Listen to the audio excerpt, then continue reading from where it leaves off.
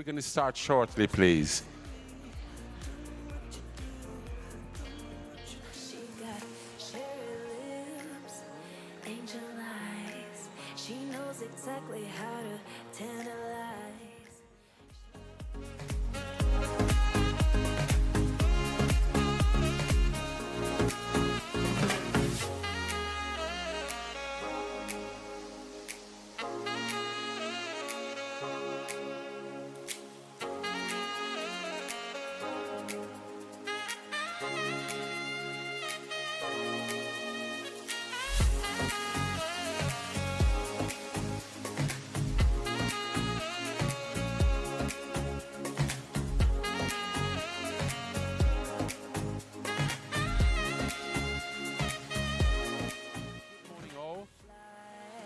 Hi, please, can we all, move to our seats, please. Great, thank you. Welcome to the last day of the 14th Oppenheimer Research Conference. Just a few morning house rules, a few reminders. Please, cell phone etiquette, either you turn it off or keep it on silent, please. There's Wi-Fi available, ORC25, no password is needed. I'm assuming you all know where the bathroom is by now, so just outside to the left. What else? There are water points, so please keep hydrated, especially after last night. So use your travel mugs and keep hydrated. Recycling bins dotted about the venue, as Duncan mentioned, great effort has been made to have the bins here, so please make use of them. There are mobile phone charging points dotted around the auditorium as well. In the unlikely event of an emergency, all the emergency assembly points have been noted on the entrance to the hall. What else do I got here? So also today, as it has been in previous days, we have a full program, so we're going to ask all presenters and participants with questions. We're going to keep time quite tight. So for our plenary session today, please welcome Francois Engelbrecht, and he will be talking about the dawn of the era of 1.5 degrees Celsius of global warming. So.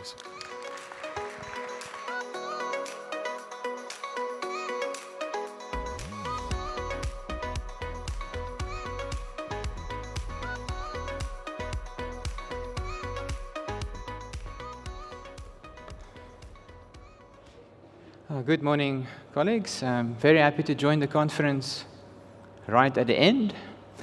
And yes, I have some important news to share of changes in the climate system that are currently underway. The dawn of the era of 1.5 degrees Celsius of global warming. So the year 2024, as I think many people in the audience would know, was the first year during which global warming exceeded the 1.5 degrees Celsius threshold for a single calendar year. So if you look at the dark red line on that slide, you'll know that almost every single month last year had a temperature 1.5 degrees Celsius above the pre-industrial threshold. Right. This year is likely to be a little bit cooler. There's a La Niña event in the Pacific Ocean. There was one at the beginning of the year. There's another weak one that's forming at the moment. So this year may end up being the second or third warmest year on record, probably a little bit below 1.5 degrees Celsius.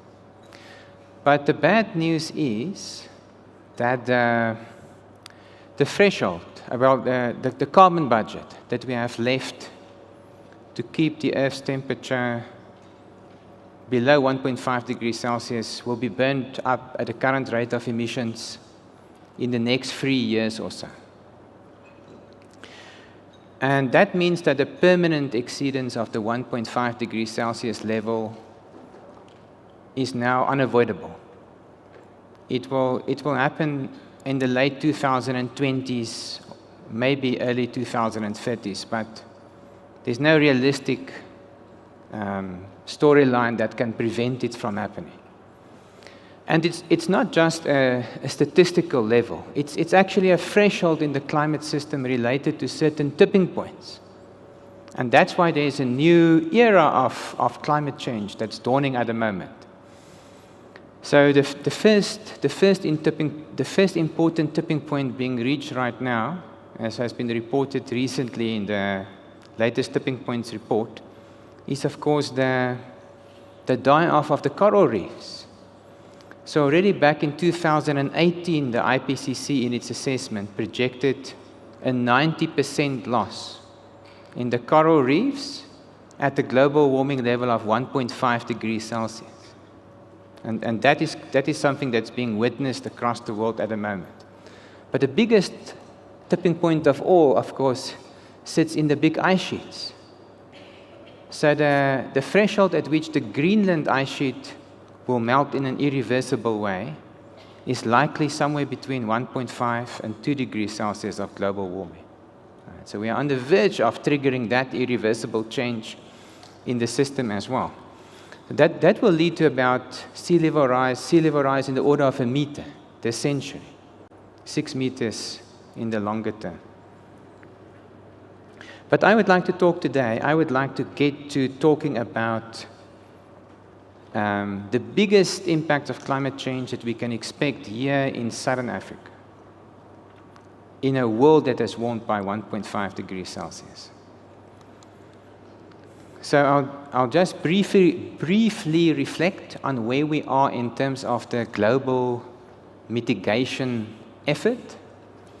So if you look at those slides, the light blue line, that was the carbon dioxide emission pathway into the future that could have kept us below 1.5 degrees Celsius of global warming. So that is now gone.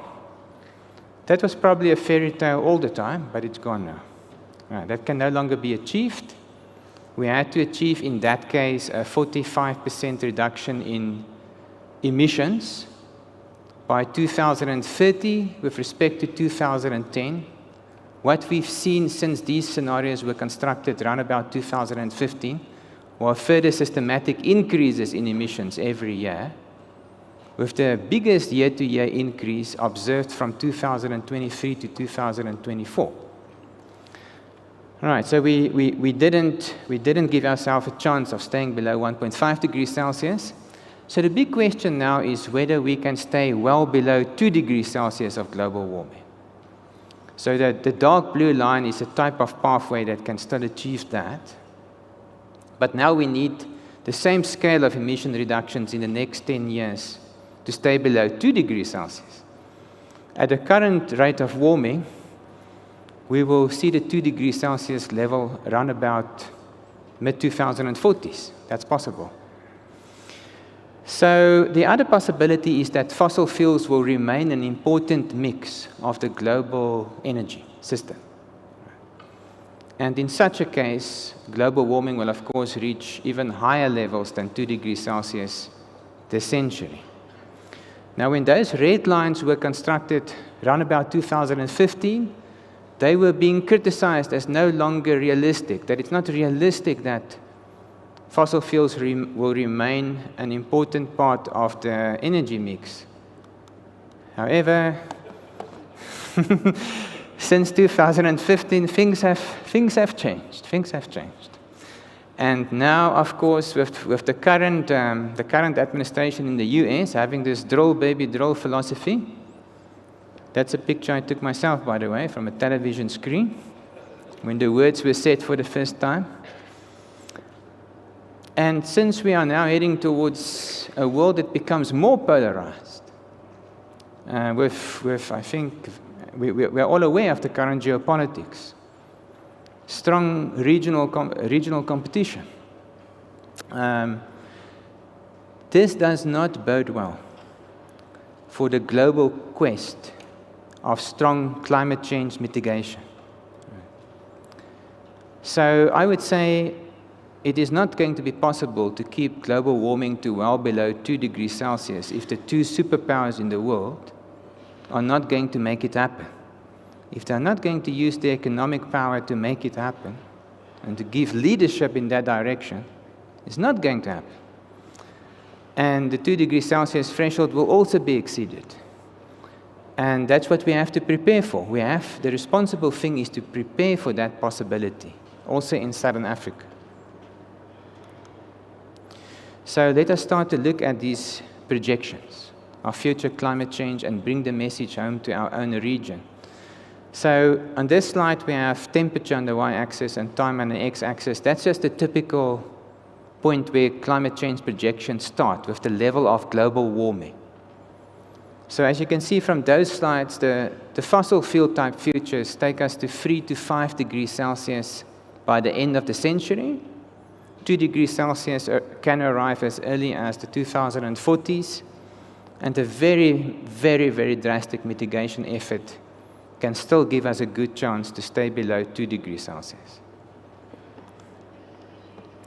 So climate models are being used to project also the regional patterns of climate change. And these are some maps that we set up back in 2021. They were published then in the IPCC Assessment Report 6. And the top left map shows the levels of temperature increase across the world at 1.5 degrees Celsius of global warming. Back in 2021, it was still a projection. Now it is manifesting.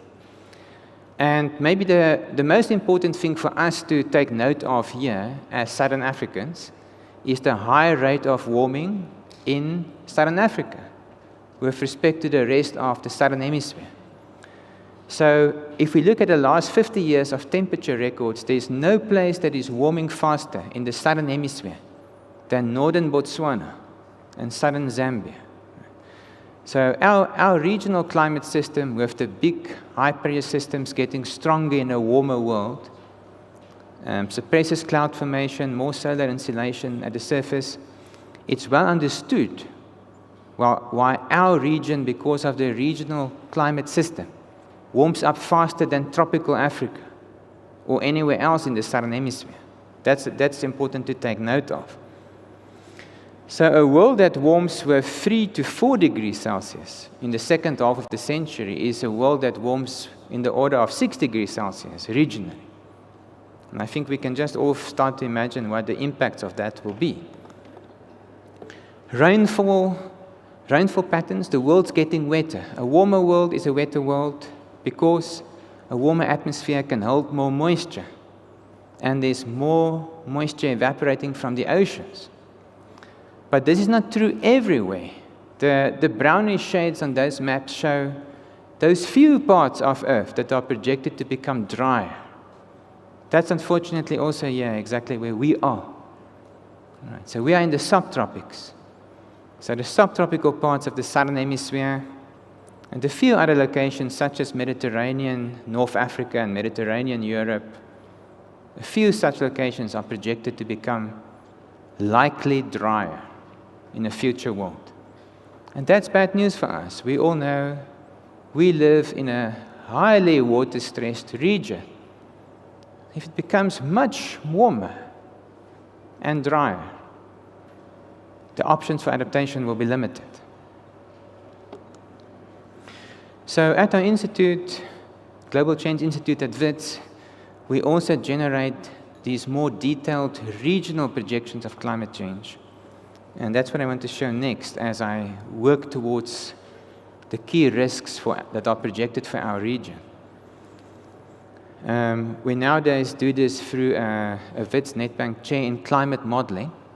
And these simulations are being undertaken on our Center for High Performance Computing in South Africa, which is a wonderful facility established by the Department of Science and Innovation. It's a high-performance computer, and that enables these more detailed downscalings of climate change over our region. So let me show you briefly just a few main messages from regional climate models in terms of projected climate change in Southern Africa. So first we will have a look at heat waves. So the present day distribution of heat waves is shown in the map at the top left, and all the other maps are projected changes across a range of different climate models. So the main message here is that there is full agreement across all climate models that heat waves will occur more frequently in Southern Africa in a warmer world. So that's not very difficult to guess. The models help us to quantify those changes. So today I can say with certainty that the heat waves of the next 10 years will be unprecedented in terms of intensity and duration. It's a very, very clear signal from all climate models, and we understand the underlying physics. And that's a number one major risk. Before we even think about impacts on crops, cattle, biodiversity, we can think about our own health when heat waves are becoming more intense and of longer duration. We still have millions of people in Southern Africa living in informal housing. If a heat wave strikes and lasts for several days, as they do, and you're an elderly person and you don't have easy access to cool water, it's life-threatening. This is a major, major, major risk for us in the next 10 years already. Now, if we look at rainfall projections, top left is climatology, the other projections are changes into the future across an ensemble of regional climate models. It gives the same message as the global map. Most regional climate models, like most global climate models, project general decreases in rainfall across Southern Africa. There's one region south of 10 degrees south where there is some uncertainty. It's only that region, and that's the Eastern Escarpment area of South Africa. So in this regional ensemble, about 1/3 of climate models project rainfall increases over the Eastern Escarpment, and the other 2/3 decreases. This is not a democracy vote, and we don't know who's right. Is it a 1/3 or a 2/3? That's not clear. So we have to prepare for both futures in Eastern South Africa. But at the same time, most climate models are projecting an increase in extreme rainfall events, the type of rainfall events that bring flooding, in Durban, for example.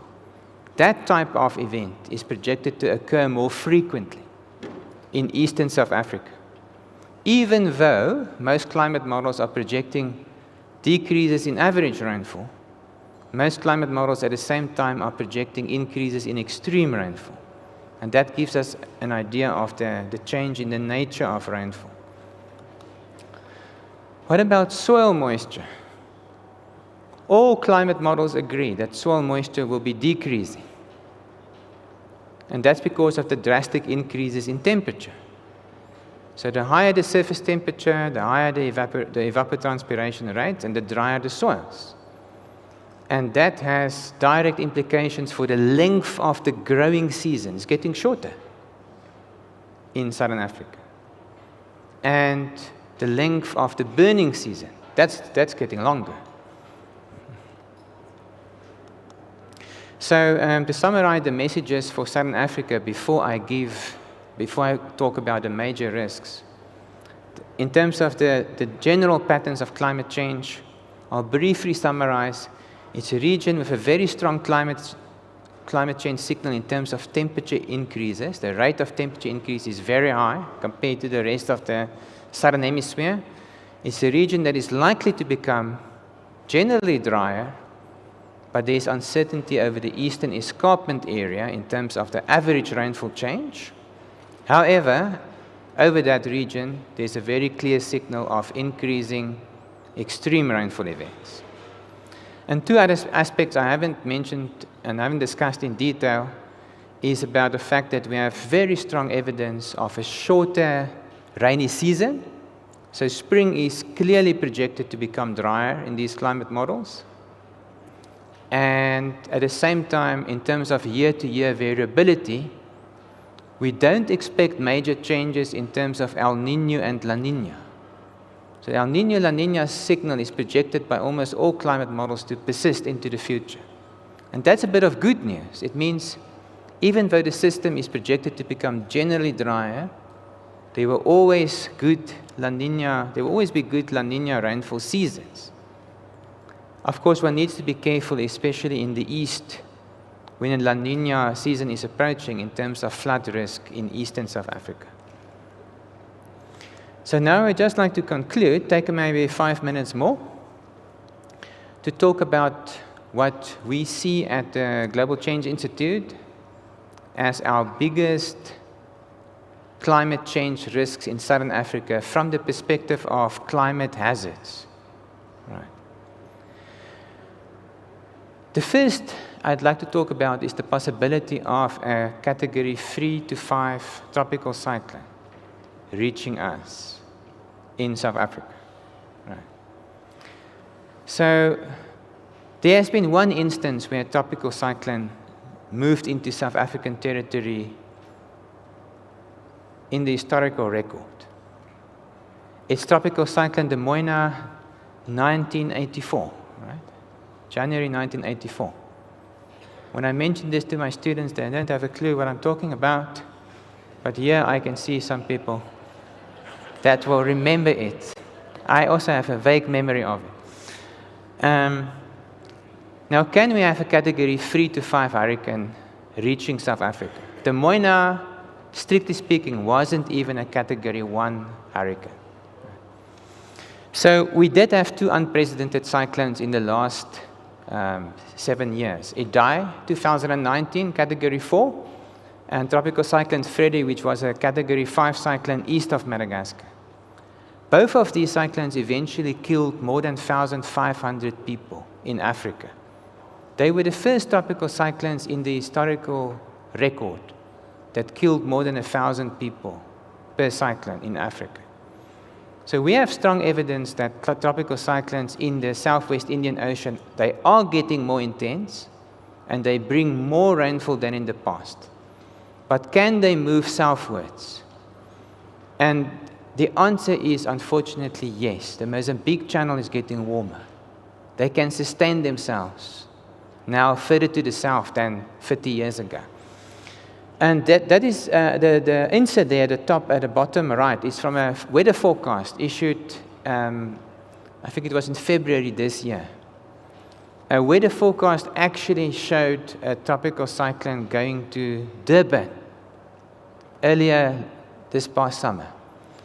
Now, it didn't materialize, as we all know. The next day, the forecast showed something different, which eventually happened. The system moved out to the south of Madagascar. But the conditions are already there that's making a southward movement possible to Richards Bay or to Durban. So we are currently trying to quantify the likelihood of this happening in the next 10 years. So then I would like to talk about devastating droughts. 2023-24 had a devastating drought north of South Africa. It also impacted on us, but it was worse further to the north. Zambia and Zimbabwe lost 70% of the maize crop. Lake Kariba was at one stage at 4%, lowest level since 1959, with huge electricity impacts on Zambia via the hydropower. So the IPCC back in 2018 already projected the likely collapse of the maize crop and the cattle industry in Southern Africa under 3 degrees Celsius of global warming, purely because of heat stress combined with drought. So that's a major tipping point. But if we take into account the socioeconomics of farming, shouldn't we expect that tipping point to be reached earlier than at 3 degrees Celsius of global warming? Right, that's an important area of work that we also need to pay more attention to. And then what about South Africa? Can we have a day zero drought in the Gauteng province? Right. The integrated Vaal River system has never let South Africa down. There has always been a supply for Johannesburg. Right. But if climate change makes the droughts longer lasting and more intense, and at the same time there's more evaporation from the dams, is it possible that the Vaal Dam cannot supply Gauteng via the integrated Vaal River system? And if we look at hydrological model projections of dam levels over time, with hydrological models being forced with these regional climate models, about 4 out of 10 start to simulate day zero droughts from the 2040s onwards. That's probably the biggest economic risk for South Africa. There is one model that says it should already have happened. That's also a bit of a concern. So let me then conclude by listing these points. And after that is just one further graphic. I think in Southern Africa, economically, we need to think about more day zero droughts in our cities, including in Johannesburg. Then I've mentioned that the tipping points biophysically in the maize crop, for the maize crop and cattle. But where is the real tipping point if we take into account the socioeconomics of farming? Heat waves of unprecedented intensity is a massive risk for our people in the informal settlements. I've mentioned the tropical cyclone risk at Richards Bay, maybe even Durban. It's already a possibility. And then finally, what about the fenced-in nature of our wildlife? I'm sure others must have reflected on this over the past 2 days. In many of the reserves, the strategy is to provide water through boreholes, of course. Many of you will know more about this than I do. Boreholes can, I guess, keep the large herds of animals alive during a big drought, but eventually after 3 or 4 years, the forage is gone, the grazing is gone. And without migration corridors, I'm just a climatologist, but it seems to me that there's a major risk in the context of fenced-in wildlife in Southern Africa, in the presence of long-lasting droughts combined with unprecedented heat waves. So why would I like to conclude on a positive note after sharing all of this? I think there are 3 things there are 3 positive points that I'd like to finish with. Number 1, we never have to exceed the 2 degrees Celsius threshold of global warming. With very strong international leadership coming from the 2 superpowers, we can still stay below 2 degrees Celsius. We can all think together how realistic that is, right now at least. Okay, but it's still possible, technically, to stay below 2 degrees Celsius. Point 2, we have science. I think we have a wonderful science community working in our agriculture, water security. Considering they play a crucial role in community functioning of ecosystems and species. They are a polygamous mating system occurring in Africa. Importantly, seasonal reproductive patterns are found only in southern populations. The breeding season, or the rut, of southern impala is characterized by elevated reproductive behavior and related endocrine activity. During this period, males engage in dominance battles to secure a high-quality territories that are preferred by females. So, during this period, territorial males actively exclude non-territory holding adult and subadult males from their territories, which then form bachelor herds on the outskirts of these male territories. This allows territorial males exclusive access to the females within breeding herds that move through their territories. The peak rutting period of impala hasn't been clearly defined in previous research, but is generally thought to occur between May and mid-June, as this is when reproductive behaviors are observed to be most intense. However, the exact onset and duration of the rut may vary depending on the region.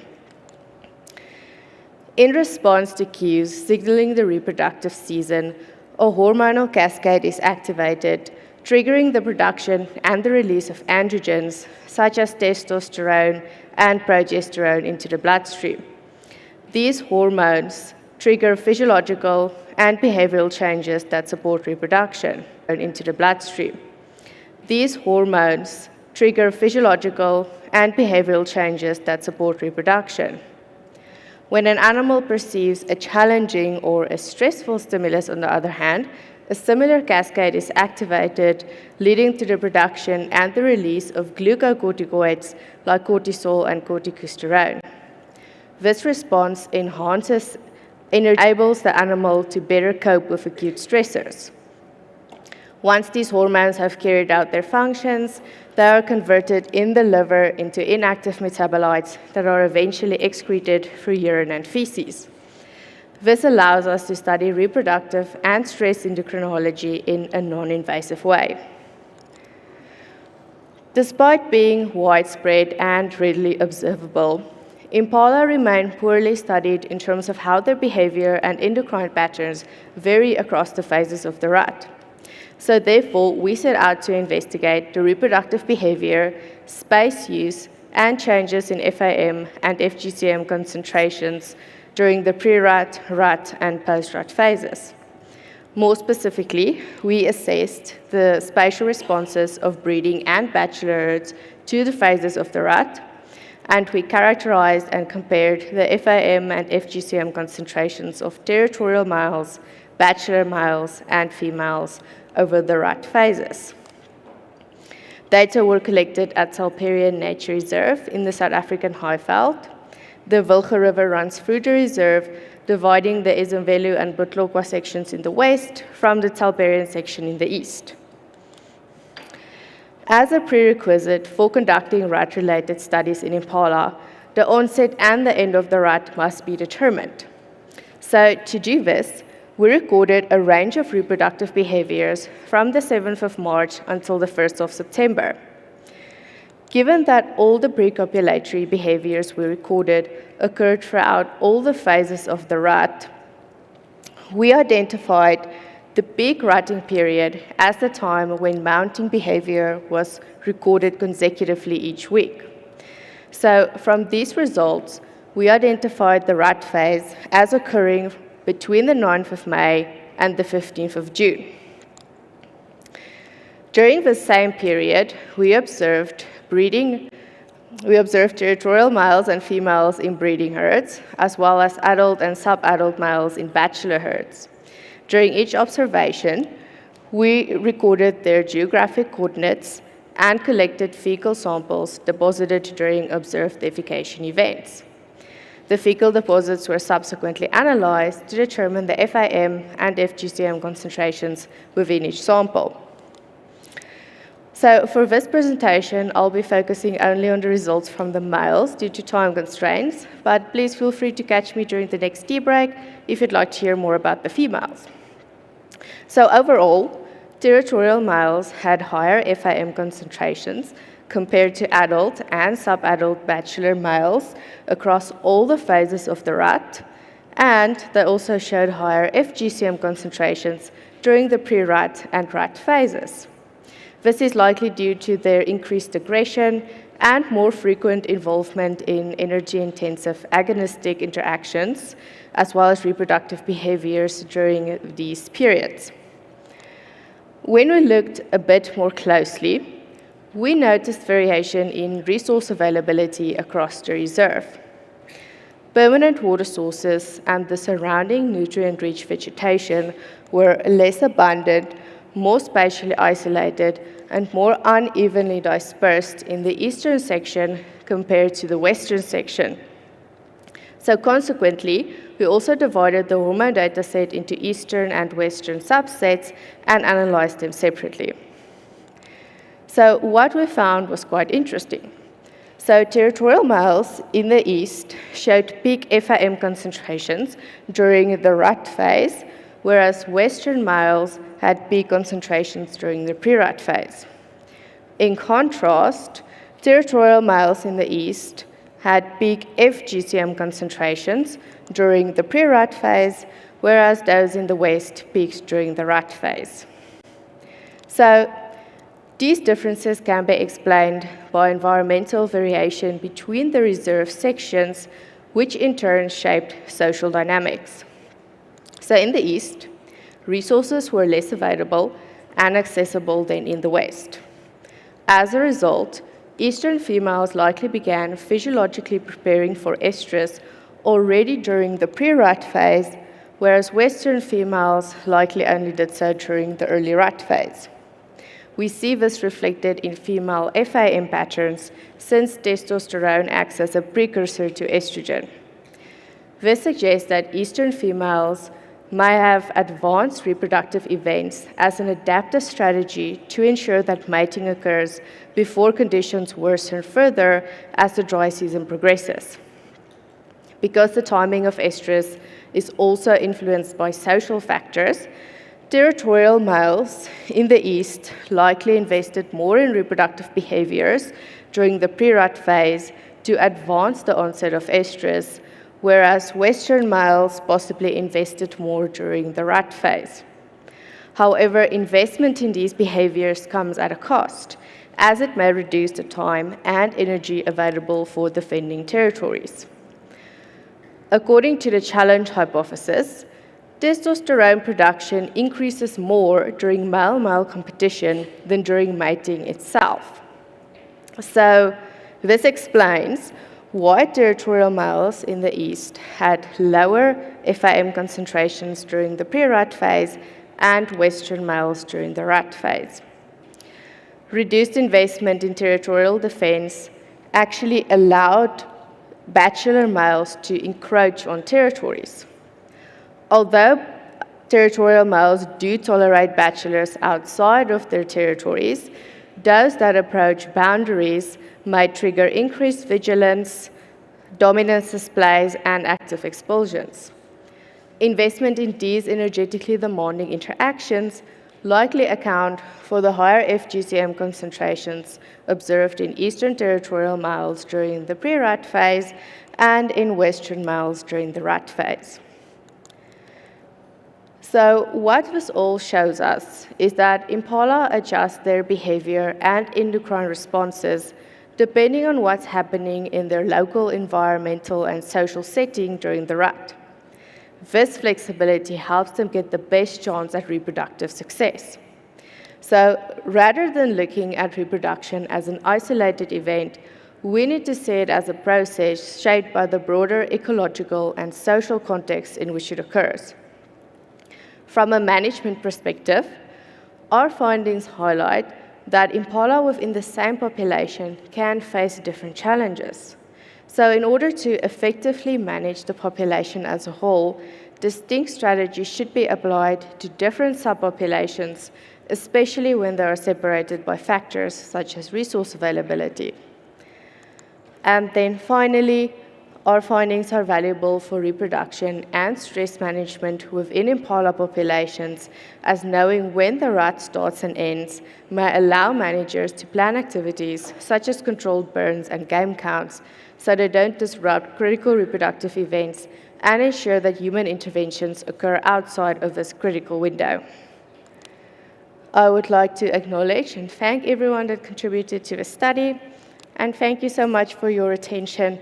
I'd love to hear your questions, so please don't hesitate to ask. Thank you very much, Renata. Okay, it's a pleasure. We have time for one question from the audience. Anyone? No. Thank you very much for presenting so clearly your research. Thank you so much. So next, please welcome Lee Baumgartner, and he will be talking about drugs, guns and eels, the decline of angulid eels in East Africa and beyond. Thank you.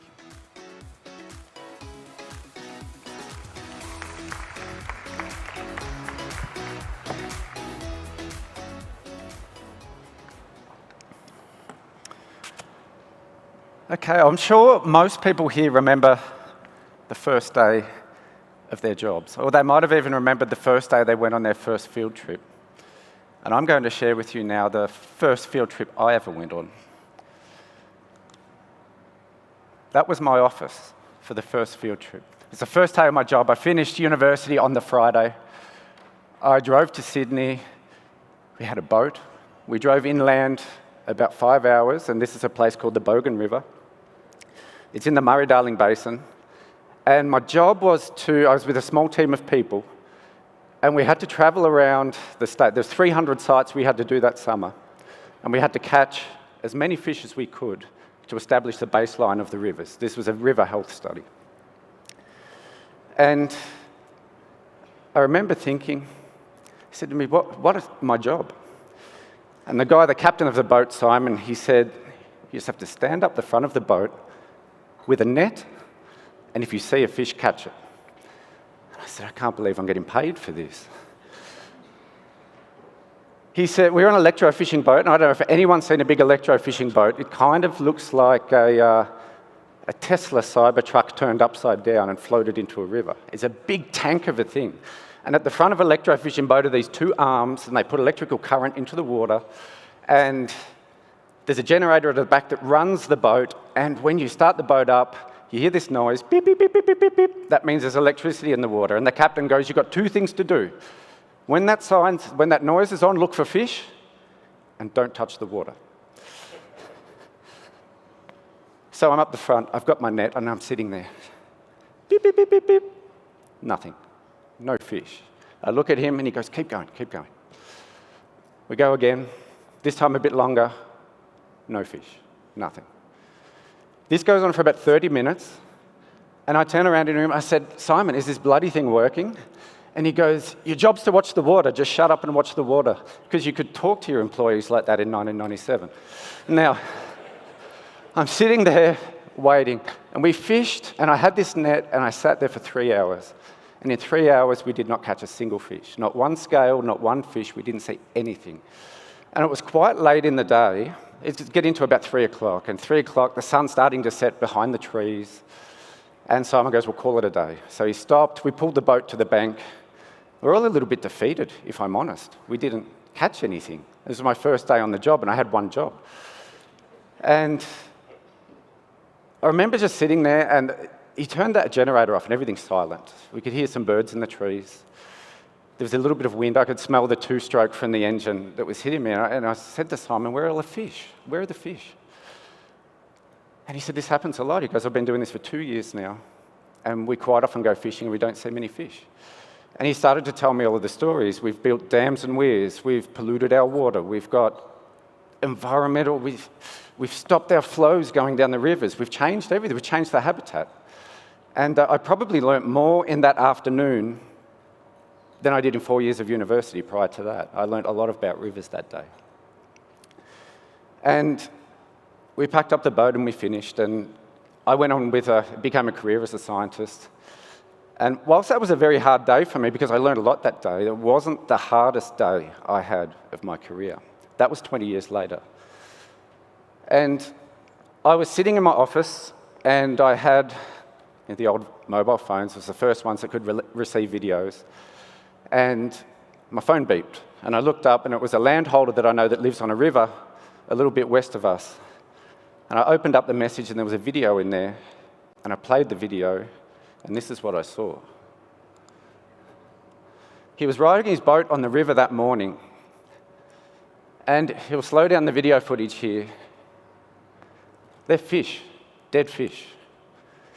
Overnight, the Darling River, which is one of the greatest rivers in Australia, had an experience of fish. 33 million fish died in a 3-hour period. That's more fish than there are people in Australia died in one night. It was phenomenal. And so Graham, who sent me the video, he was just distraught. I ended up, from that video, I ended up being on a panel that investigated those fish deaths. And from the first day I was on a river 20 years prior to that, I thought the baseline is there's not many fish in the river. We then moved forward 20 years, and the baseline had moved to the point where the river could no longer sustain life. This is a river of death right here. It was a horrible moment, and when you're on a panel investigating something like this, you hear the perspectives from everyone. So we hear landholders are angry, fishermen are angry, environmentalists are angry, scientists are angry. It's not a good place to be. But I started to understand that rivers aren't static, they change all the time. They've got shifting baselines. And a few months ago, a guy called Sacha Frost in the UK released this video, and I think it tells the story of rivers very well. Lived by a river that was so clear and clean that they could drink from it. a wild river home to otters, salmon, and damselflies. As the years pass, pollution changes the river, but your parents' generation still happily swim in it, not remembering a time when you could put your head under. It's now you who live by the river. You like the quiet, though there's not much to see, and the water will give you a rash. It was going to be a further landholders on the river who had lived there for generations. Kid, and I can see the water with a torch at night, and I could catch fish under the torchlight. You can't do that anymore in a lot of Australian rivers. And now, having done this work in a lot of parts of the world, this is typical of rivers around the world. Rivers are in decline, and fresh water is only 2% of the planet. And not a single person in this room could last more than 3 days without fresh water. But we don't value it as much as we do coal or fossil fuels or those sort of things. So I was very grateful. A colleague, Gordon O'Brien here, who many of you know, called up and said, would you like to join a collaboration? We want to start up a collaboration called the Sustainable African Rivers Initiative. We want to find a way to recover African rivers. A lot of our rivers are in decline. A lot of their health isn't that great. We'd like to work together, and I love a good international collaboration, so I happily answered the call. And so it's a great partnership. We're about 10 months into it. I'm going to tell some stories today about what we hope this will do and what the learnings from the initial part of my career can be transferred to this project. We're focusing on the Limpopo catchment, and the Limpopo catchment, this picture actually is, now if we're talking baselines, this is probably a generation ago. This is about 30 years. So this is my father's generation, let's go 30 years ago. And it looks pretty good. It's an old photo. If you look at that, you go, that's a pretty good looking river. It's got a nice amount of water in the banks. The wetlands are fairly well connected. The rain in the background looks awesome. There's a bit of rain in the catchment. It looks healthy, things are happening. People are living off the river. People are catching fish. Fish is still the most consumed protein worldwide any day, and it gives protein, micronutrients, calcium to people who eat the fish whole. It's really important. But it sustains livelihoods. These people sell the fish. They get income from the fish. A healthy river gives healthy communities. It's very, very important.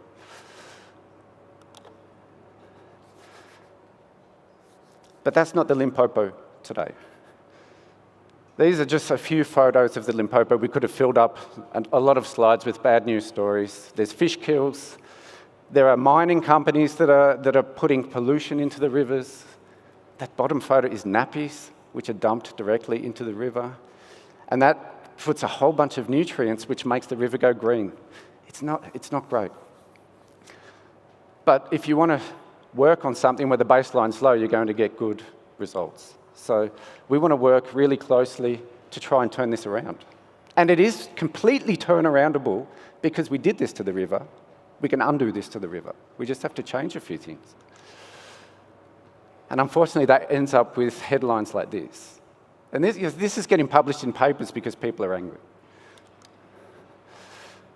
So where do you start? So you start, if you want to understand where the river is and what the health of the river is, you look at what data is available. And this is a map that Gordon's team pulled together of all the freshwater sites across sub-Saharan Africa where there was a data point. Someone had done something, measured water, caught a fish, done something and put it into this database. What we found was in the Limpopo, there wasn't many dots. And some of the dots in the Limpopo were from like the 50s or the 60s. And if you think about that, if it was you and a person and you went to a hospital, this is the analogy I give for this. You're in hospital, the doctor walks in to see you, the doctor takes your temperature, he writes it down on a chart, he puts it on the end of the bed and he leaves. You stay there for 5 weeks. The doctor comes back in 5 weeks' time and he picks up the chart off the end of your bed and he looks at what your temperature was 5 weeks ago. It's impossible to diagnose what's wrong with you with that sort of thing. And that's the data we saw here. There's no set data which is telling us the trajectories. So the first part of the project was to set up some standard areas in the Limpopo catchment where we can take long-term, sustainable, ongoing, standardized data so we can start to build a picture of what's happening. And so this is what the team has really built up over the last 10 months, to get things going, to get data generated. Effectively, what we'd like to do is work out the baseline, work out what the critical conservation aspects are, find out what they need, and then work with governments to implement actions to turn this around. What we found, and this is, I'm getting very close to the title of my talk now, is the long-distance migratory fish in the river are the ones that are suffering the most. And the most fascinating story that's emerged in the first 10 months is that of the African anguillid eel. And so I'd like to spend a little bit of time on that, sharing that with you now. A lot of these fish are either vulnerable or endangered. These are the ones that migrate a long way. So they need water, they need an absence of dams and weirs so they can go up and down the rivers. But these eels are absolutely amazing. Now, when I was a kid, they looked like a snake and they scared me and they were slimy and they smelled a little bit. But my dad liked to eat them and I could never understand why. And so we'd go fishing for eels all the time. And it wasn't until later in life that I realised how fascinating these fish were. And so I want to tell the story. You have to go out, you have to zoom out to understand what these fish are doing. So there's the Limpopo there. Let's imagine this is time zero of an eel that's just been born. The first mystery, or the first twist in this, all eels are born in the ocean, northeast of Madagascar, these anguillid eels. So it's a long way offshore, probably in 2 to 3 kilometres deep water on an ocean ridge. That's where they start their life. They then drift on the ocean currents for up to a year. They wait for a new moon, and no one knows why. It has to be a new moon. It can't be any other moon phase. They then transform into these little transparent glass eels, and they move upstream, and they go to the upper part of the river, and that's where they stay for the next 60 years. Then on their 60th birthday, give or take, they go back to the ocean, they swim back northeast of Madagascar and they lay their eggs and then they die. Over their lifetime, it's a journey of about 15,000 kilometres, and a lot of the presentations we heard yesterday, this is one up there with one of the big migrations of animals that you'll see. It's not easy in the river if you're an eel. First thing you find when you're a baby eel going upstream is that you have to climb these big concrete walls and dams, and if you're lucky enough to do that, you'll get up to good habitat. Then when you have to go downstream, if someone's built a hydropower plant, you have to swim through a spinning turbine that's twisting at 120 times per second, and you're sitting there going, do I go now, don't, I don't, and then they go through and then bang, they're chopped up. That happens. That lasted 60 years to get back to Madagascar, and a hydropower dam chops them up. If you're in the ocean, it's not safe either. So if you're a baby eel going down, this is a boy here who's caught a tuna, a little tuna, and its stomach's full of those glass eels. So they're actually supporting big fish in the ocean.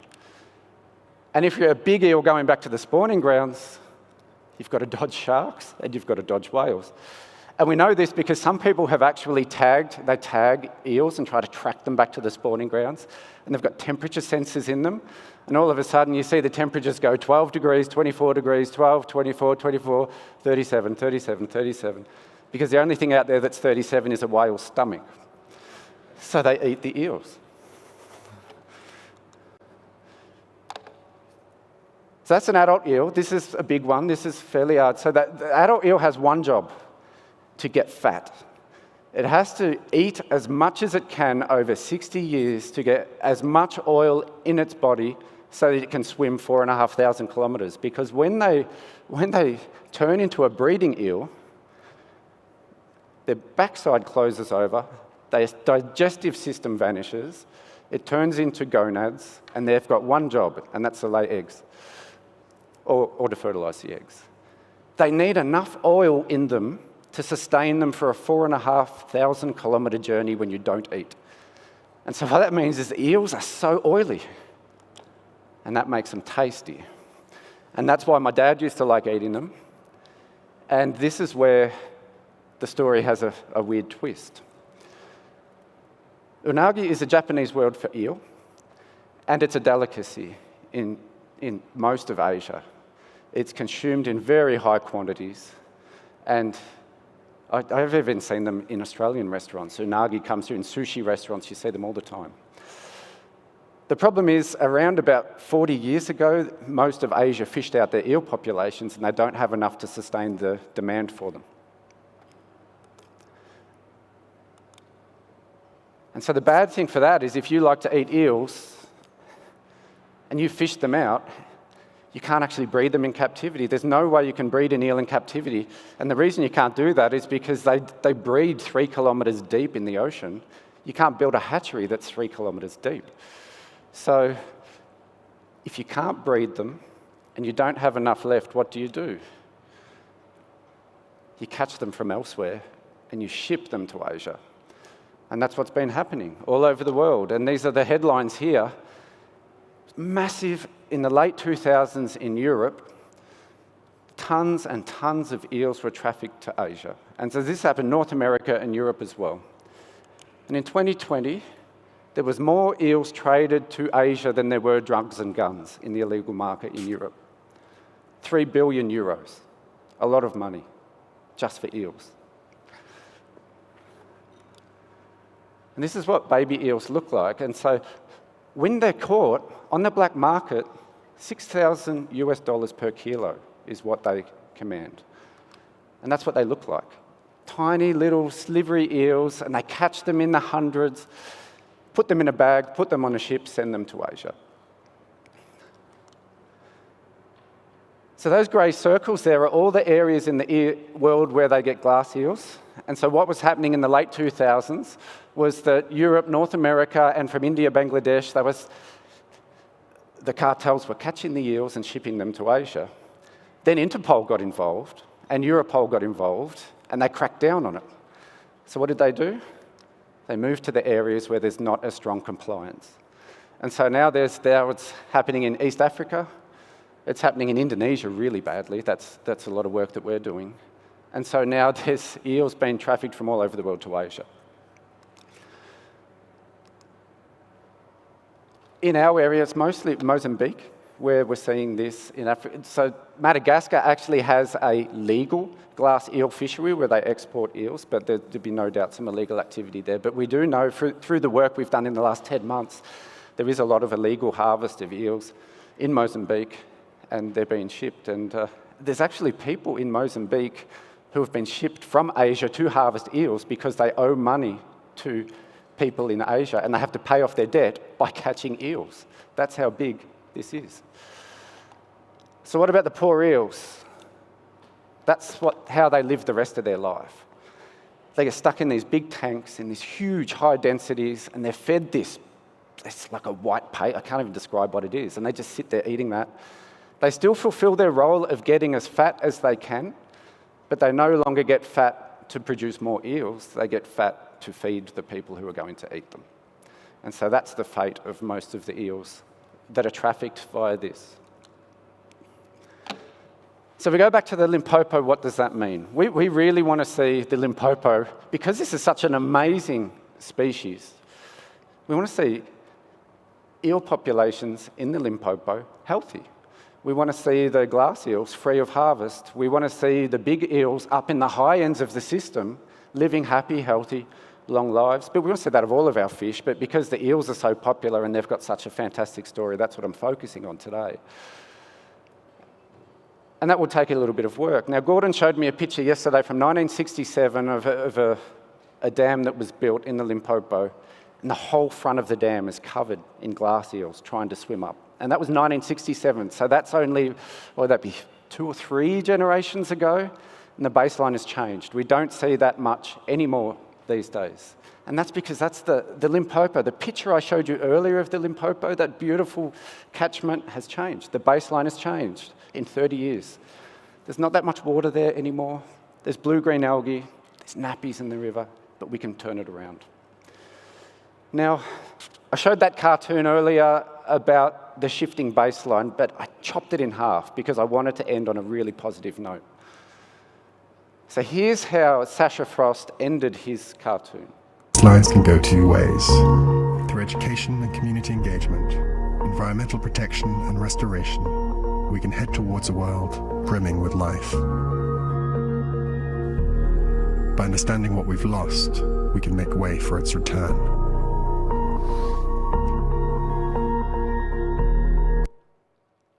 That's our vision for the SARI project. And if we can go some way to achieving that outcome and bringing the Limpopo back to the river it was 30 years ago, by collaborating with governments, by collaborating with researchers, by working collaboratively, by stamping out trafficking as much as we can, be a fantastic, fantastic outcome. And the fact that we've done it to the Limpopo means we can undo it. It's all completely reversible. And this is the team. I just have to acknowledge the team because it's a fantastic team. They travel to some very remote and difficult areas to work, but they're working very hard and they're collecting lots of data, which is great. You're probably wondering why an Aussie, who's probably quite inferior at rugby and cricket, is here talking about eels.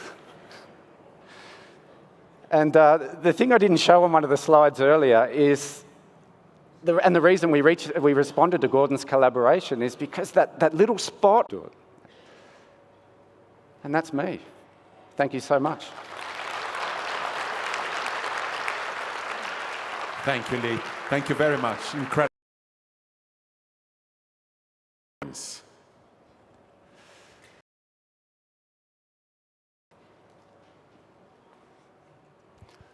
Hello, a wonderful presentation. Hello, a wonderful presentation. Thank you. What I want to ask is, which bird species depend on this ungulate eel for their nutrition? So many, worldwide.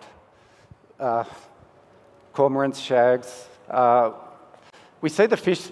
What happens at the moment is when they're little eels and they're swimming up the river, they're so, what would I call them? You can pick them off fairly easy. What's happened in the past is those eels would have climbed up the river and they would have found good habitat and that would have been good nursery habitat to sustain them. Now, they migrate up to these weirs and get stuck, and the birds just sit below the weirs and pick them off. So probably what we've done by developing the rivers is made them easier to eat, not by any specific species of bird, but any piscivorous bird that eats fish gets a free meal below a weir during the migration season. So, are there any other questions? Thank you very much. Thank you, Professor. Thank you very much. Please, next, welcome Matthew Child. He'll be talking about carbon credits, conservation, and the future of African rangelands.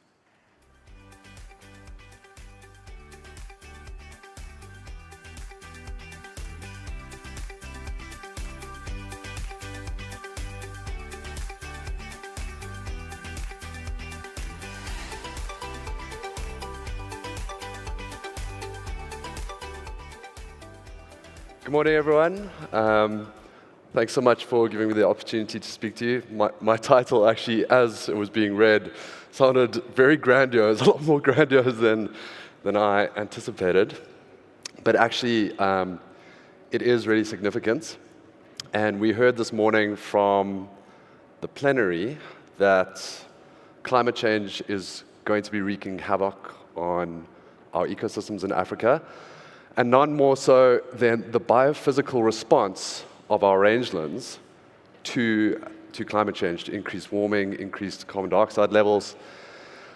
And what I'm talking about is woody encroachment. Woody encroachment is proceeding at a rate of knots, and it presents African decision makers with a key dilemma. Do we allow this to proceed and count this towards our carbon storage targets, and potentially undermine vast swathes of our rangelands in terms of productivity, biodiversity, socioeconomic development? Or do we do it the hard way and try and come up with a nuanced carbon policy that can actually restore our rangelands and combat climate change while also storing carbon? And so this is the model that I'm going to try and speak to you today about. So just to sort of set the scene, this is data from Zander Venter's 2018 paper. And he estimated that across sub-Saharan Africa, woody fractional cover has increased by 8% on average. That includes fieldwood harvesting, et cetera, et cetera. So this is net across the continent. And as we know, there's a multifaceted set of drivers that cause woody encroachment. For example, as you can see there, an increase in herbivore density can often lead to overgrazing. On the bottom left panel, fire suppression can also contribute to woody encroachment. But then key, linking to the climate change aspect, is that elevated carbon dioxide levels, warmer, wetter conditions in places are also contributing to this encroachment. So it's a key issue that ubiquitously affects our rangelands. And why is that important? Well, as woody cover increases, grassy cover declines. And as grass forage production is a key natural asset in these rangelands, this is a big problem.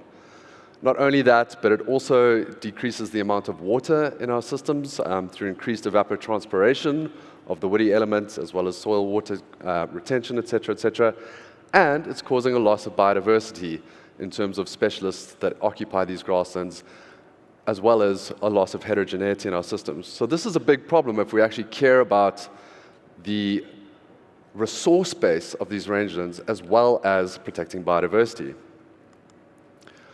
So this is some work just to show you that this is not theoretical. This is some work we did with the CASA Secretariat to assess rangeland condition over there.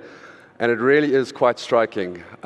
You can see that over a 10-year period, just a 10-year period, the proportion of significant grass trends is extremely low to the proportion of significant increasing woody trends. And I think what's even more striking about this is if you can see on that right graph, when the baseline, woody cover was skewed towards the left. So that means that there was a relatively large amount of the area in CASA that had lower woody cover and higher grassy cover. But over time, look at what's happened to that curve. It's completely flattened out. So not only does this mean on average you have more woody cover per pixel, but importantly, it's homogenizing the woody cover in these systems. So that not only means a loss of biodiversity, but also wherever you drop yourself in the landscape, pastoralists, grazers, wildlife ranchers, whoever relies on grassy production is going to have a harder time of it and limit their socioeconomic opportunity. If you look at data from South Africa, it's the same kind of thing. And what I want to point out here is that one of the ways to combat this is rewilding. So being able to convert cattle farms into wildlife areas. There's lots of evidence. Some of you have published on this in the room that shows that increasing browsers can help to combat woody encroachment. But what I want to point out to you is that that can only take us so far. So the bottom graph there shows a near linear increase in woody cover despite the rewilding efforts. So rewilding can help to sort of increase grassy cover a little bit, but there's a point towards that top right quadrant where that grassy productivity sort of plateaus as your woody productivity increases. So this is a big problem because it means that even in well-maintained rangelands, protected areas, etc., we're up against it. There is externalities that we cannot fully get control over. And as we all know, every land manager pretty much across the board, every community, conservancy, you name it, is engaged in this problem. Everyone is struggling to do some bush thinning, clear their alien invasives, just get on top of this problem. But there's not enough funding, there's not enough resources, and oftentimes people just have to let it go because they just can't keep up with it. So, perhaps the carbon markets can play a role in trying to help this, right? You would think that this is a novel financial instrument. Maybe this can help to plug the state or donor funding gap to try and restore these ecosystems and get us going. However, 70% of the active carbon projects on this continent right now are focused on the above-ground carbon pool. So you can argue that this is almost taking advantage of an ambient trend. And there are many places, don't get me wrong, there are many places where agroforestry and planting trees is good. In our forest systems, parts of our thicket systems, et cetera, et cetera. But as data from, shout out to Nikki Stevens, this is a paper that got her and I in quite a lot of trouble at various times. There are an incredible amount of land where tree planting is not the answer and is actually going to exacerbate the problems that we have here. So what we think is that we should come up with a nuanced perspective on this. We should really be treating the above-ground carbon pool as a flux, as we know, because fire, grazing dynamics, all that kind of thing shifts woody biomass across the landscape. And we should be focusing our attention on the below-ground soil carbon, the below-ground pool, which is the soil carbon pool, which actually stores significantly more carbon in our systems than the above-ground carbon pool. But this is much harder to do. So we have proposed a model where we can use what we think is the appropriate carbon methodologies to try and holistically solve this problem. So if you start out on the left-hand side and you have a system that is suffering from woody encroachment, from overgrazing, inappropriate fire regimes, whatever the case may be, what we propose is to start by just opening up that rangeland, okay? And we can do this through the production of biochar. So that is taking in that woody biomass that's been cleared, converting it into biochar. And biochar, if you don't know, is a thermochemical process that it's basically like a glorified version of charcoal, but it captures the carbon content of the woody biomass in a much more stable form, and then you can sequester that into agricultural fields or use it as animal feed, whatever the case may be. But then, so it becomes an asset to local agroecological value chains. And that's taking that woody biomass out of the carbon cycle for thousands of years, then allows us to divert what would have been oxidized into the atmosphere and safely store it. So that's the first part of it. What is then the innovative next step that would really work for our rangelands is to couple that with adaptive grazing and fire regimes, so restore the Pyrrhic herbivory model to allow us to sustain those grassland ecosystem services once you've used the biochar methodology to open it up. So let me just give you a few examples. I'm proud to announce that, to the best of my knowledge, we are the first company to have imported a particular piece of technology. It's a mobile pyrolysis unit that is able to be moved across the landscape to these disaggregated resources and converts alien invasives or woody biomass into biochar. How we are doing this, we've got a pilot project out in the Western Cape where we are helping landowners to clear the alien invasives off their riparian edges. And the counterfactual to this is that when they clear it, they just burn it. So we intercept it at that point, we convert it into biochar, there's negligible emissions from that unit, and then we secure off-takers that can add to the agroecological system in that area. We're then going to take this to our more open rangelands. So this is an example from a conservancy out in KwaZulu-Natal that have also been dealing with woody encroachment. And here, what we're beginning to show with some data is that when the soil carbon difference, so not only are you creating this new carbon pool called biochar, but as you clear those lands, as you clear encroachments and convert it into biochar, you're also getting a soil carbon gain. So not only does that solve the problem for land managers, it also enhances the soil carbon pool that you can then overlay with grazing and fire management. So when you add all of these credits up in the system, it really provides quite a long-term scaffold to be able to solve this problem over the long term. And then on top of that, we do the more traditional grazing management solutions. So once you've opened up your rangeland and you can actually, you have this grassland that you can now protect, Then we work with partners to produce grazing or fire management plans that can actually sustain that. So this is just a map of the Chobe Enclave, where we've done some work as well, showing the existing relative stocking rates. So you can see a large part of that landscape is currently overstocked. But working with key partners, we can begin to develop grazing plans that will help to sustain grassland ecosystem services and to combat woody degradation. And this really can work. If you do this properly, there's studies that have shown significant improvements in soil carbon in just 3 years. That study down there is actually from KwaZulu-Natal as well, that showed a 50% increase in soil carbon after just 3 years of implementation. So we think that this combination can really work effectively.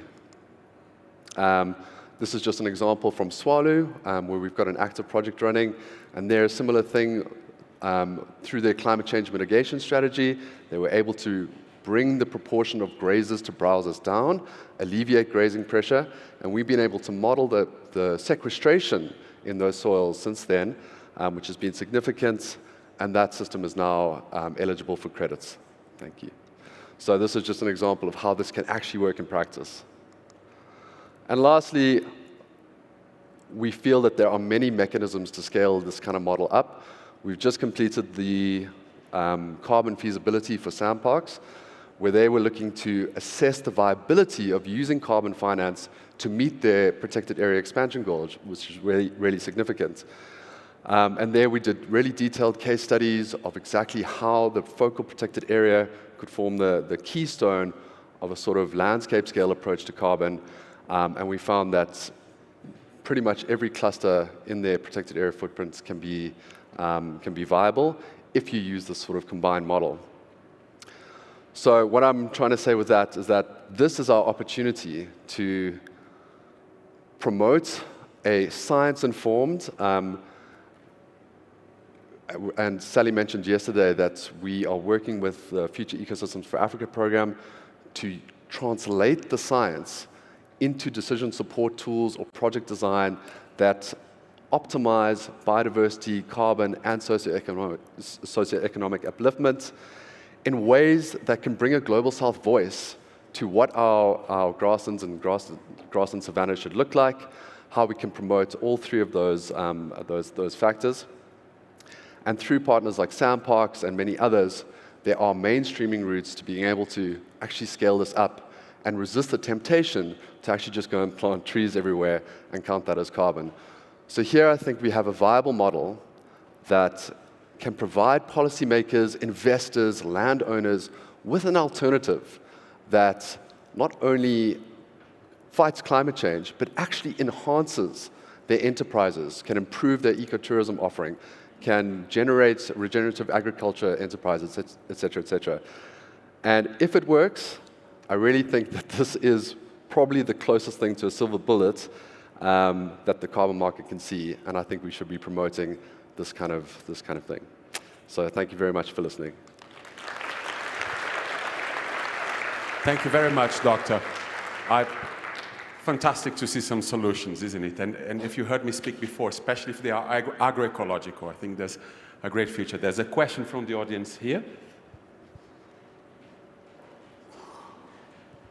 Hey, Matt, thanks. Great talk. I just wondered what you're finding are the biggest barriers. It makes very logical sense to most people in this room, I imagine. So where's the resistance? That's a very easy one to answer. It's cash. These projects, to do the right thing, especially for the soil carbon projects, take a long time to develop, and it is very difficult to get the landowners to take that financial risk. So you have to have a lot of capital to be able to develop this project over 3 to 5 years, make sure that there's risk mitigation, et cetera, et cetera. So there's that aspect, but also on the investor side, on the investor and the buyer side, there's still a predominant global north bias towards projects that are oriented around the above ground biomass pool. So we have to do some education around the fact that this kind of solution is compatible with the systems that actually make Africa what it is. So there's a sort of branding opportunity, and then hopefully that'll also solve some of the funding opportunities. But I think with this model, what we are excited about is that if you scaffold those two things, biochar to soil carbon, through the biochar product, you can get some cash flow into the system much sooner than you can with the soil carbon, and hopefully that will be enough to make these projects viable. We have a couple more questions from the audience. Thank you for a great presentation. I'm excited and curious about the biochar initiative. I don't know how expensive or hard to obtain that machine is that you had on the landscape. Is there opportunities for like livelihood creation with maybe even charcoal production for these communities for fuel? I'm thinking of programs like Working for the Environment, you know, the clearing of alien invasives. If we're also encouraging communities to reduce stock densities, looking also into like agriculture with the biochar, how's that model scalable to changing livelihoods and creating more jobs like that? Absolutely. I'll give you an example. For me, I am personally so excited about the potential for that, because I really think it can be a game changer in rural areas. So the idea that we have with the particular conservancy that we're talking about is to make use of the sort of Yes for Youth program or programs like that to upskill people to be able to harvest these plants, produce the char, and ultimately create enterprises that can then sell that on, either through value-added products, either through biofertilizers or animal feed, or, you know, the sky's the limit for the application of biochar. You can use it in water filtration systems. And once that's up and running, then you have enterprises that are fully self-contained, viable, and scalable through these technology. And what we like about the mobile technology, because most biochar is actually being produced through fixed plants, but that's extremely risky. It's extremely capital intensive. It's like 30 million rand to be able to build a small plant like that. So this sort of reduces the capital risk, and you can work it out that you eventually devolve the assets to these enterprises. So that's the model that we really like. And that's not just theoretical. There are examples in Kenya where this has been done through companies that have been producing biofertilizer from rice husks, but then through different kinds of investment, they've been able to upscale that to different pyrolysis technology, and therefore earn the carbon credits that allowed them to expand their operation. So I really, really think that the difficult part is getting the unit economics to work. So again, up front, you have to find a way for some sort of blended finance mechanism to be able to cover the labor costs, the input costs, the running costs, until you become viable, and that's the trick. But we think we've got, I'll let you know this time next year if our pilot works and our unit economics are verified. So thank you, Matthew. It's Mary Scholes from Wits University. So there have been a number of studies worldwide on the inclusion of biochar into soil. So I would just like to know, in your model, how do you take into account the fact that that biochar is going to become recalcitrant carbon when our clay content in the soils are so low, so therefore the biochar turns over really quickly. So in the short term, you get a carbon benefit, but that doesn't make it eligible for carbon credits. So how are you dealing with that in your modeling? So are you saying once you put it in the soil, the actual soil carbon pool, or are you talking about the physical biochar itself? No, you put the physical biochar into the soil, and some of it will be soluble, and it will immediately be released as CO2. Some of it becomes more recalcitrant, but you actually want it to go into the carbon pool that has a 2,000 to 5,000 year turnover. So how are you accounting for that in your model? Because otherwise the carbon credit stuff goes out the window. So obviously the type of technology that you use produces varying degrees of quality of biochar in terms of the permanence of the carbon content there. On the sequestration route, we have to work with the sort of end users to monitor the application that they're doing, right?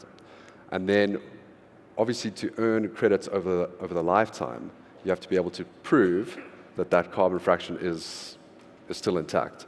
So we will have to do repeat monitoring to be able to just prove that that carbon is still sitting there, And if it's not, if it's being degraded somehow, that obviously just comes netted off from your total credits that you get issued. So it can be a sort of tight system if you monitor it properly. But yeah, I mean, we still also got a lot to learn about what the sequestration, the best sequestration options are to be able to preserve that carbon content. So yeah, very happy to work with you if you've got ideas on that. Thank you very much. Thanks. Matthew, there were a couple more questions, but unfortunately we don't have time for. But please make sure to catch up with Matthew. I have a couple of questions as well. But so next, please, welcome Zwanda Netabeni. She will be talking about smuggling hitchhikers, ticks on trafficked pangolins, and scale poses a hidden pathogen threat.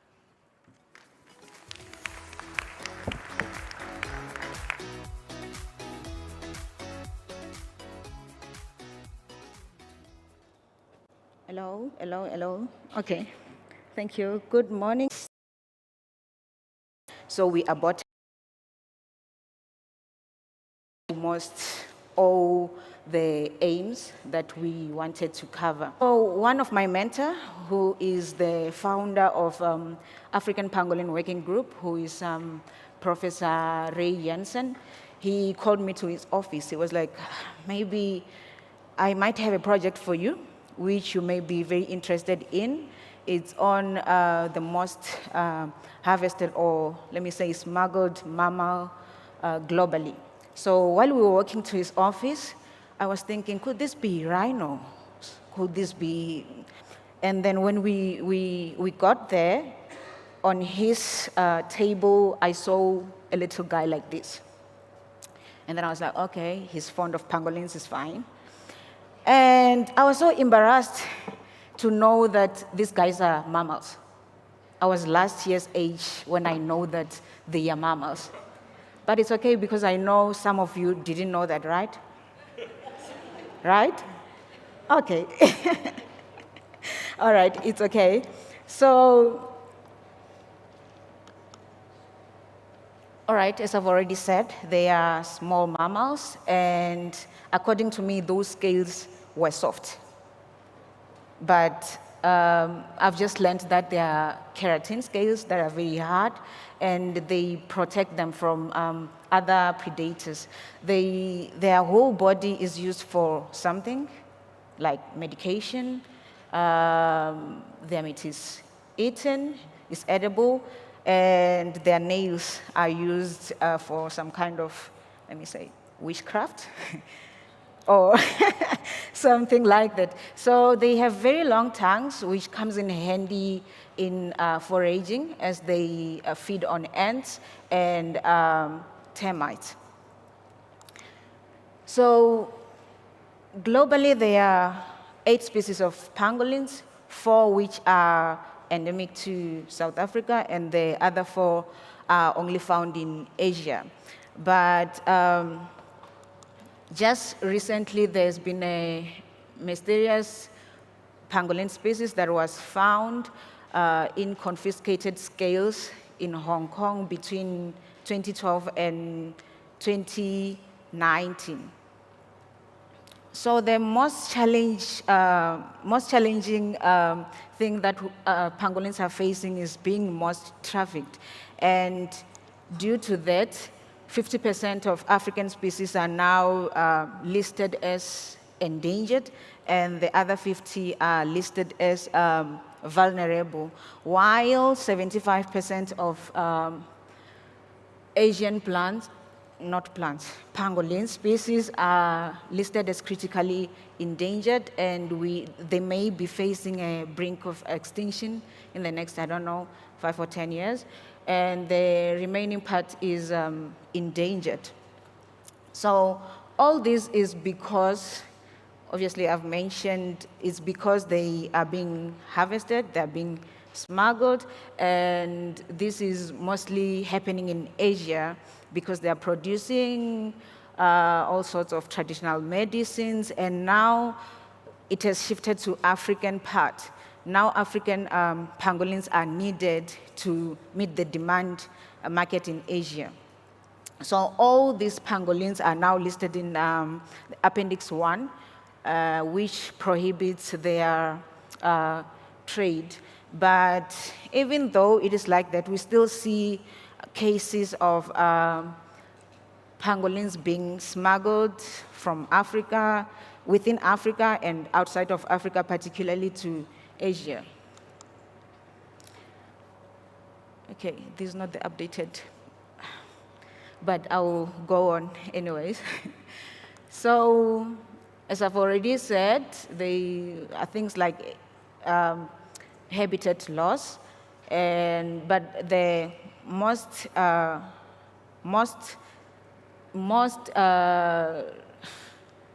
it's illegal poaching that we see. So, and I've already mentioned that it's because they are used for something, traditional medicine, cultural beliefs, both in Asia and Africa. So before the listing on the IUCN Red List, that is what we used to see Asia as being the region which was the destination of many smuggled pangolins and scales, as well as Europe, while Africa was the region of pangolins which were being smuggled. And then moving right ahead, I asked myself, do the community members know? Because this whole thing, this whole trafficking thing is kind of a network channel, which starts with community members that are being recruited to go harvest pangolins from the wild. Do they know that we may face extinction? Do they know that harvesting pangolin is not really a good thing? I mean, scientifically we know, and we also know because we read manuscripts, but then what I found out is that community members are all on social medias, they're on Facebook, they are everywhere. So my work was to go and check if the perception in social media matches the one that we have scientifically. And yes, it does. So if you find somebody in position of pangolins, just know that it's not because of lack of awareness. They're doing it for any other reasons.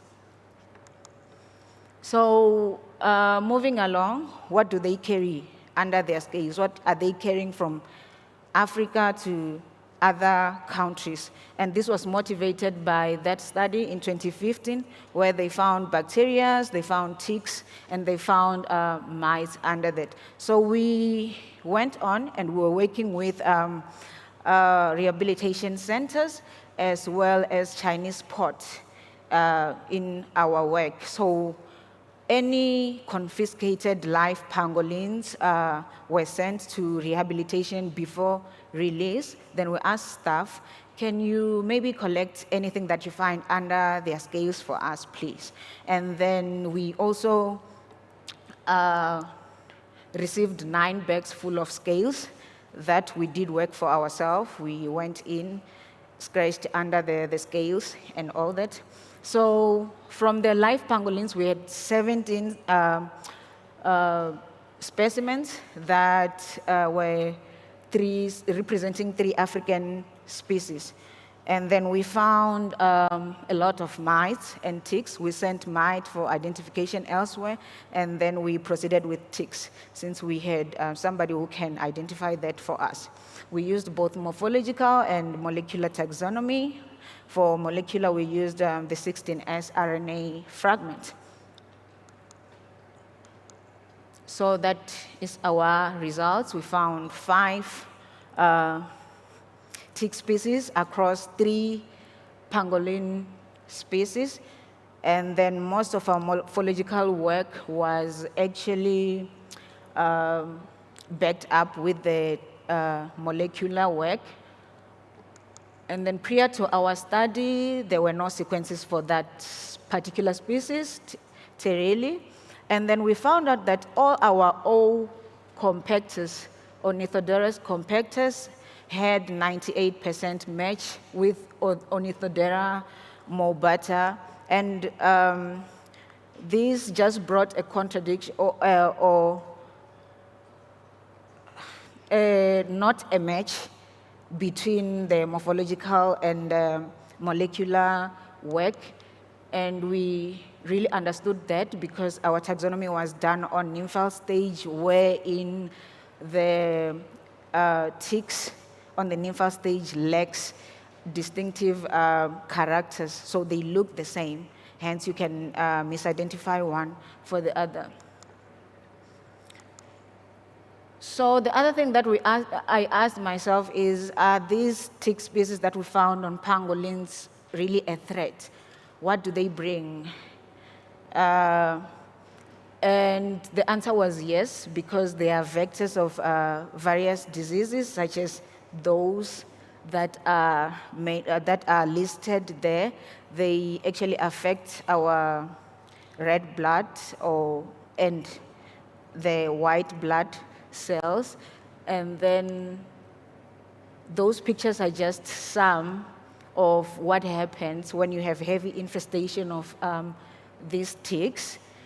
So they affect both human and animals.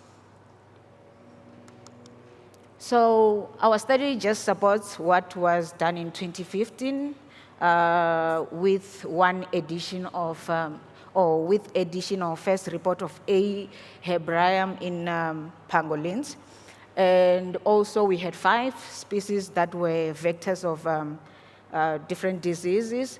And now we know that the transcontinental movement of pangolins may facilitate the spread of diseases. Oh, sorry. So future direction, we're gonna continue telling people, please stop. Stop harvesting, stop smuggling pangolins.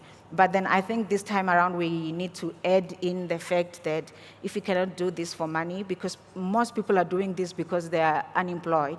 If you cannot do this for money, at least do this for health. So future direction will be looking into actually strengthening the screening of pangolins when we receive them in, for rehabilitation and before the release back to the wild.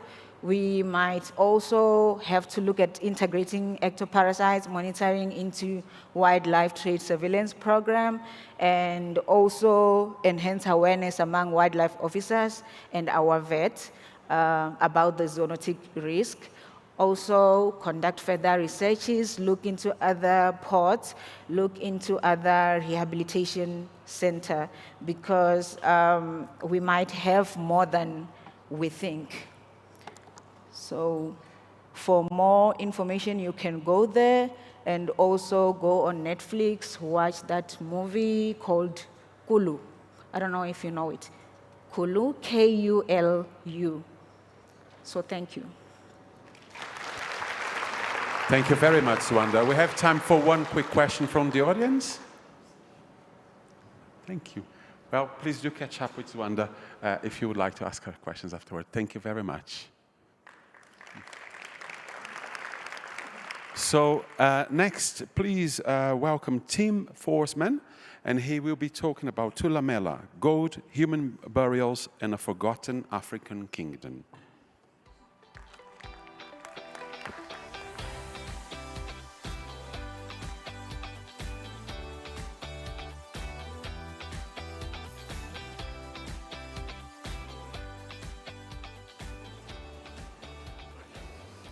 Good morning, everyone. I think Monty Python said it, and now for something completely different. The shift here is obviously going into a deeper history of the human past, into quite an interesting and fantastic story about an incredible archaeological site called Tulamela, but also one that's unfortunately filled with tragedy. In today's talk, I'm going to talk a bit about that and then touch on some of the things we're trying to do to shift that narrative somewhat into a more positive history.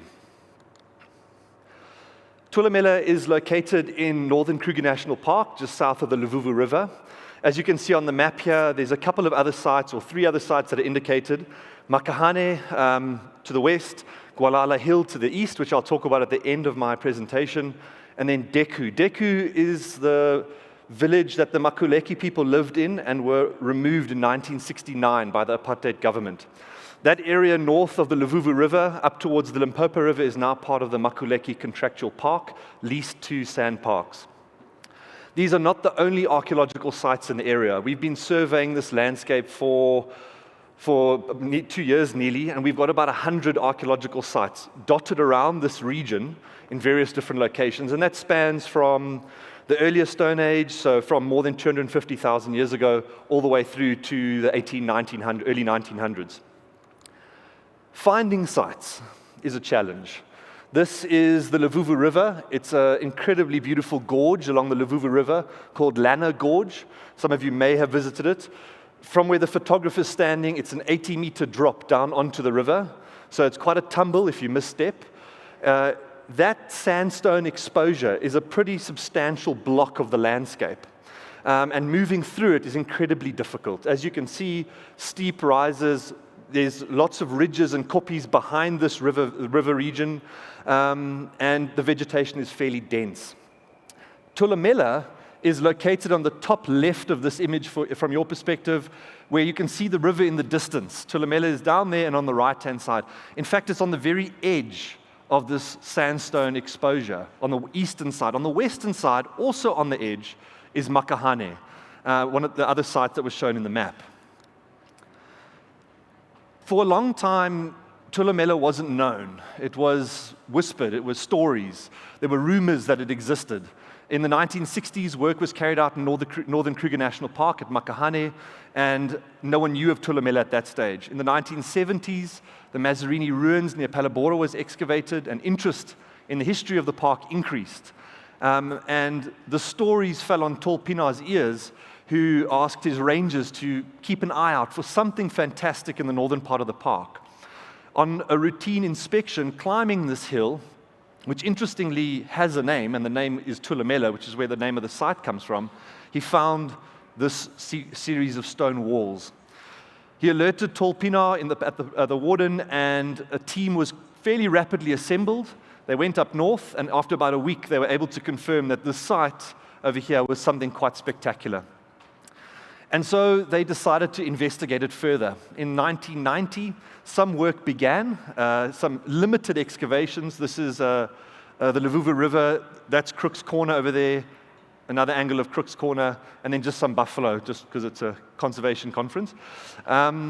So work began in the 1990s. 1990, 1991, excavations proceeded, limited excavations. The excavations you can see in the image over here, Thulamela is at the bottom, the Luvuvu River is in the distance. The excavations were sort of at the bottom of that image. A 1 by 1.5 meter square was excavated, and inside that square, very common kind of artifacts came out. Ceramics, metal, charcoal, things we love, but also gold beads, gold nodules, and a ceramic piece with gold slag adhering to it, suggesting that there was some kind of gold production taking place. And this obviously piqued a lot of people's interest. After a few years of raising funds, getting permission, setting up a Thulamela project committee, work began in 1993. And those excavations focused mostly in what I've labeled here as the primary walled enclosure.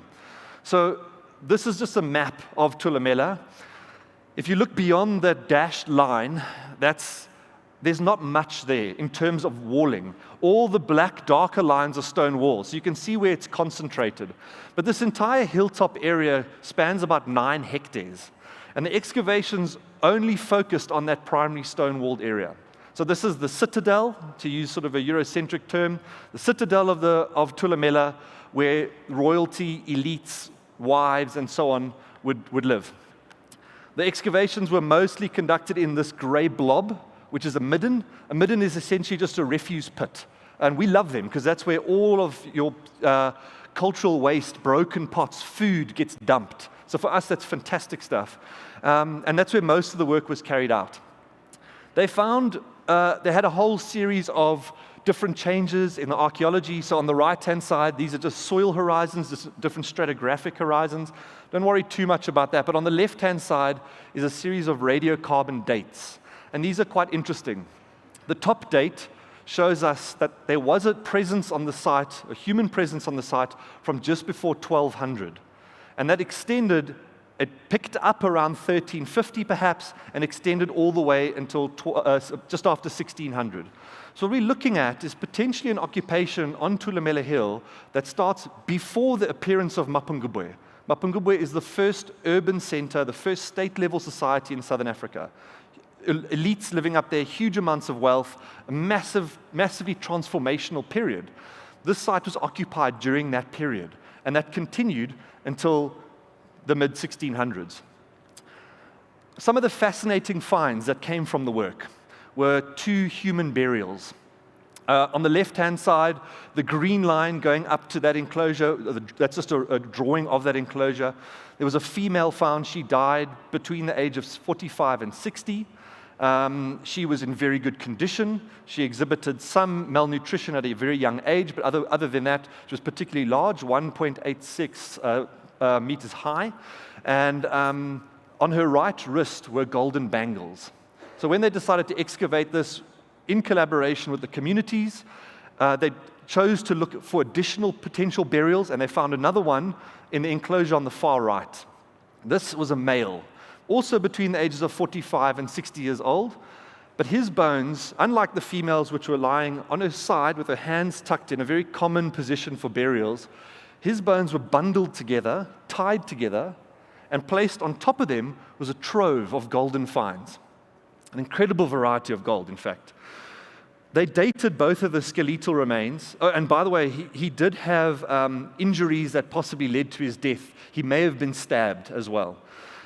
Interestingly, when they dated the finds, initially, the chronology of these individuals placed them at death at least 50 years apart, possibly as much as 250 years apart. So it's quite possible that these individuals never knew one another at all. The fact that the male's bones are bundled together indicated that potentially this is someone who was brought to Thulamela, reinterred at the site in a potentially a ritual process, a cleansing ritual, or bringing ancestors into the new settlement. And that led to some really fascinating research. Also found, some of the images are a bit blurry, but also found was a whole range of artifacts, really phenomenal stuff. There's a few examples of the gold at the bottom there. The small little bone, it's actually ivory amulet, is a really tiny little piece, one of a kind, with very fine engravings going around it.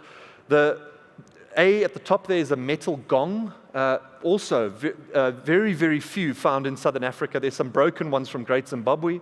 This was found in the residential area of the chief, or the male burial, possibly associated with him. And then another important item, C over there, those are 2 spindle whorls, clay discs used for fiber spinning. We don't, a lot of things in archaeology doesn't preserve, such as materials and fibers, but the tools used to produce that do, and so those are indicators for activities. Here's just a little graphic or a little show on the nice ceramics that have been found. The bottom 2 were found in the residential enclosures of the male and the female, respectively. And here's another range of some artifacts, including copper bangles, metal tools, and the bottom left, really importantly, glass beads. I'll talk about glass beads in a little while. So a really amazing discovery at this site. Wonderful archaeology in incredibly brilliant states of preservation. Gold, not common to find gold in archaeology, but they found a lot of it here at Thulamela. It was described by Pallo Jordan at the time as the most magical archaeological site in Southern Africa. It was harnessed in the early post-apartheid years as an example of pre-colonial, pre-colonization, pre-apartheid reverence, ingenuity, innovations. And so this interest that sparked from 1993 to 97 rose quite rapidly, but soon fell. And that momentum, research, interest, focus, tourism, all subsided. And to top it off, and most tragic of all, in 2016, a large collection of the gold found in these royal burials was stolen from the museum in Skukuza. And unfortunately, when it was reported to the police 7 months later, there were no traces of where this gold could have been and no suspect. So that has gone, as far as we can tell, forever. So what are we doing to shift this story? What are we doing to change the narrative, to try and revisit and re-engage Thulamela and think about it more critically, more inclusively, more openly? Well, one of our large aims is to revisit the site, to go back to Thulamela, to open up excavations, to confirm some of the radiocarbon dates, to look for some more cultural material remains and excavate it in a slightly different way to the previous excavators. But what we're also doing is focusing on a site that predates Thulamela. In Crook's Corner, so in that red square, is our site called Gwalala Hill. If you look on this close-up, Gwalala Hill is to the top of this image. Just above the road, you can see an open patch of earth. That's the site. You don't really get a very good perspective here. It's the very last hill before Crook's Corner. So if you want to live slightly elevated off the floodplain, this is your last opportunity to do so. But this is what it looks like. Not much. It looks just like an open piece of earth. Many tourists and guides have walked through this place, not really seeing a lot. But once we get stuck into it and once we start to investigate, we found quite a lot of really lovely features. Several hut zones. There's about 6 areas of residential focus activities. There's several middens, very large middens, cattle kraals in the middle there. I'm just zooming into this section of the map just to give you a sense of it. And at this stage, we've excavated for about 3 weeks at the site, just over 3 weeks. Very small percentage of the overall space that we focused on. But we've made a number of really interesting finds. These spindle whorls, there's a large number of them at Gwalala Hill, and that's brilliant for us, because one of our key interests for this hill is how early trade networks were moving through this landscape. And fiber spinning is associated and linked to these trade systems. We've also found thousands of glass beads, a huge amount of glass beads, more than we expected. And all of this is coming from Africa's east coast. There are hut remains, that's in the center there. That's a picture of a hut floor that's preserved. On the top right are 2 beautifully decorated ceramics sitting in front of a stack of rocks that are upright, so the pots would have sat on top of the rocks and coal would have been put under it, and they've been broken in place. And then a lot of faunal remains, some fish remains, freshwater mussel, snail shell as well. So our interest is trade. How did these trading networks filter through this landscape and ultimately contribute to the rise of settlements such as Thulamela and before it, Great Zimbabwe and Mapungubwe? So if you have a look at this map, it's of the east coast of Africa. It's about a 3,000-kilometer stretch of coastline that the Swahili world dominated. It began around 700 AD, and trade was moving south down the coastline following the trade winds, the monsoon winds. There was a short changeover period between around about August, where the winds were a bit gusty, and then it would shift and people could sail back north. And that movement brought in the glass beads that I've mentioned. We've chemically analyzed glass beads. They're all coming from India, Indonesia, the Iran, Iraq region, Southeast Asia, and that's being traded into the interior, Great Zimbabwe, with relative ease. It's not a terrible landscape to move through, and to sites like Thulamela as well. So these sites that we're looking at, Thulamela, Gwalala, are connected to this massive global exchange network where wealth from the interior, ivory, favored ivory. Early Muslim records say that the ivory coming from the Sofala region, the inland region from Sofala, in other words, Zimbabwe and so on, was some of the most prized ivory in the world because of its malleability. Ivory, rhino horn, feathers, ostrich feathers, eggs, leopard skins, and at some stage also human cargo, was all brought into the coastline and traded up to places like Kilwa, which is drawn on the top right there, and Mozambique Island, which was eventually controlled by the Portuguese. So this work that we're looking at Thulamela, the idea behind our work is locally rooted in the sense that we're based here in South Africa like Thulamela, but globally connected through these much bigger sequences that we're hoping to tease out as we unpack our research. Thank you very much. Thank you very much, Tim. Fascinating. We have time for one quick question from the audience. Oh, thank you. I'm sure we can catch up over coffee. Thank you very much. And now for our last presentation for the session, What an amazing award ceremony it was last night, isn't it? It was so heartwarming to see. And now we're welcoming Shannon Conrady, who was awarded last year the Jennifer Award Oppenheimer, and she will share the journey of the last 12 months with you.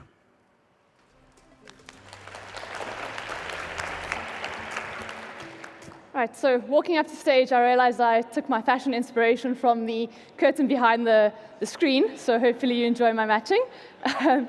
But first off, just want to thank the Oppenheimer family and the selection committee behind the Jennifer Award Oppenheimer grant for the belief in this work, which I'm really excited to share with you today, and hopefully you enjoy the little spin of a journey through the last year with me. So, predicting how animals respond to climate change is pretty complicated, and I don't need to talk to any of you about the threats of global change, but one of the ways that we can look at how animals respond to global change is through predictive modeling. But predictive modeling often runs the risk of oversimplifying animal behavior, physiology, and the physical environment. And this oversimplification can lead to a weakening between model predictions and reality. So what my aim really is to strengthen that connection between model predictions and reality to actually inform conservation management strategies and action effectively. So the types of models or predictive models that you can get could look something like this. So this is work that I did before the grant that basically just shows the average summer maximum temperatures. And what we know for southern yellow-billed hornbills is that if the average summer maximum temperature is greater than 35 degrees, they have less than 50% success at breeding. And under current conditions, they're not really experiencing that. But under future climate change conditions, you see that gray area there, that is where average summer maximum exceeds 35, and they're at risk of breeding failures, or less than 50% success at breeding in large parts of their range.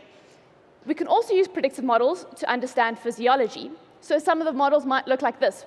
Pretty similar, again, looking at climate, but this time looking at physiology. And this work looked at the risk of lethal hypothermia risk for trumpeter hornbills. And under current conditions, the risk is pretty low, less than 10 days per year. But under future climate change scenarios, so in RCP 4.5 or RCP 8.5, that risk increases quite dramatically.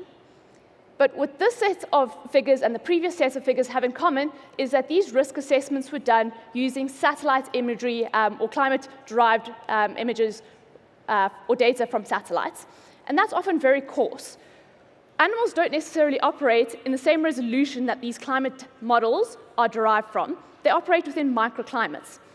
So if we actually start looking at microclimates, we can start strengthening that link between model predictions and reality. And if you look over here, the blue bars are microclimate conditions, the orange bars are macroclimate conditions, and when we look at the risk of lethal hypothermia for these forest birds, there's actually a buffering when we take into account the actual conditions that trumpeter hornbills experience. So this previous work is what really drove me to ask these questions, but how can we understand the complex relationship between animals and their environments at a microclimate level, and then integrate this into evidence-based predictive models.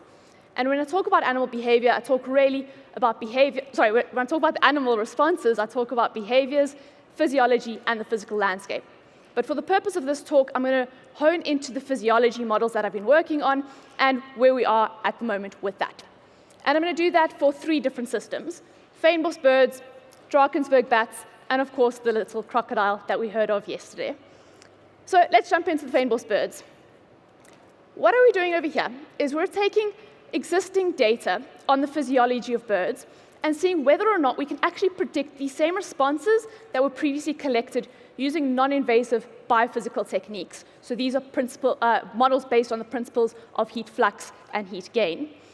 And this over here, together with my master student Martinet, black dots over here represent the measured body temperature and evaporative water loss of these birds. And then in red, we have model predictions. So we see we can actually use these non-invasive techniques to really tightly predict body temperature and evaporative water loss, at least for this bird. And then we've also done it for a range of other birds. So you have this close agreement between model predictions and reality, strengthening that link that can then inform conservation management and action. So this is body temperature for a range of these Fynbos birds, as well as evaporative water loss. So we're starting to understand that these models can predict physiology, at least in the fynbos bird systems, across a range of air temperatures.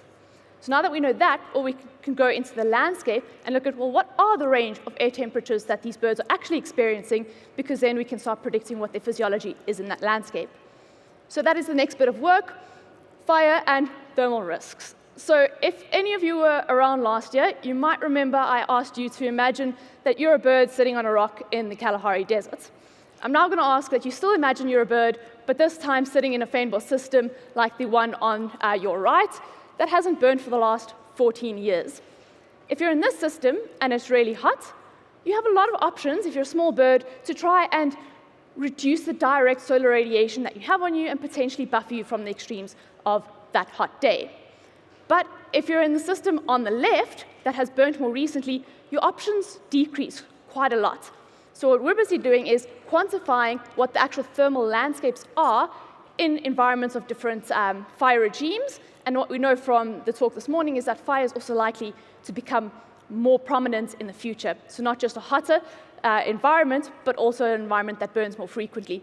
So we're looking at, can we quantify that and then add our physiology models into that to develop predictive models. And what we're seeing is that this landscape that's burned quite recently is about 1 degree warmer on average across the landscape than the one that hasn't burnt more recently.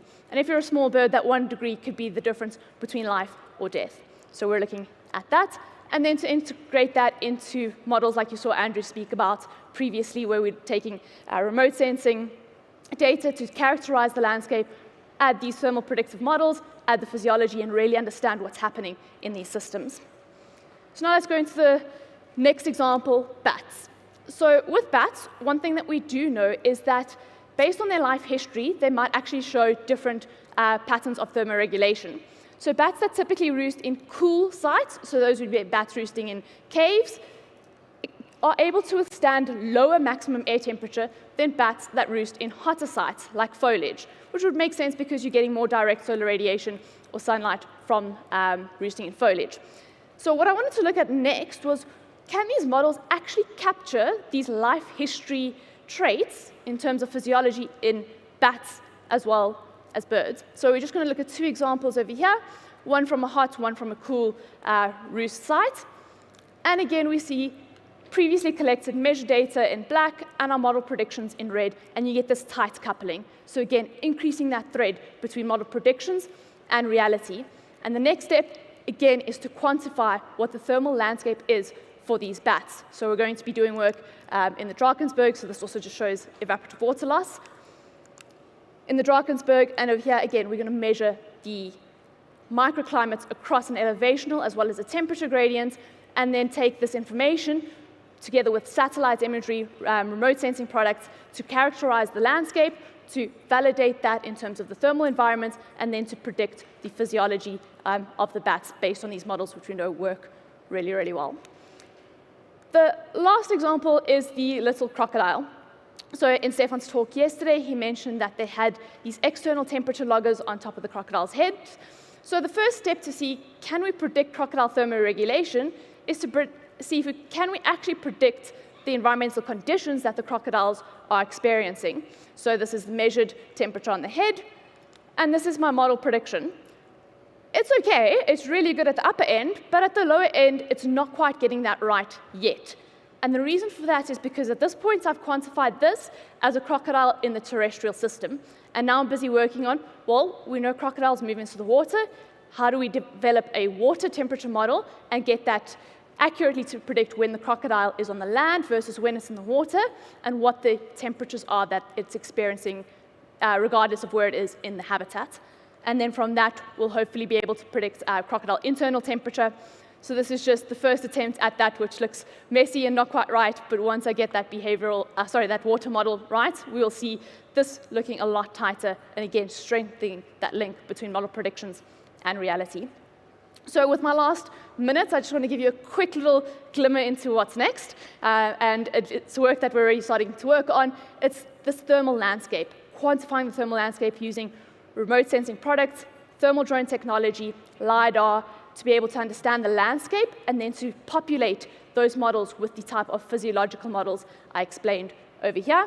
and not just in Southern Africa, but also places like the Okavango Delta. So I've got this LiDAR data set where we'll be characterizing the different landscapes across here and then populating that also with these physiological limitations. And there's also some work happening in Zambia on ground nesting birds in that system. So with that, I would like to, sorry, those are the sites that we're working in. And with that, I'd like to thank you once again for listening to me, and hopefully in another year, I have even more exciting work to share with you.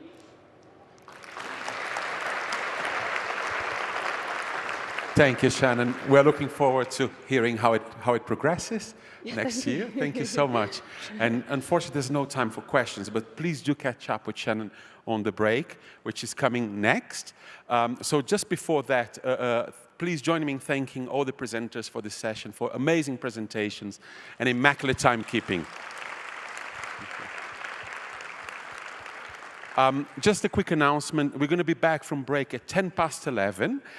And those who have the A0 posters at reception, please remember to collect them this morning. Yeah, thank you very much. See you later.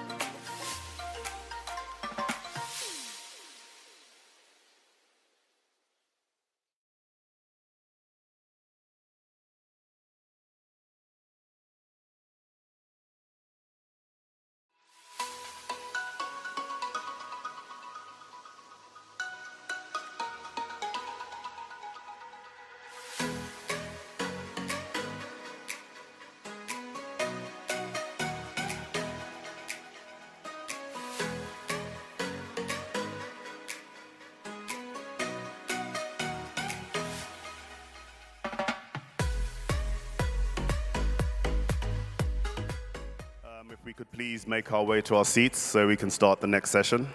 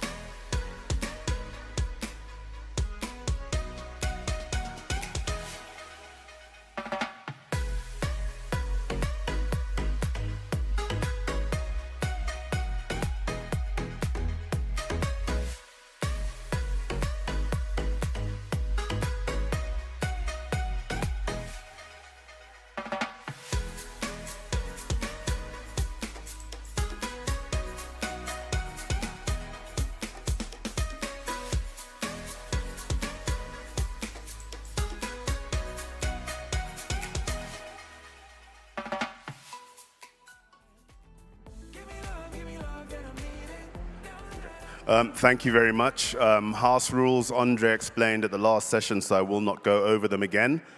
To start the session, we will have Timothy Caper talking about how dehorning reduces rhino poaching results presentation.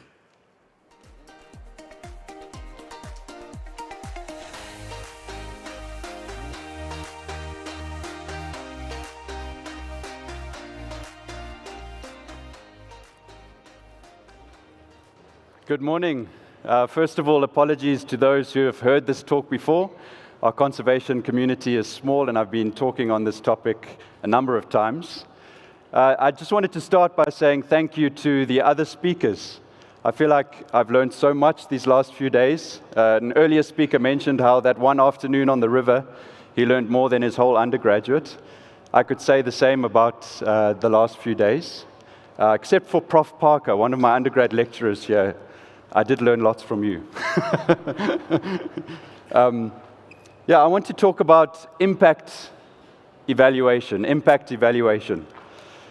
Conservation scientists, conservation researchers, myself included, we're very good at measuring the state of biodiversity, the state of rivers, the state of populations, rates of poaching, kind of describing biodiversity trends and describing the biodiversity crisis and documenting it.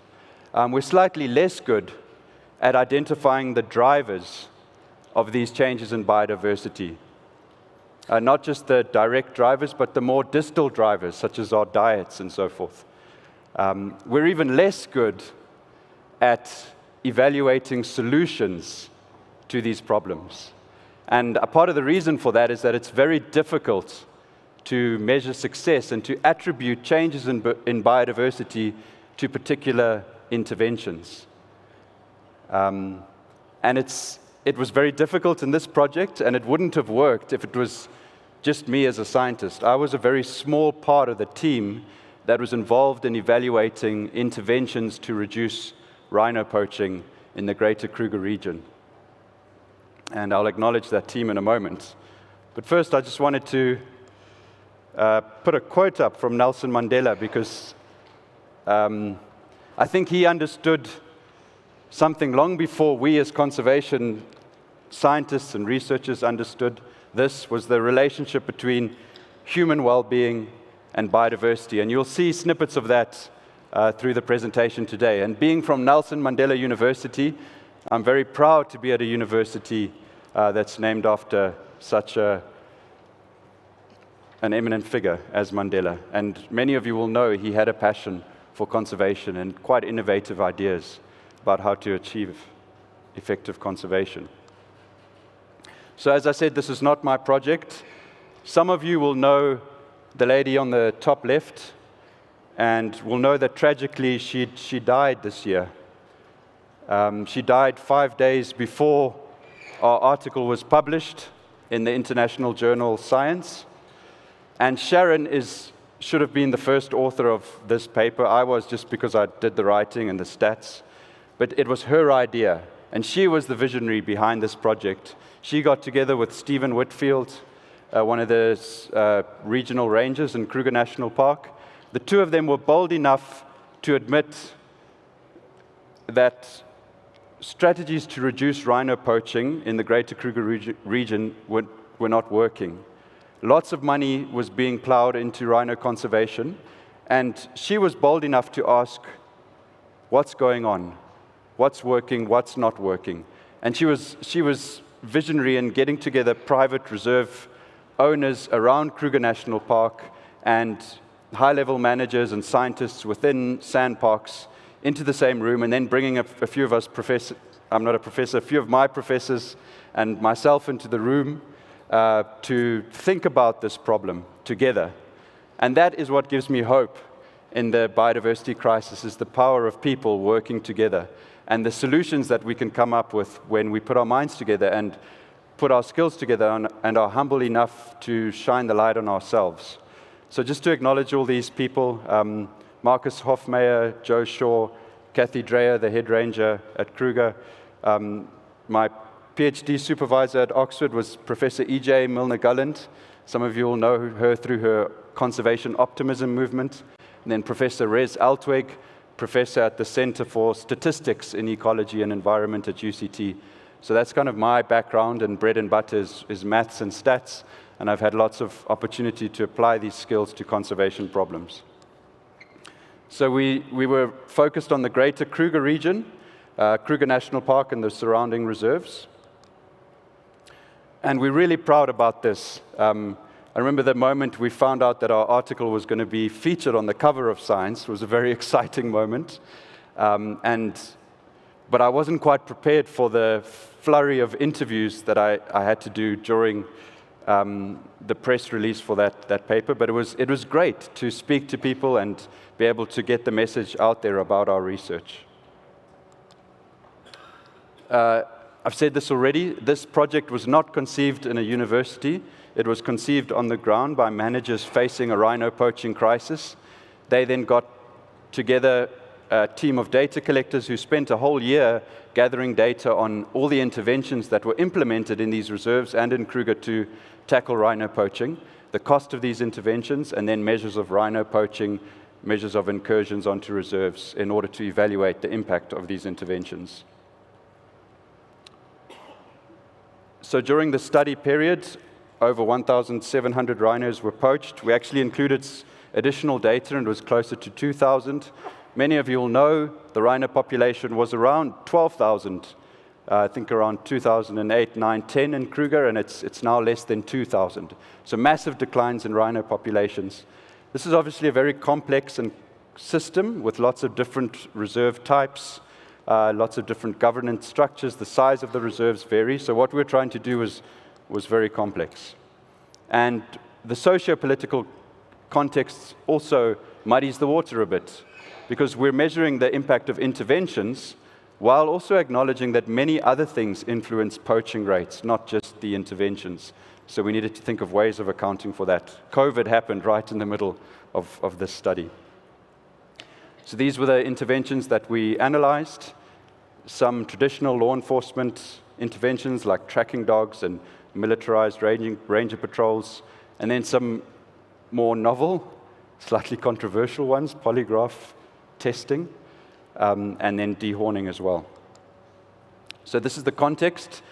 Poaching rates, population sizes of rhino vary widely, and that's the variation we wanted to leverage to understand the impact of interventions. So we learned very early on, and I've learned this as a statistician, that data and numbers and graphs are not as objective as we like to think they are. And I really believe in combining data with the insights and operational experience of people on the ground, both in terms of helping design the models. I've had rangers in Zimbabwe help me design models of spatial patterns of elephant poaching. In this case, the managers helped us measure success, helped us quantify the interventions, how do we measure them, and so forth. So this was really important to combine these two. Secondly, as a statistician, I've learned that you need to start with hypotheses, very clear hypotheses that are written down as to what you expect to find. and then only start analyzing data. Otherwise, you go down rabbit holes and draw wrong conclusions. So we were kind of testing the empirical evidence for these hypotheses as to how these different types of interventions reduce poaching. In a nutshell, we looked at variation in poaching and how it relates to the intensity of interventions. Obviously, it's a lot more complicated than that. Interventions overlap. There's non-intervention factors affecting the results. And we used a Bayesian hierarchical model with random effects to try and account for some of that. We measured not only ultimate outcomes, but also intermediate outcomes, like intermediate being the detection or arrest of a poacher, ultimate being less rhinos poached. So over R1 billion was spent, and this is a minimum estimate. We didn't have cost data for all the interventions in all the places in every year. So this is a minimum estimate, and you can see the variation in the amount spent on the different interventions. Obviously, security staff we decided to include as a specific expense item because during this period, rangers and managers, security managers, were largely focused on patrolling to reduce rhino poaching. And I know many rangers and managers look forward to a day, and indeed one of the managers said the way he measures success is when one day he's not having to manage a crisis of rhino poaching and is able to just do conservation.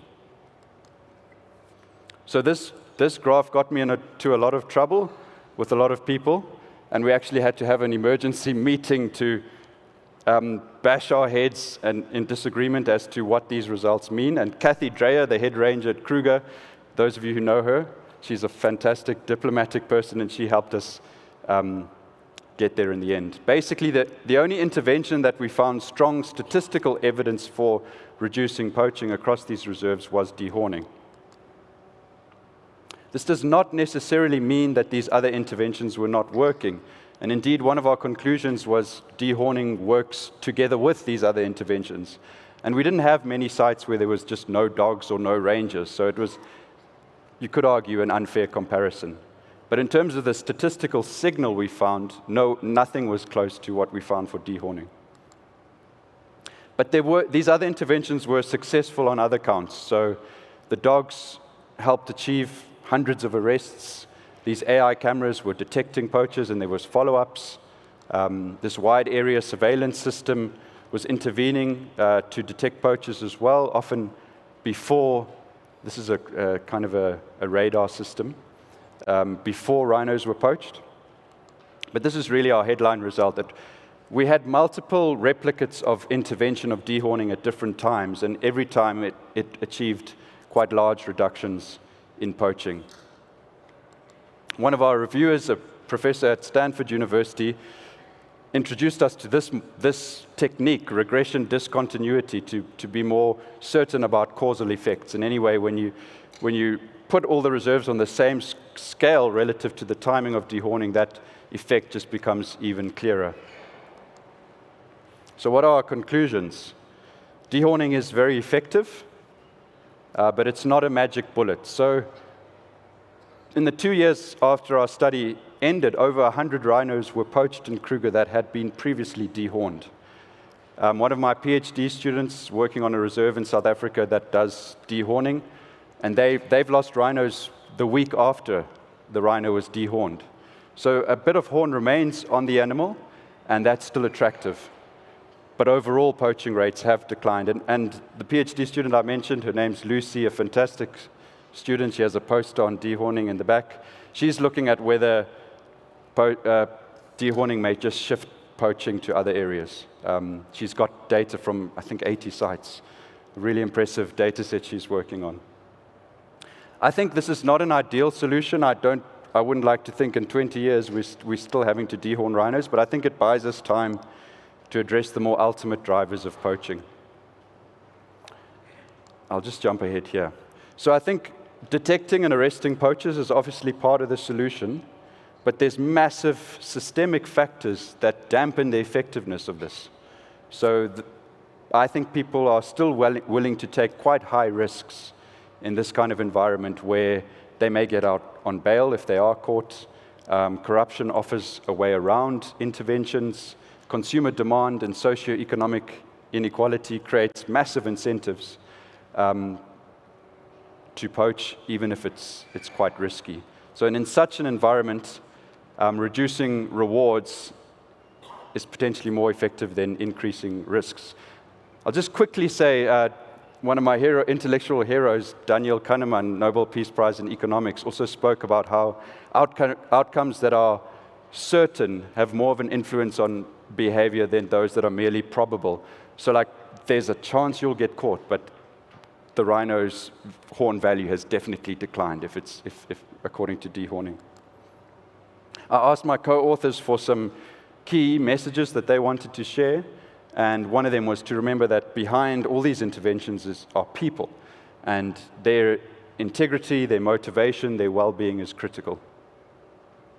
One thing we didn't talk about, which was a big limitation of the study, just because there weren't enough projects or examples, was the kind of community involvement, community governance, the communities having a voice in rhino conservation was one of the glaring holes in this study.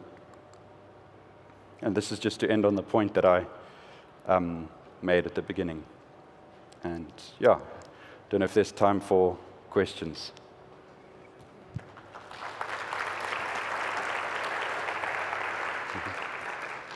Thanks, Timothy, for that great talk. I'm sure we can take a question or two if anyone has one.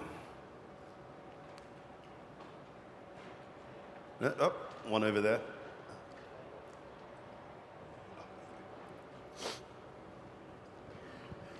Thanks for a really nice talk, Tim.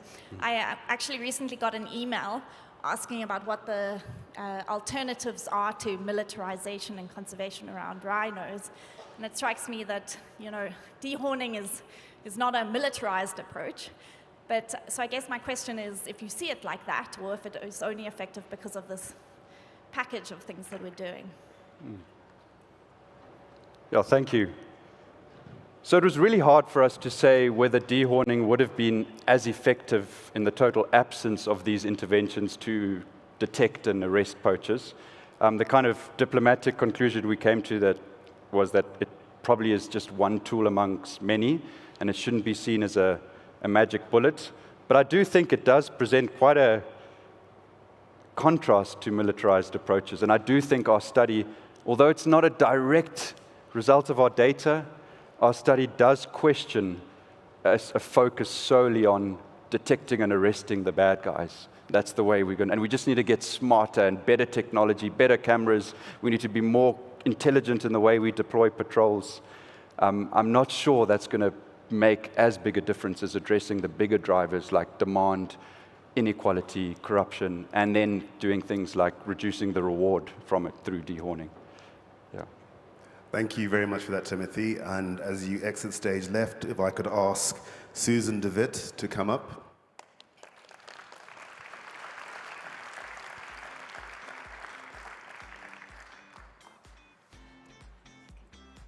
Susan will be talking to us about what evidence exists for the financial performance of wildlife-based land use in Southern and East Africa. Hi, it's great to be here. Not easy to follow Tim, so bear with me. But thank you so much to the Oppenheimer Memorial Trust and Commonwealth for funding this PhD research that I'm undertaking through Stellenbosch University in association with the African Wildlife Economy Institute and Oxford University. So why the title, Original Biodiversity Finance? Obviously, there's a lot of interest and excitement around carbon credits and biodiversity credits. Thank you, Matt, for that excellent talk about understanding the additional income streams into rangelands from these instruments. But my research is really, or our research is looking into the incredible kind of regional success story of ecosystem restoration at scale. So over 100 million hectares have been converted to wildlife-based land use using predominantly private finance. And as many of you are aware, looking at GBF targets, for example, there are tens of billions of additional private investment dollars that are being targeted to come into conservation and restoration spaces. So what we're trying to do is understand the investment proposition of wildlife ranches, reserves, conservancies, to try and broaden the type of investor that's interested, and perhaps not leave it in the domain of high net worth individuals. So we've started with a systematic evidence review. We're actually collecting empirical data from landholders at the moment, which is where the pictures come from.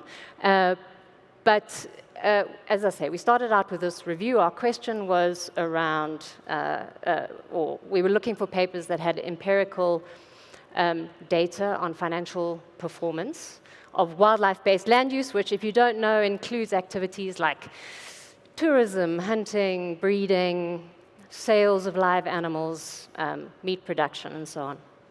We were looking for papers across Southern and East Africa from extensive systems on non-state land, so that's private and community land. And we started out with 4,248, and we finally analyzed 75 of those papers, half of which are peer-reviewed. And most excitingly, data was collected from over 6,000 sites across 50 years, so a really robust data set. From this cumulative graph, you can see really South Africa kind of predominates in terms of the numbers of papers, especially over the last 10 years. And Namibia and Botswana, probably about 15 papers each. East Africa, really underrepresented. What this graph doesn't tell you is that there were 3 times more studies on private land than on community land. Spoiler alert, before I get into the results, wildlife enterprise does indeed tend to generate a profit, similarly to other extensive farming systems, and tends to be better than those alternative farming systems. But let's dig a little bit deeper. So we analyzed the data according to this framework. We compared according to institution, and that largely centered around property rights. Then we looked at different business activities, consumptive, non-consumptive, and other livestock. And we looked into also management strategies, particularly ecological decisions that landholders take. We evaluated a subset of 40 of the papers that included papers that had actual financial ratios, and they were adjusted according to inflation and converted to dollar values for 2023. So in terms of institution, really, I suppose country-specific data lends itself to reasonable comparison. You'll see across the top line there, that's distribution of land tenure within those different Southern Africa countries, so that this data set was from Southern Africa. The red is private land, green, community land, and blue is state land. In South Africa and Namibia, private land predominates. And indeed, in Zimbabwe, when most of these studies were done in that country. That second line indicates wildlife user rights. They occur across a spectrum. In all countries, they are devolved in Southern Africa, but they're strongest in South Africa, weakest in Namibia. This line, the bold number is the revenue per hectare in dollars, and the smaller number underneath is the number of sample sites from which that average was taken. So in South Africa, the average is around $77 per hectare. That accords with our hypothesis, and some of those hypotheses were kind of borne out in the papers themselves, that stronger property rights tend to result in higher productivity. So why, you might ask, does Namibia look so much less? Because they have a similar kind of regulatory framework in their country. And obviously, there are confounding factors and complicating factors. So Namibia, for example, is a lot more arid. The carrying capacity is a lot lower. In fact, in our sample, we found that those farms tended to be between 1,000 to 15,000 hectares. In South Africa, closer to 5,000 hectares. And that's not the only reason. There are other regulations. For example, in Namibia, buffalo trade is restricted, and we know that that's quite lucrative in other markets. Moving on to the community data, and firstly I want to say we're not comparing like with like here. For private landholders, that income represents the full amount of tourism hunting income that accrues to the landholder. When it comes to community, there is a percentage that accrues from the operator.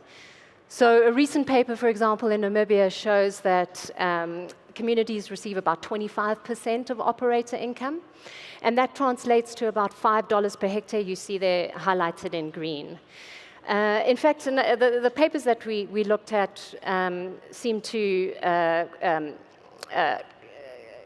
affirm our hypothesis around strength of property rights. In Namibia, they have devolved more strongly than in other contexts. So you might wonder what that 166 is doing there. That's a single site. That's Makuleke next to Kruger National Park. And we're actually in the process of engaging with the researcher around that particular number, which seems quite deviant. So we're just trying to figure out why. When it comes to operator income, again, this is income minus fees that go to government, about 20 to 30%, and fees that go to communities. And as you can see, that it's quite similar to community land. The average size of those hunting blocks or GMAs tend to be, or can be up to 1 million hectares. Community land, by contrast, 100 to 350,000 hectares within this particular sample. I want to give you one reference point in carbon markets, and it's going to be a wide range, so bear with me. But REDD+ projects earn between $20 and $150 per hectare, depending on the quality of the credit. So that gives you an indication of where this data set stands. All right, moving on to business activity. So all of the papers mentioned the shift from wildlife to livestock systems. About 30 papers specifically explored that conversion, and there was financial data in 17 of those papers that we were able to compare. This is an aggregate of all the private enterprise data across the region. And as you can see, the average revenue in wildlife is about 3 times that of livestock, and the profit is about 50% higher. And one of the main reasons that's given in these papers is the fact that there's a diversity of income streams within the wildlife system, so you're adding value over and above meat production. What you'll also notice, though, is that there's a huge range or variance in wildlife revenues. And that is quite a deterrence to investor. They don't like volatility because they can't understand what the risk is of their investment. On the right-hand side, you'll notice that the return on investment looks pretty similar, and you might ask, well, why is that, considering the discrepancy between revenue generation? And that's largely because the investment in wildlife to get it going is a lot higher. Again, I want to give you maybe a reference point around returns, particularly on the continent. So African private equity funds are targeting a 20, 30 to 30% IRR, internal rate of return. At the moment, they're achieving less than 5% over a 10-year period. There's another large study that's been done on the loan book of smallholder agriculture farmers in East Africa, and that's returning minus 5%. So we're looking pretty good here. This is probably not news to any of you.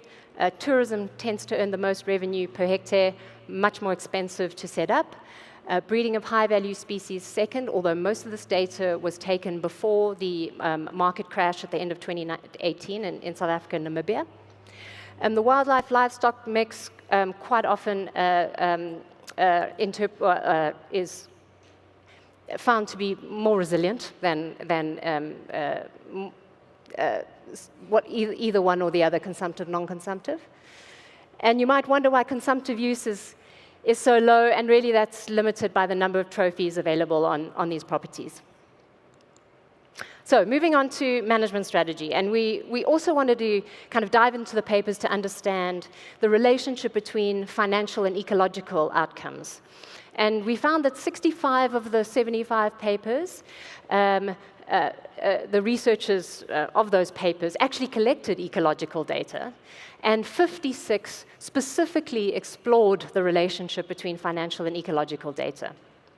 So I've created quite a simple kind of 2x2 matrix just to show you where the balance of evidence lay. So across the horizontal axis on the right-hand side, synergy indicates where ecological outcomes improve, profits improve as well. A trade-off indicates that where your profits improve, your ecological outcomes deteriorate. The robust evidence would be things like peer-reviewed papers, primary data collection by the researcher, some sort of observational component of the research design, maybe even a comparator. And more moderate evidence, we'd include grey literature in that, maybe secondary data collection and inference from models and so on. So you can see there, in terms of what are positive ecological outcomes, so they would include things like an increase in abundance, obviously within an ecological carrying capacity, a diversity of species, and introduction of indigenous rare species, or the big five. And on the negative side, you saw the effects of overstocking, perhaps introducing extralimitable species, or depredation to protect herds.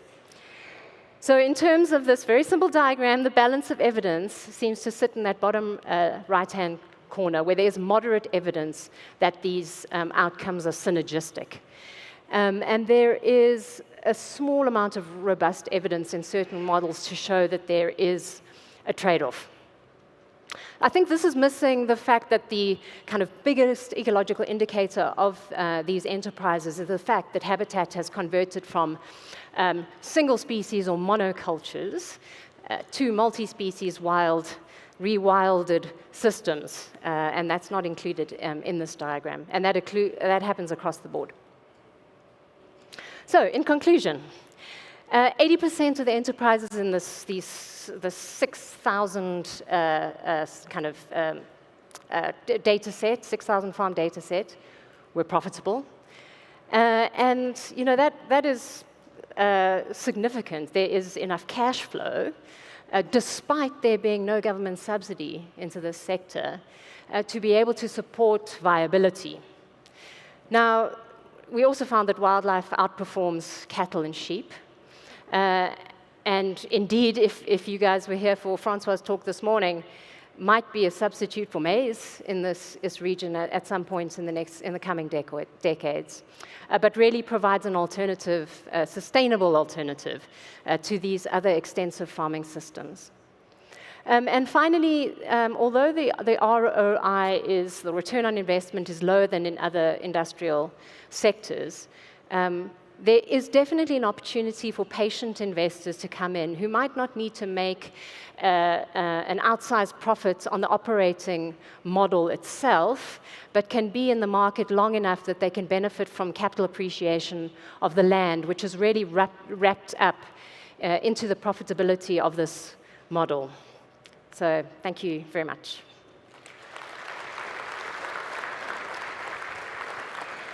Thank you very much, Susan, for a great talk. I'm sure there must be questions, because that's quite an interesting topic. Anybody? Hands in the air. Yes? Gentlemen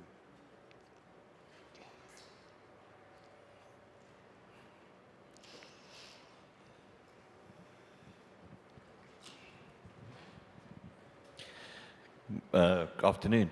Finally, some good news. Your dollar per hectare rate, particularly for South Africa, it's 77 for the private sector. Did you break that down across the country? Or is that... No. Okay. No, it isn't broken down against the country. Can it be done? Pardon? Can it be done? Yes, well, there are certain studies that yes and no. It can be done if we are able to access raw data from some of the big studies. So Andrew Taylor's study, Haley Clemens' study, and so they have collected data from Limpopo, Eastern Cape, and differentiated. But we will be doing that in the empirical part of the data collection, so trying to get reasonable sample sizes from the kind of major centers, which I'd love to chat to you about, actually. Fantastic, Declan. thank you. Yeah. Okay, thank you very much, Susan. Great,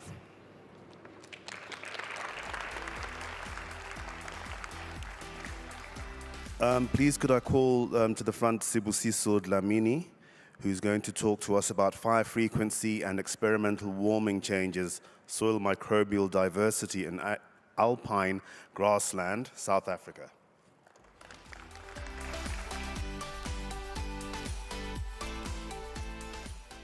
Good morning. My name is Trevor, and I have no jokes.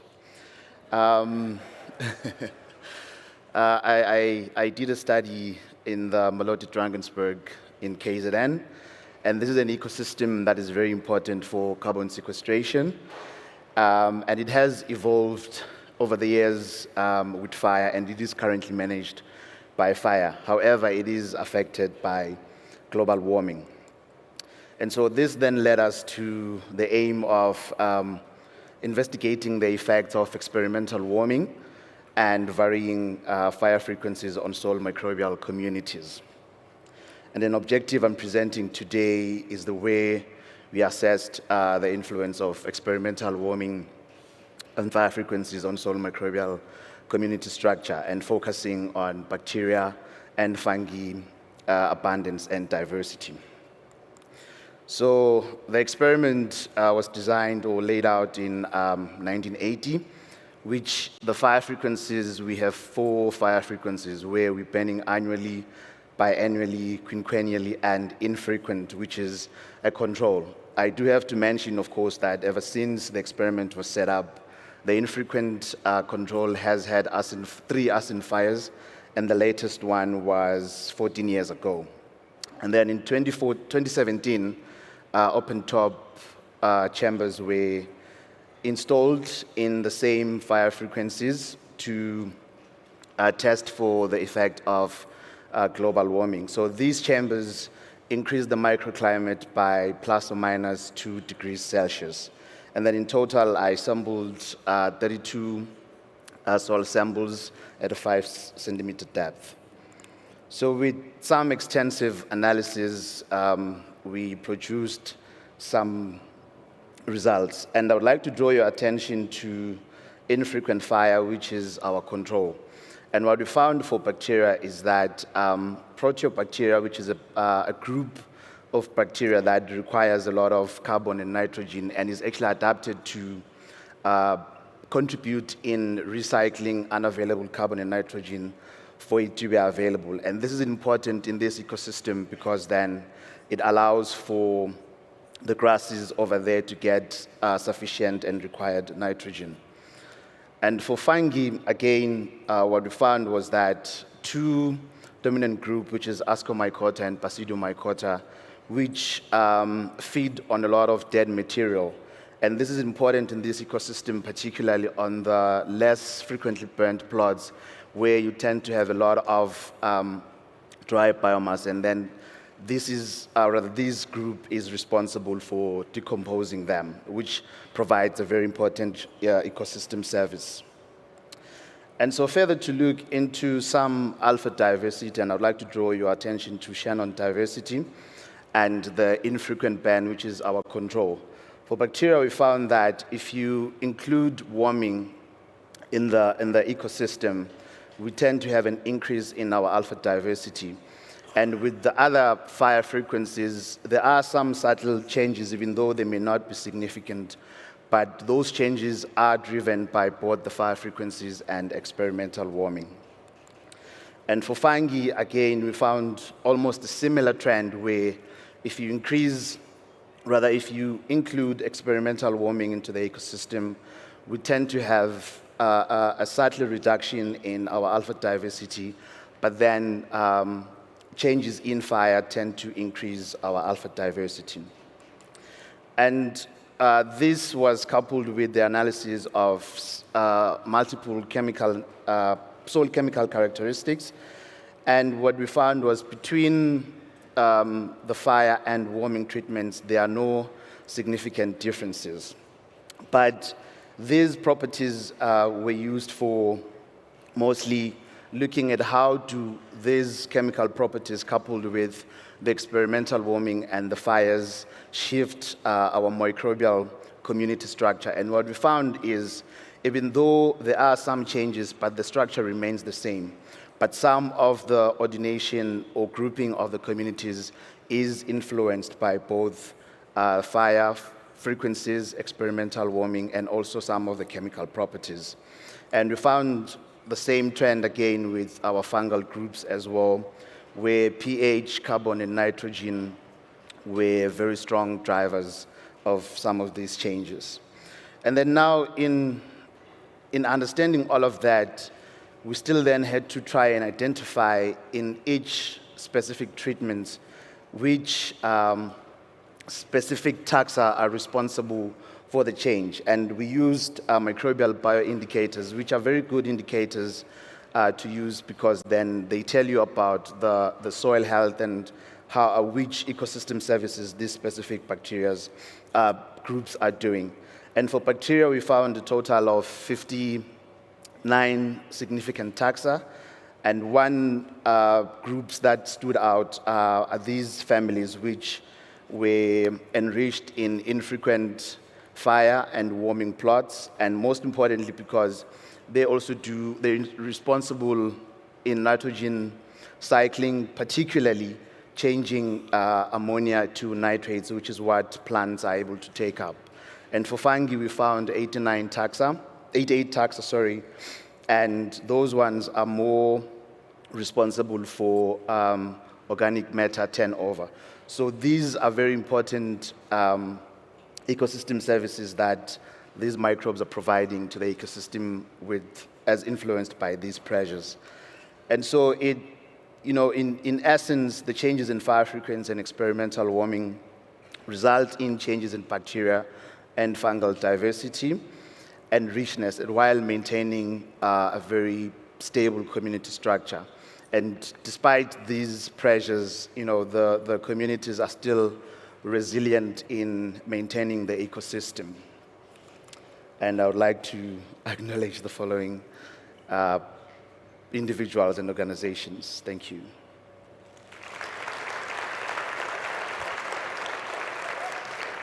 Thank you very much for that. You've actually taken away my next expression, which was going to be tempus fugit for being so fast.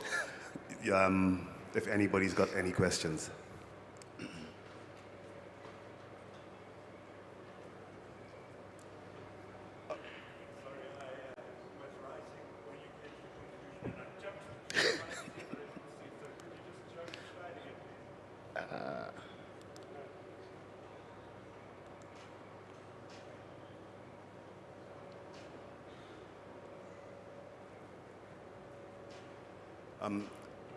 We have a question over here. I'll give you my microphone.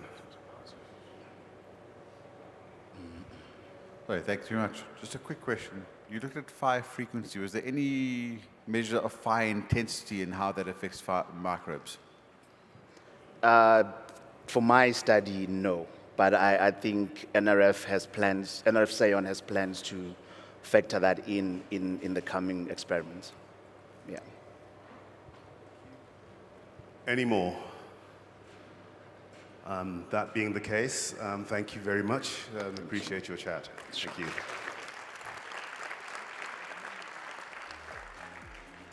Next up, we have a panel discussion. Hopefully they'll be setting up chairs, etc., etc. But it's the Clicks and the Environment, Journalism's Responsibility to Deepen Climate Literacy.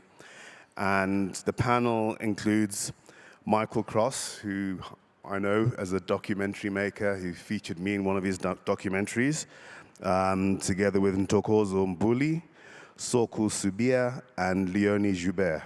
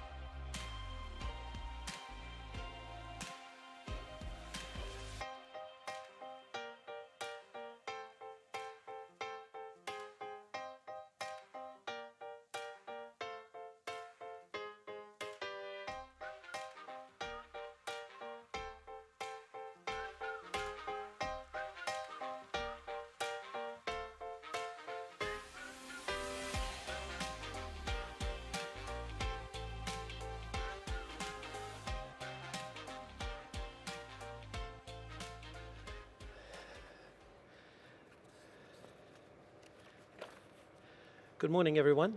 I hope you can hear us.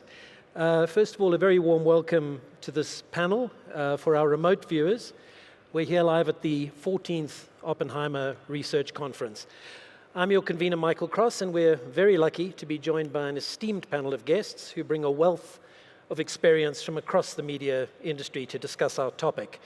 And our topic is Clicks and the Climate Crisis, Journalism's Responsibility to Deepen Climate Literacy. We're at a pivotal point in climate reporting, with news outlets not only competing for readers' limited attention, but also facing shrinking budgets.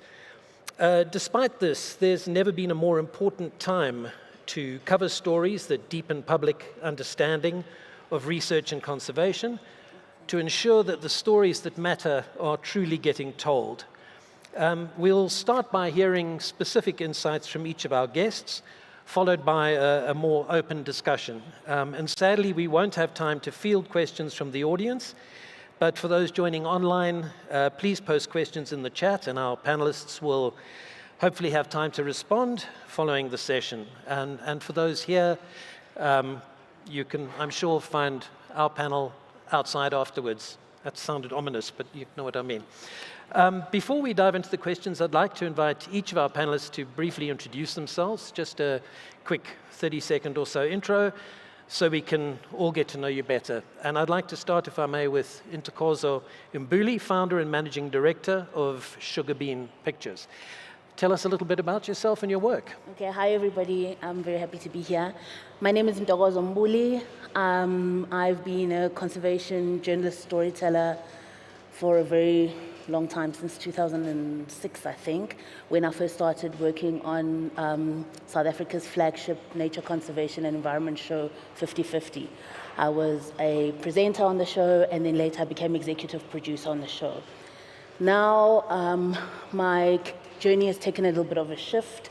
I'm a National Geographic explorer, and I've used that opportunity to now focus my storytelling on rural communities, indigenous people, African cultures and traditions, and look at the synergies and meeting points between what the indigenous knowledge take is on conservation, sustainability, climate, and the environment, see if that's usable in the current space, and then also disseminating information on climate crisis and conservation to those communities in a manner and a language that would make them want to do something and want to connect with the material, because there's a big gap at the moment due to socioeconomic issues. Bread and butter things are most important at the moment. So I'm finding my way to weave conservation in there.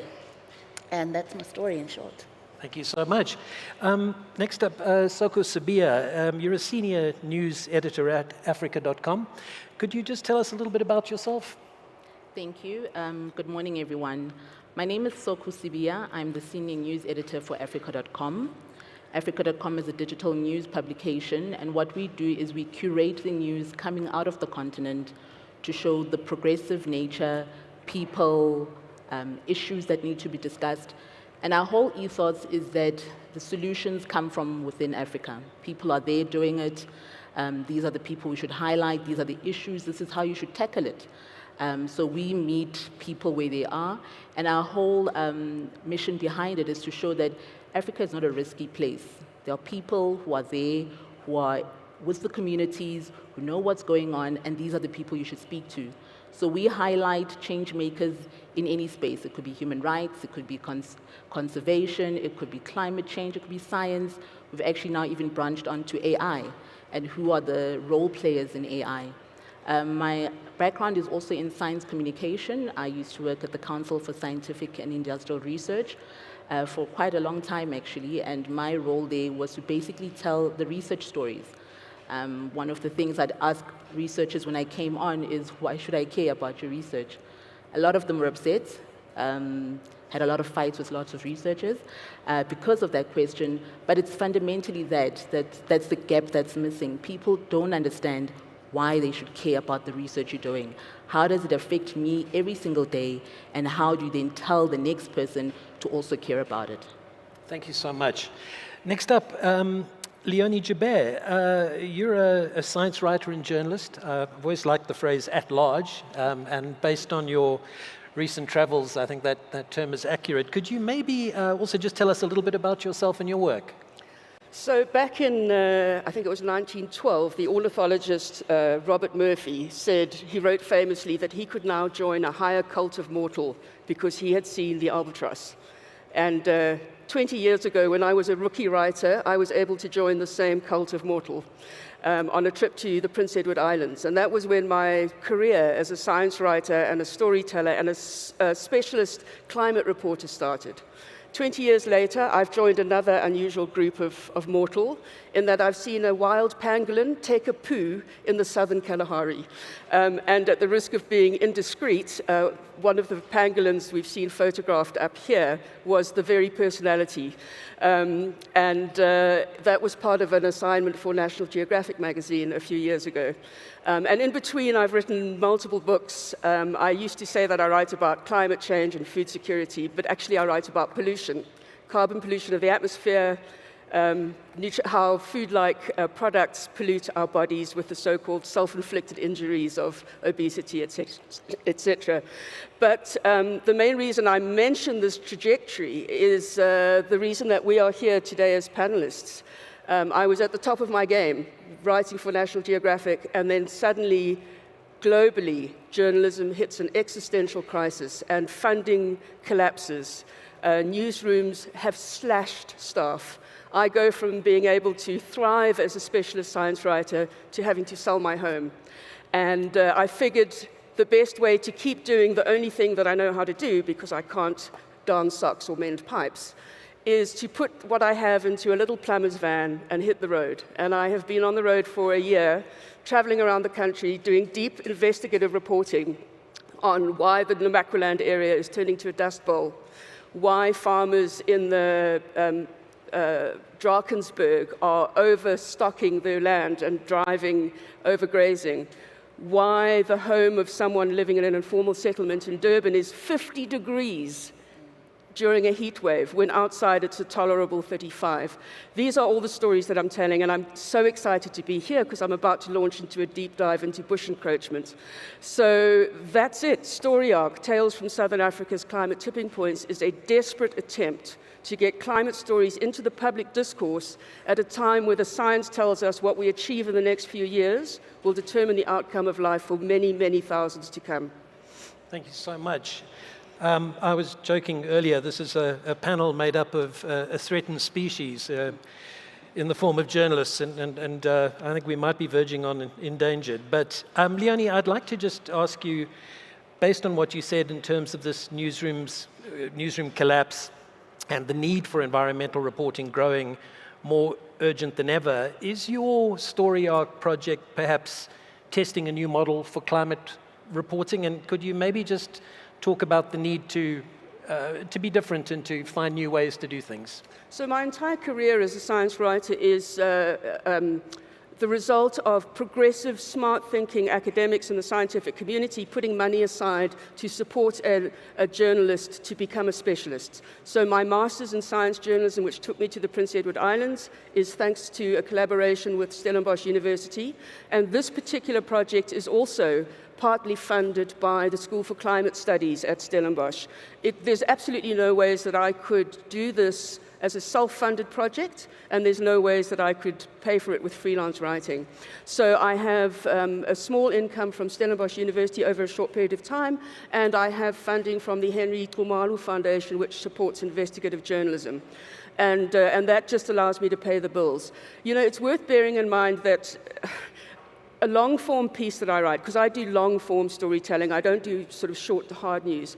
It may take the reader 15 minutes to read the article, but it could take me 6 weeks to write it.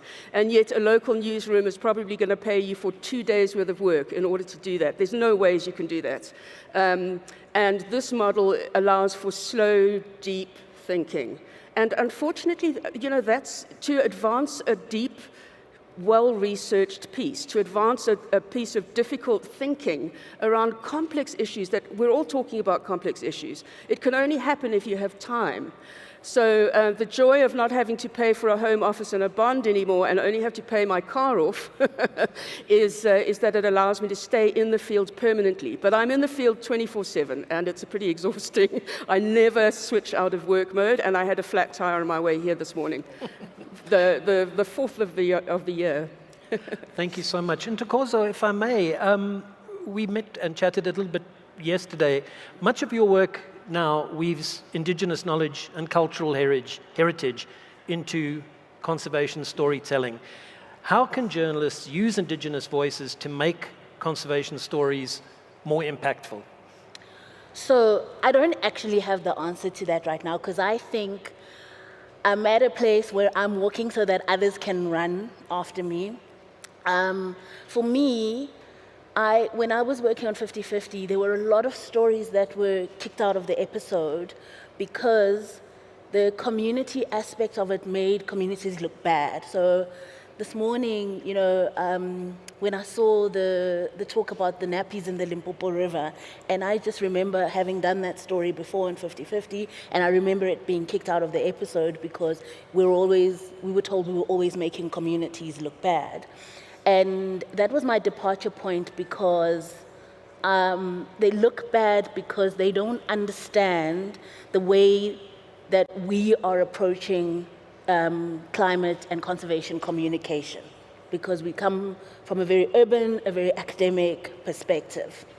And so my work on that, it started in 2018, and it is such a slow burn because firstly, you're dealing with communities who have a history of being exploited. So it's not easy for them to welcome you into their spaces. Then you're dealing with traditional and cultural protocols. The traditional leaders need to know where you are coming and why you're here, and you don't just pop them an email and say, hey, can I come over? You've got to have meetings, and then when you're a woman, in some of them, I remember being told I can't come back because I saluted the chief. And women don't salute the chief. And after 6 months of begging to come back, so you have to do those things just to get to the story, right? And when you've harvested it, because so much of indigenous knowledge relies on oral history, and so much of oral history has been lost, it's only the elders, the really elderly, that know what we're talking about when you're talking about managing ecosystems, or because they don't think of it in terms of it's not important. Well, they can't connect heat waves and floods to anything that they are doing or the way that they are living, but they know that the way that we used to do things when I was a child and the way that the youngsters are doing things now is very different. And the one key thing that I found is that they may not be scared of the rhino becoming extinct. But if the rhino is an animal that is connected to their family history and they knew that, they would be scared of their forebears, they would be scared of doing wrong to their cultures and traditions. And so that's the perspective that I'm currently working on harvesting indigenous knowledge so that we can find solutions. Then I take it to academics. I work with, in the Eastern Cape, I work in many places, but the Eastern Cape is my favorite place to work in. And I work with some academics, some professors at Rhodes University, and we go through, it's not peer reviewed, so we go through what's usable and what's not, and then we go back again and all of that. But what's equally important to me is that there's knowledge that gets to them in a manner where we are not coming across as we're saving them. So the two work hand in hand, and there's a balance. The other thing is that the media through which they consume this information is not the same as in urban environments. So they don't have internet and social media, and many of them can't read or write. So radio has become a very useful tool for me. And I dabbled into using the national broadcaster from a television point of view, but that didn't work because of that expecting things to be done in 2 days that actually take 6 months. to extract. So, yeah, I'm hoping that more of us can get into the space, and then, you know, things can work a little bit quicker and we can get more out of the communities. Thank you so much. Soko, if you wouldn't mind, your science communications background is particularly interesting, and I wanted to ask you how you're able to make complex research understandable to the wider public without sacrificing accuracy. Okay, my initial response would be I did maths and science in school. So, and education is a very big part.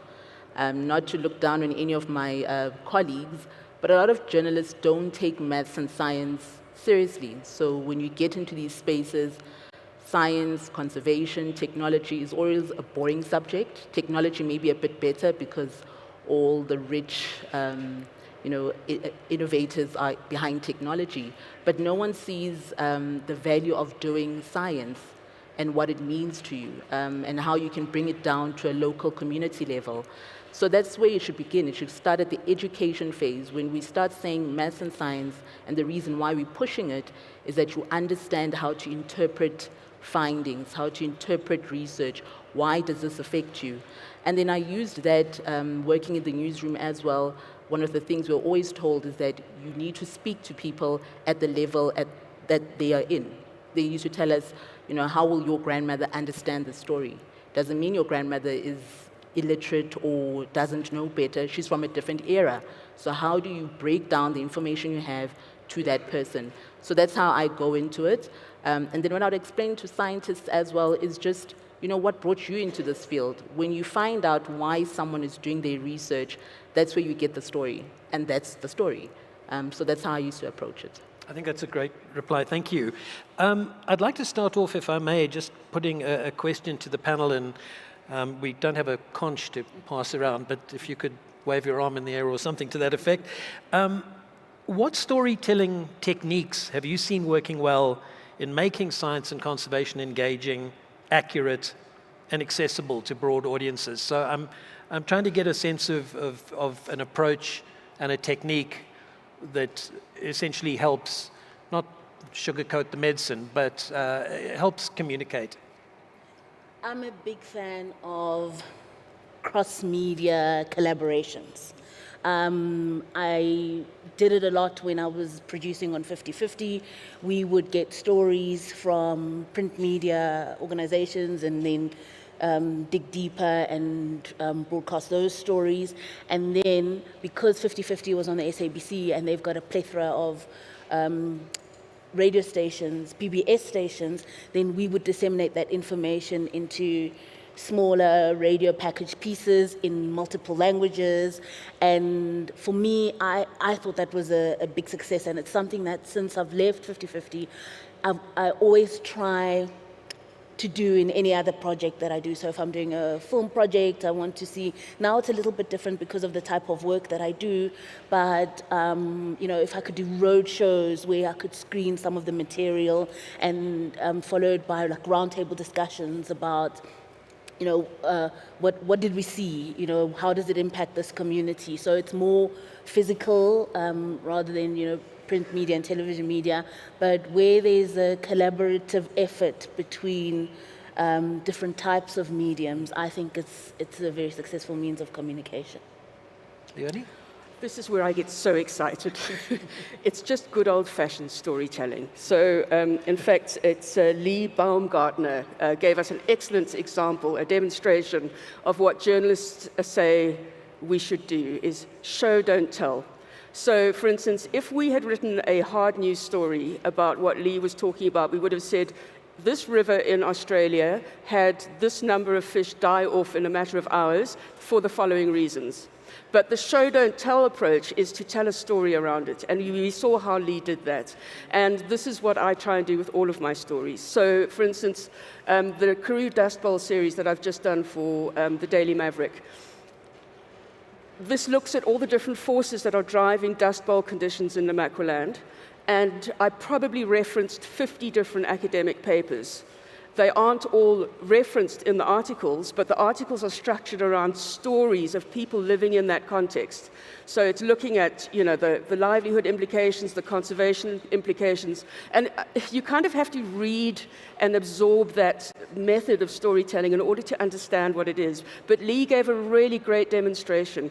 There's neuroscience to support the fact that when we can identify with the content, we have an empathetic response to it, and we connect with it, and we are more likely to engage. We're not going to reach people through the head, we're going to reach them through the heart. And there's tons of literature to support why that works, and it comes down to the fact that we've got mirror neurons in our brains. So when we tell a story about how it hurts when you fall down a slope and crack your knee open, that's much more impactful than saying so-and-so needed a few stitches because they broke their knee, It's just good old-fashioned storytelling, and we were telling stories before we even had the marks to write stories down on paper or papyrus or whatever. So cool. I would say in spaces where I've seen it work really well is where people use animation, where you build characters around a certain theme.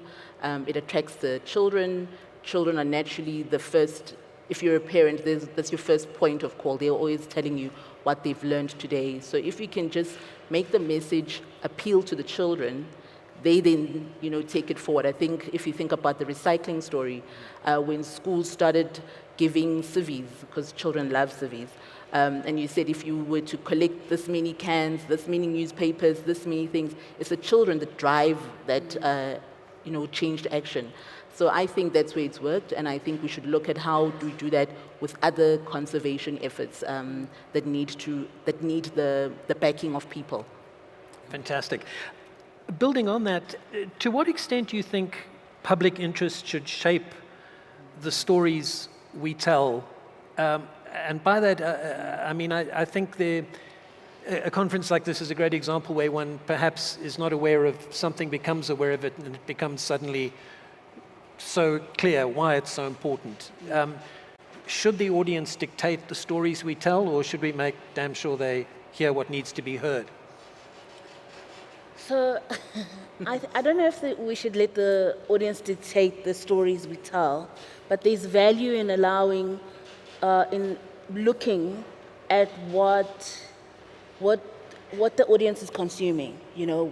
I say this because I've seen in South America, they set like whole telenovelas against the backdrop of climate change. And the love story is there, and the melodrama is there, but the backbone of the story is a climate crisis, right?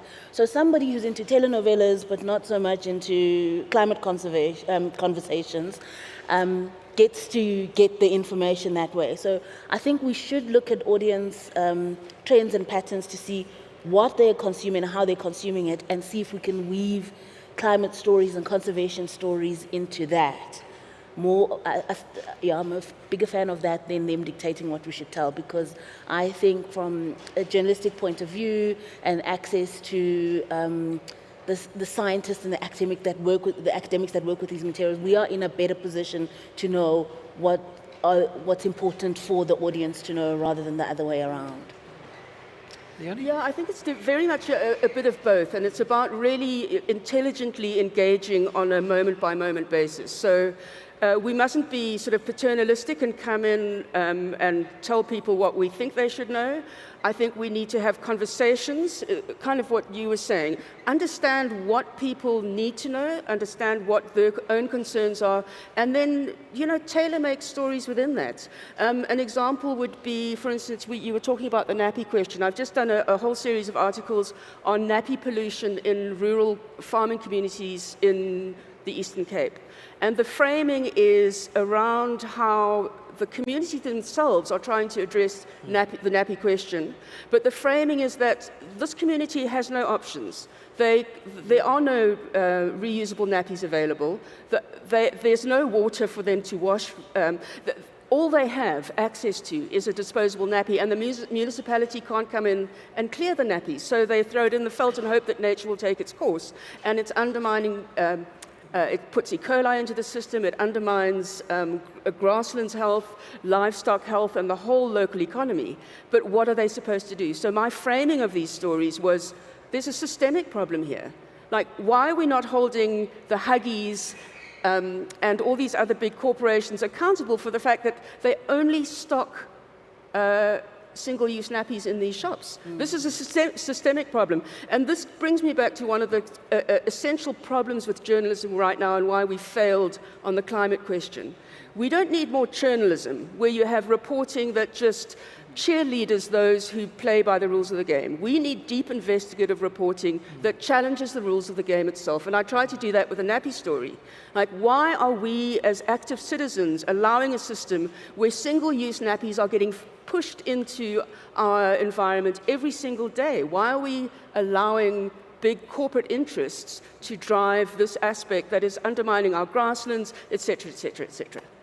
Sorry. Got it. So cool. Oh, there we go. I think I'll just echo what my colleagues have said. It's a bit of both. You know, you only know what you know. So do you tell people what they need to know or what they already know about? And it just depends on what your mission is at that time. What is the point of telling people these things? But I do really agree with what you're saying in terms of the cheerleader journalism that's going on. And I mean, it's a myriad of reasons. These are the people who pay our salaries. So, you know, if they invite me and they tell me, hey, it's what I've done, that's what I'm going to report about. I think it takes great guts, strong leadership in the newsrooms for people to say, ask the difficult question. I think we see it a lot in politics sometimes, but I think the desire is not there for the subject matters that actually matter. And I think that's what we need to go back to. Just a little story that happened to me last week. Years ago, there used to be a campaign on SABC that says the next biggest war will be around water. No one cared about that until things started happening. You know, you had Day Zero in Cape Town, then that went away. Last week, I live in Johannesburg, and we had no water for a week. We were standing in high-rise buildings with buckets. The people were asking, but I don't have a bucket, that's why I live here. And, you know, we had to now think about how the rural person living in a rural community is walking several miles to go get water, put on their head. I was like, I'm not doing that. But I understood, and I think at that time, that was the prime time for any journalist to actually show that, because now you're seeing that what you've been running away from in the rural area has come to you. It's now at your doorstep. What are you doing about it? Are you finding out why there's no water? What needs to be done? How do the systems work? Do we know enough about these subject matters to hold anybody accountable to say, it shouldn't take this long, this should have been done it this way? But we don't know that because that's not the, you know, that's not the cause that we're always being bombarded with most of the time. We're running out of time fast, but I hope I can give you each roughly a minute to answer a question which I think will hopefully benefit many in the room, and that is, how can scientists and journalists partner in ways that support in-depth reporting on climate and conservation? Please, can scientists partner with me? Because I've just got a bunch of information that I need verified all the time. And my information from one source could need an entomologist, an ornithologist, an archaeologist, need a lot of scientists. So please, I'm available. Take my number. Speak to me after this. Yeah, I mean, just build relationships. I mean, my entire career is founded on profoundly trusting relationships with experts. My job is not to be a PR person for the scientist, but to build a process where we understand each other. I understand your methodology, you understand mine, we respect it, and we work together for the common good. The story is bigger than the individual. Absolutely. It's building relationships, looking at each other as equals. I think we do fall in the trap where journalists look at scientists as buffs, geeks, and, you know, you can't speak to these people. And in turn, scientists look at us as dumb. I mean, and that we cannot, you know, relay the information. But when you get to know people on a personal level, that's the first barrier. Make the relationship, find out why do you do this? Why should I care? And then that's how you build the information, knowledge, and the repertoire that we need. Thank you so much. That's all we have time for today. I'd just like to thank my new friends and specifically for sharing their insights with us. And I'd also like to thank you all for joining us at the 14th Oppenheimer Research Conference, and I hope you enjoy the rest of your day. Thank you so much for being here. Thank you.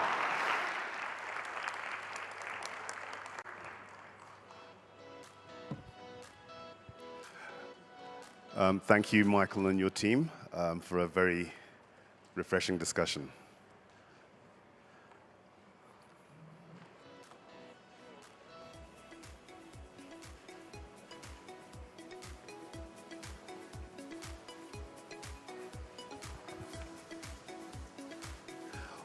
Whilst the stage is still being prepared, could I ask Naledi Zama to please come up for presentation?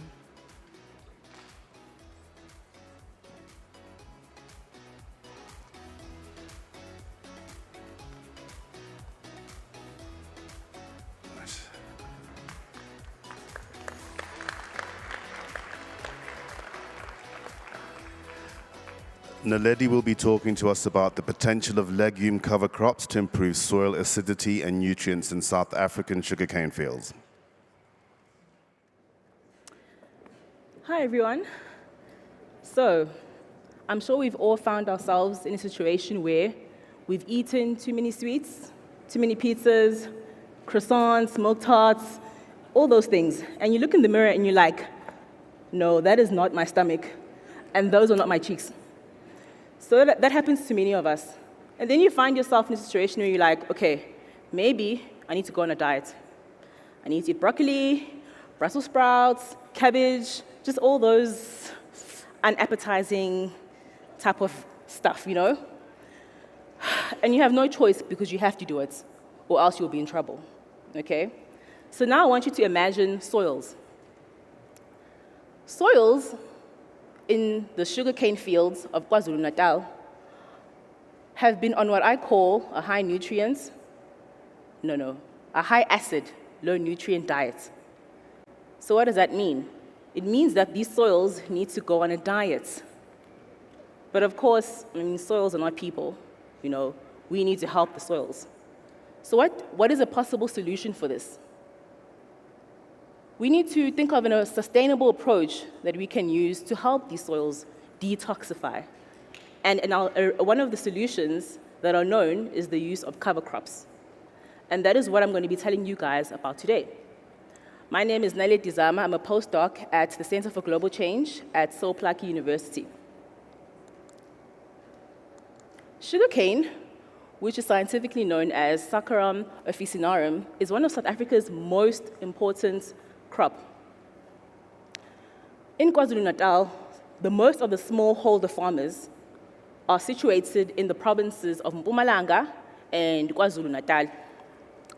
And these provinces, or rather the plantations, fall within two vegetation types. Mainly it's the Maputo land coastal belt and KwaZulu-Natal coastal belt grassland. Now, when you plant sugarcane, you plant it for a long amount of time.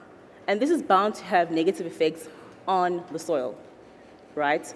So now, what people normally do is they think, okay, let's just put fertilizers. That's the best way to get nutrients back into the soil, which is not the best thing to do all the time, especially because you want to think of cost-effective solutions that do not involve a lot of money, because a lot of these smallholder farmers actually don't have money for this, So one alternative that has been used for actually a long time, but sometimes the support for it is not there, is cover crops. Why? Why do you want to use cover crops when I could just sprinkle fertilizer on my field everywhere? Why do you want me to go and plant, Well, if you're a smallholder farmer, it's cost effective. And it does improve the soil health, and it also has other benefits such as reducing weeds, and also assisting in reducing the soil acidity. So there are other benefits that you should consider.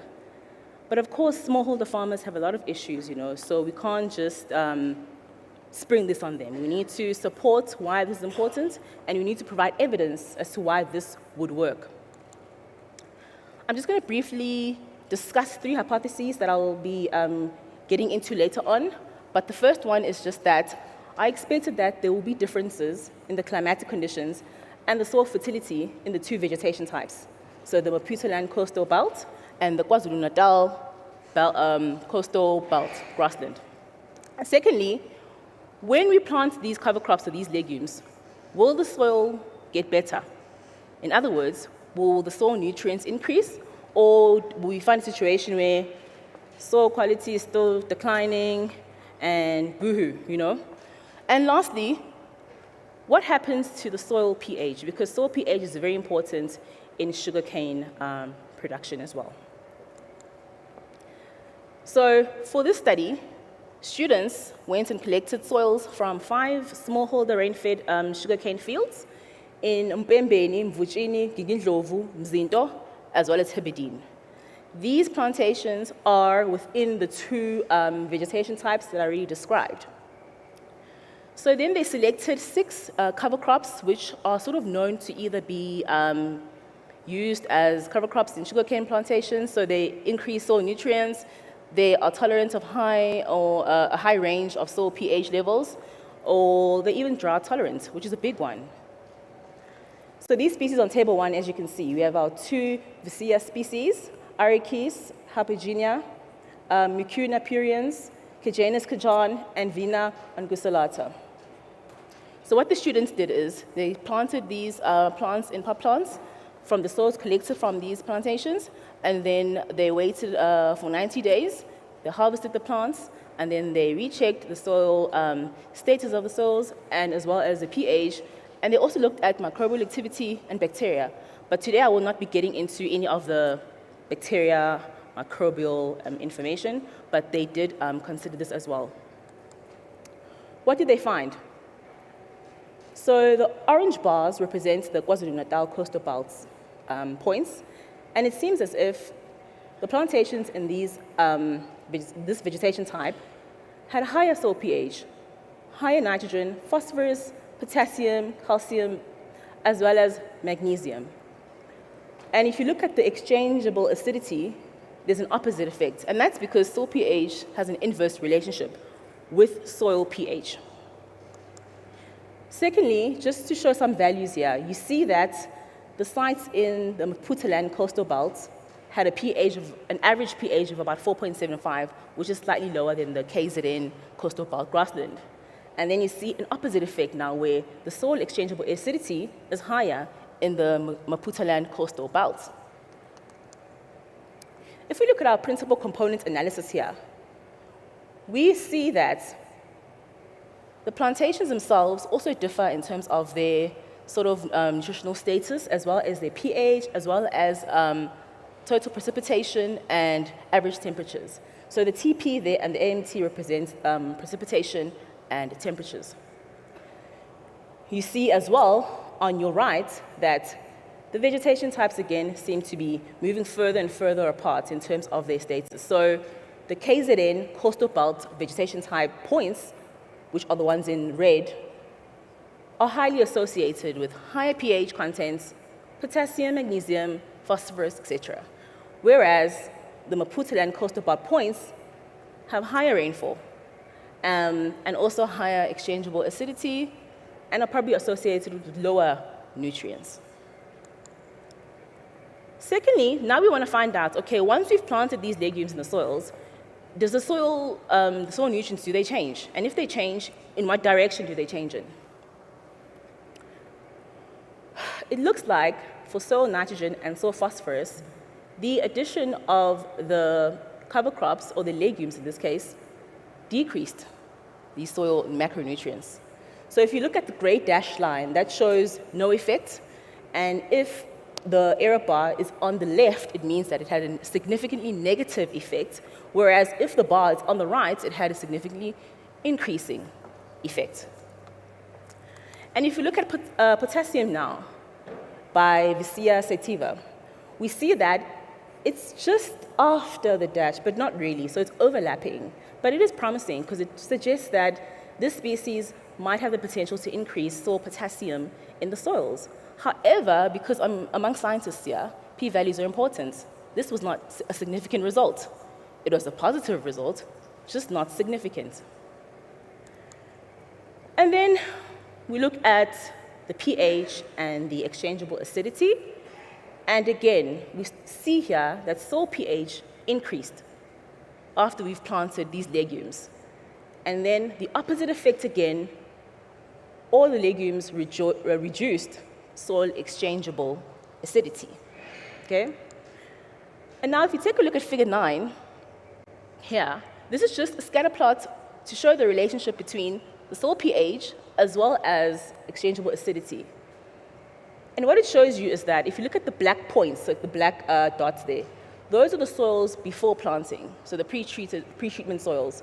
Those soils seem to have fairly lower acidity, lower pH levels, and higher exchangeable acidity, So there's clearly a problem in the soils in these sugarcane fields.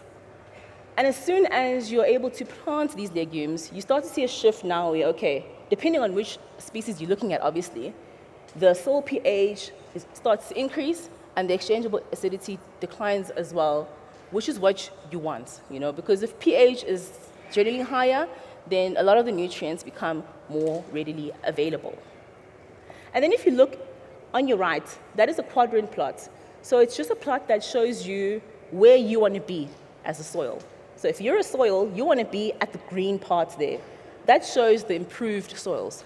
So these are the soils that are generally in an area where the pH is greater than 5 and the exchangeable acidity is fairly low, okay? So that's where you want to be. And if you look closely, we do have a lot of legumes that are in the improved soils section. And that's promising because it means that those soils are better because these legumes now have been planted. So you see species there such as Mucuna pruriens, velvet bean, and you might not see clearly, but Vicia sativa is also just overlapping on some of the points there. And you also see some orange, so yeah, Vicia sativa, and a little bit of, I think it's Vina angusulata. Where you don't want to be is in the red quadrants, so in the top left. Those are where all your bad soils are. Okay, so you see a lot of red points there as well. Those red points represent the initial soils. So now we can tell that, okay, the initial soils in the sugarcane fields was actually slightly acidic and had high exchangeable acidity, which is not great, right? And then again, it's clear that I clearly like scatter plots, but yes. So figure 10 here is another scatter plot again, but this time we have overlaid this with sugarcane sites, so the sites themselves. I put this here because I also want to say that we do not know the history of these sugarcane fields, so there might be management techniques that they've been using that may explain some of the differences we see in the sugarcane fields themselves. But what does stick out is that there are sites, for example, Mvuchini, shown by the black points. That site, the soils there, have high exchangeable acidity and the pH is towards the lower end. So that's the site where possibly they need to consider getting the soil into a better, nutritional status. They need to consider what they need to do next. They need to think carefully. And then on figure 11 here, I just drew this so that you can also see some of the differences between the two vegetation types. So what do we mean here? What does this all mean? What it means is that, firstly, the nutritional status as well as the pH will be affected by the vegetation type in which the sugarcane field falls in. Okay, that's something that is just, we've shown that with some of the results. Secondly, the legumes reduced nitrogen and phosphorus, and only Vicia sativa was able to slightly increase potassium content. But why is this? Because we expected it to increase. It could be because these plants, they also need these nutrients to grow, They were harvested after 90 days.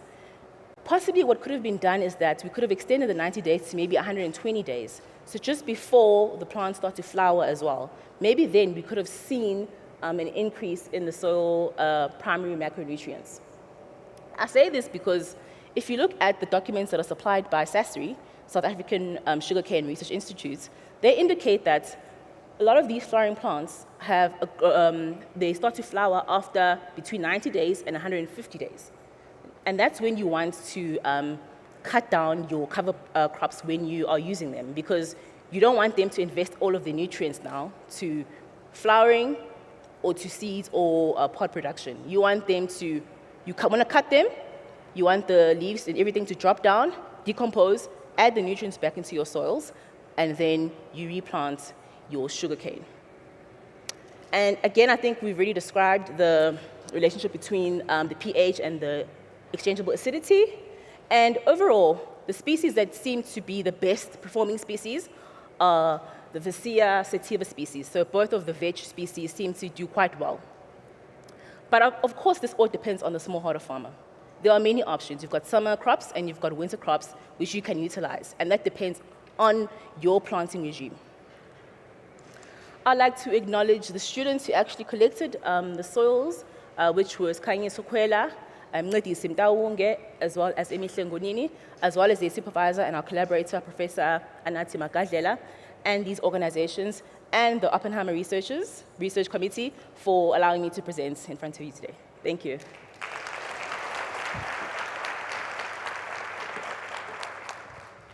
Thank you very much, Naledi, for the talk. One question I think we have time for if anyone has one. If they're quick, maybe you can do two.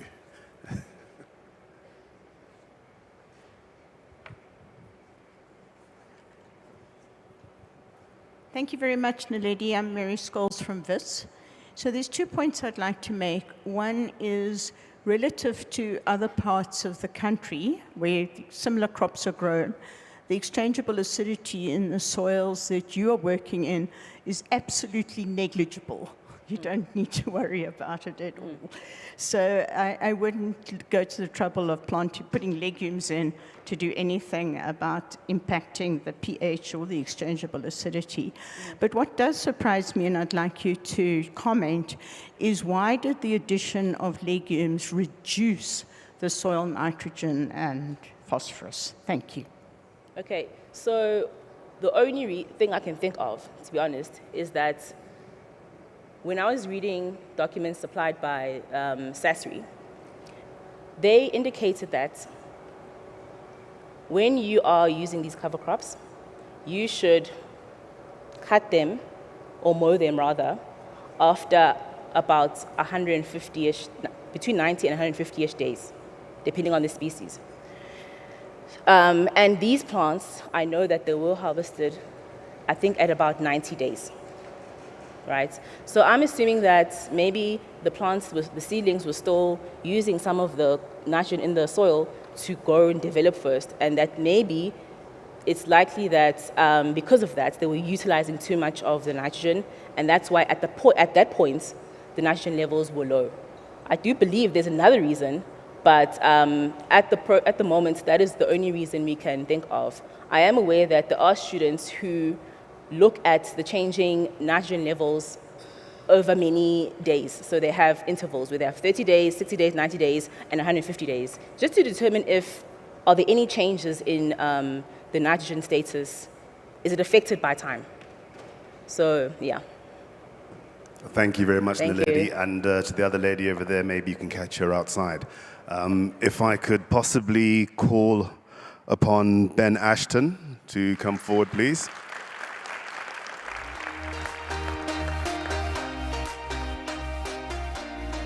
Ben is going to talk about understanding the cognitive consequences of climate change in wild animals.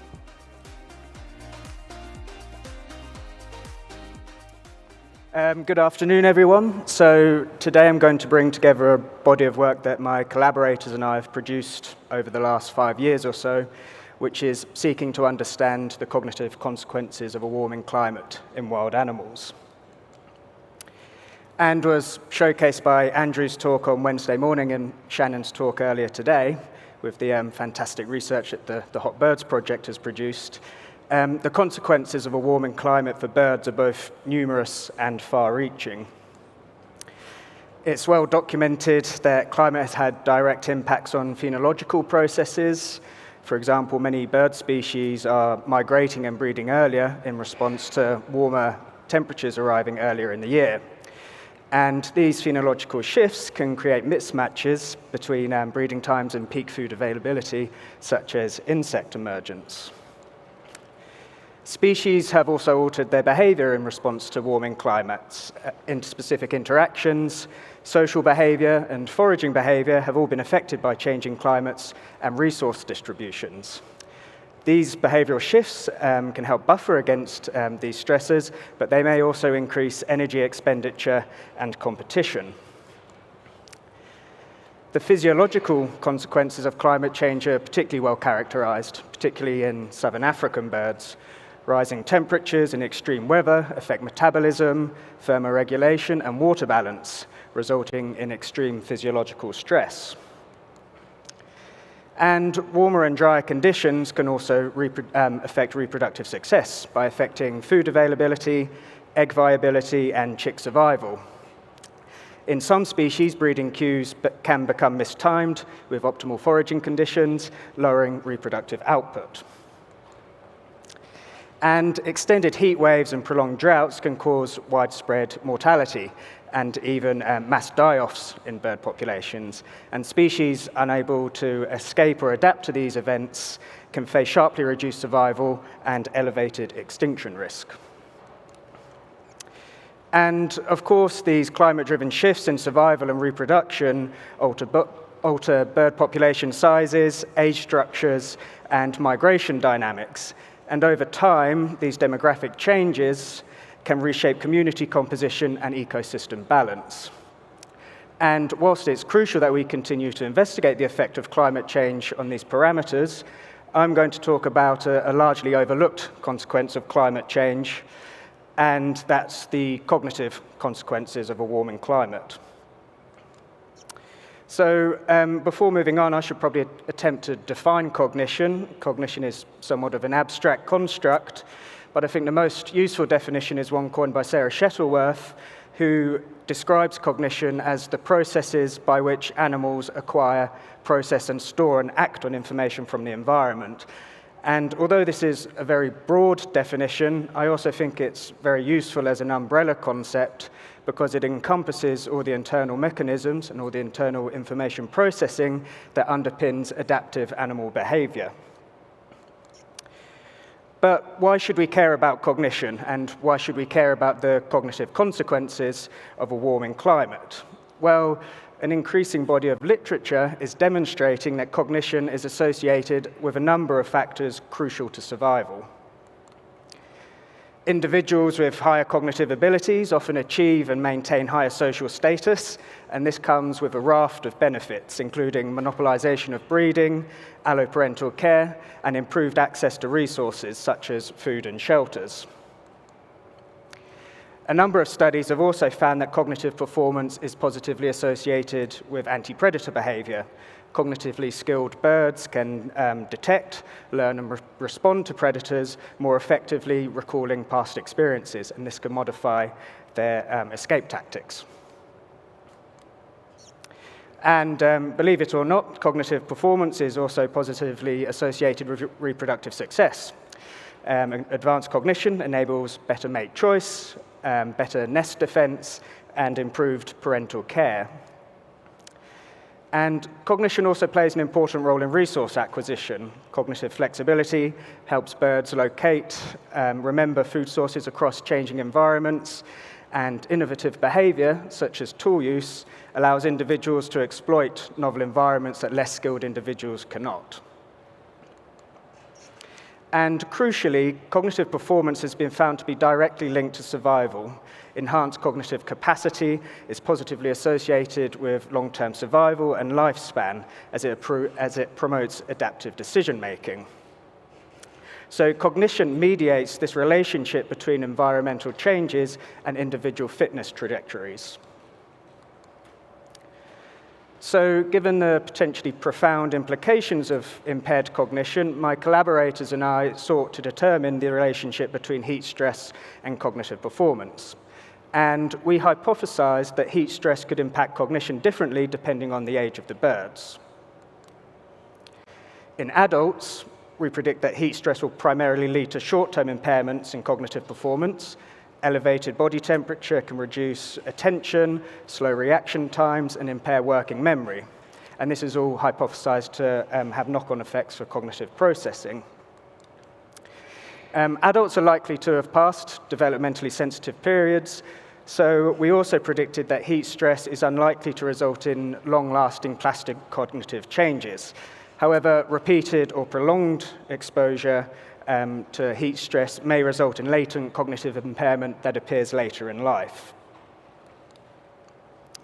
Conversely, we predict juveniles will be particularly sensitive to the effects of heat stress because their brains are still developing. So much like adults, we predict that exposure to higher temperatures will affect attention, memory, and learning, but we also predict that these effects are going to be longer lasting and potentially carry on into later life.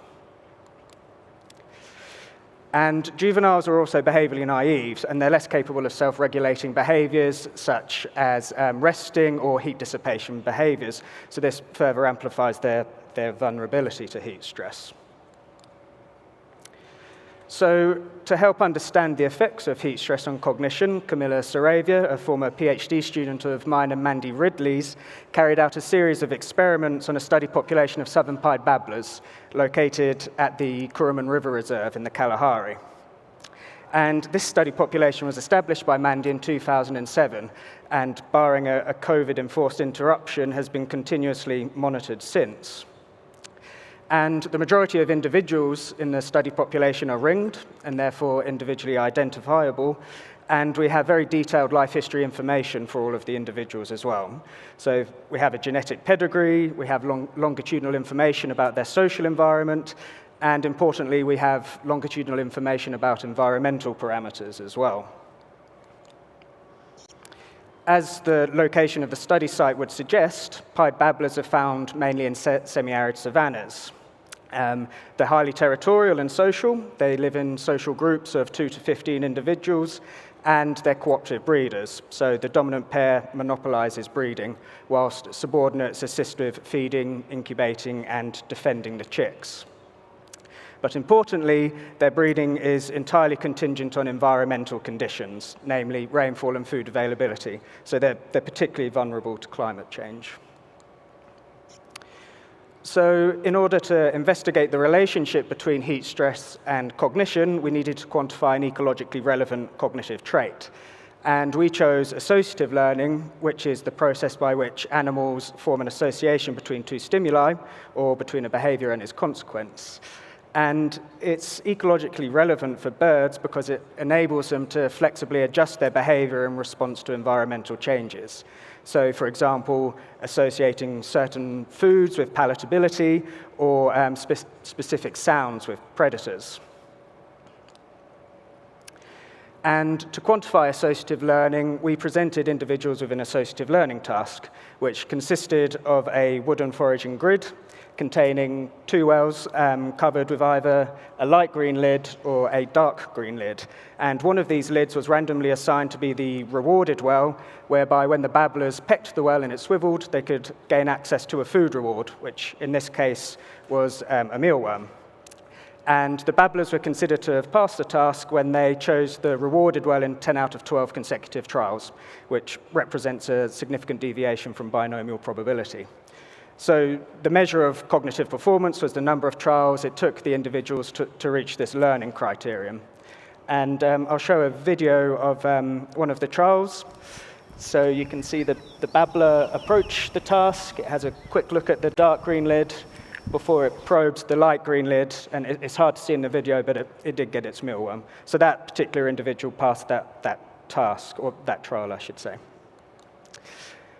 To determine the effects, or the short-term effects, of heat stress on cognitive performance, we explored the relationship between the number of trials taken to pass the task and the temperature at the time of testing.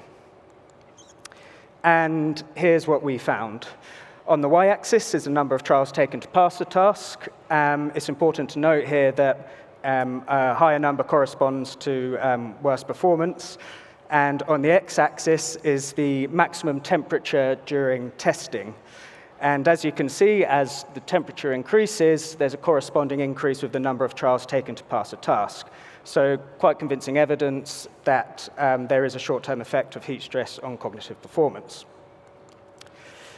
As mentioned earlier, because the study population is being continuously monitored since 2007, we have this detailed life history information and detailed information about environmental parameters, including temperatures experienced during the nestling phase and developmentally sensitive time periods.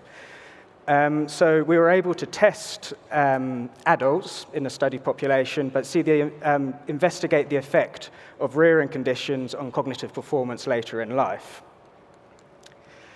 And complementing the results I just showed you, we found a significant effect of environmental temperatures during the nestling period on cognitive performance later in life. So again, on the y-axis is the number of trials taken to pass the associative learning task, but on the y-axis is the maximum temperature experienced during the nestling phase. And as you can see, as the maximum temperature increases, so does the number of trials taken to pass a cognitive task. So again, quite convincing evidence that the environmental conditions experienced early in life has lasting consequences for cognitive phenotypes. And given the widely reported link between cognition and fitness-related behaviors, we predict the consequences of heat-induced cognitive impairment for the babblers to be profound, both in the short term for adults and in the long term for juveniles.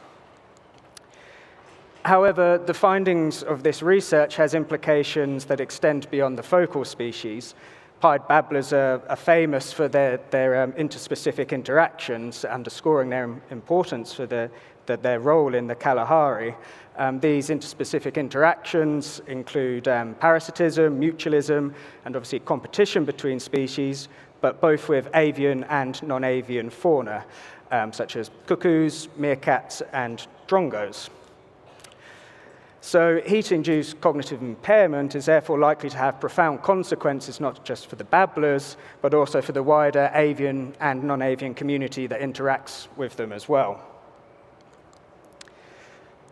And zooming out further, it's important to understand if what we've found in the babblers is indicative of a broader spatial pattern of heat-induced cognitive impairment, a pattern that could reshape how we think about animal resilience, behavior, and survival in a rapidly warming world.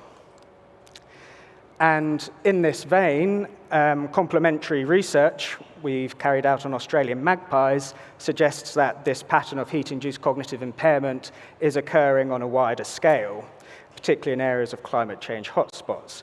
So here you can see that cognitive performance in the Australian magpies, which again was an associative learning task, is significantly impaired in heat stress conditions compared to non-heat stress conditions. However, in order to gain a complete understanding of the cognitive consequences of climate change and the cascading effects this may have on fitness-related behaviors and ultimately population viability, research on long-term study systems is essential, and I hope the results I've presented here today can convince you of that. So I'd just like to thank my fantastic collaborators. I'd like to thank Flinders University, the Australian Research Council, the FITS and the University of Western Australia for support, and I'd also like to thank the Oppenheimer family for organising yet another fantastic conference. Thank you very much.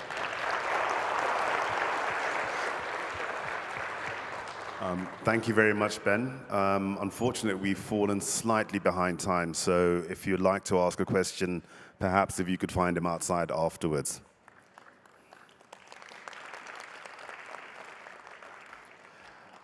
Next up, I'd like to call on Mana Visaki, and she'll be talking about estimating large carnivore densities using spatial capture-recapture in the arid Tswalu Kalahari Reserve in South Africa.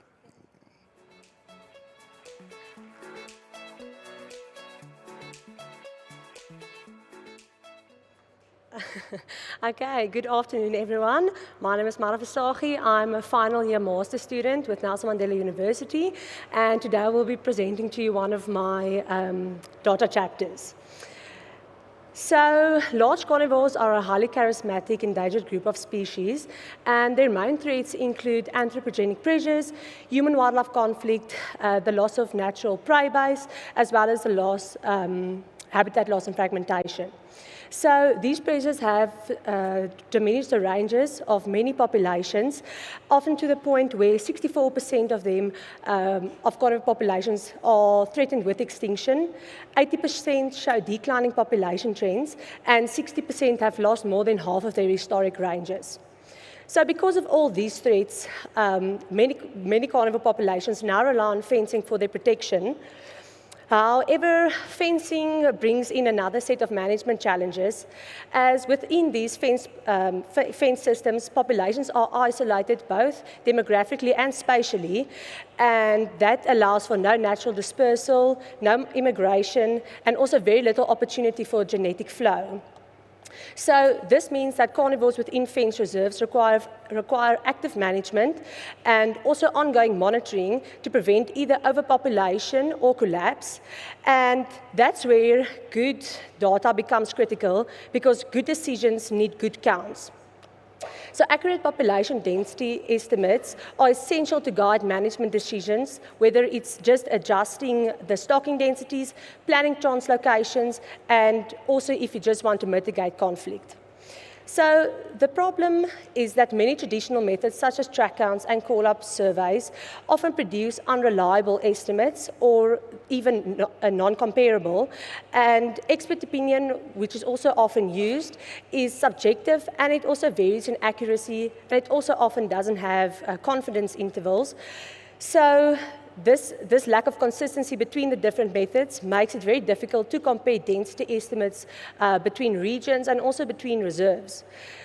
So to manage fenced carnivore populations, we need survey methods that are standardized and that are repeatable and also reliable.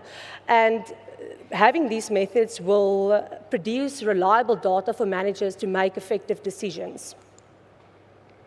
This brings me to the approach that we used, which is spatially explicit capture-recapture modeling, also known as SECR, which has emerged as a robust and widely acceptable method used to estimate carnivore densities. And especially, it's also very effective when combining it with camera trapping. And these models use identifiable features such as coat spot patterns or whisker spot patterns to identify individuals. And by incorporating this spatial distribution of the detections across the camera grid, these models can estimate not only population abundance, but also how individuals are distributed within the reserve. So the spatial,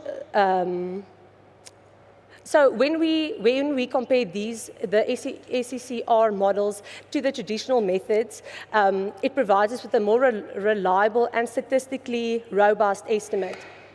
And it is also particularly well suited for wide-ranging cryptic carnivores such as leopard and hyena species. So the Northern Cape is South Africa's largest and least populated province, and it is dominated by mining and agricultural practices such as game ranching and sheep and cattle farming. And these activities have previously been linked to carnivore declines elsewhere in South Africa. And because species like hyenas and leopards are known to breach fences, this also puts them at risk when they are outside of fence-protected areas.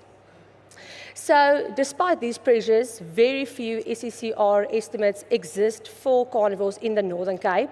And without these reliable baselines, it's difficult to assess the population status, track their changes, and also to compare densities between regions.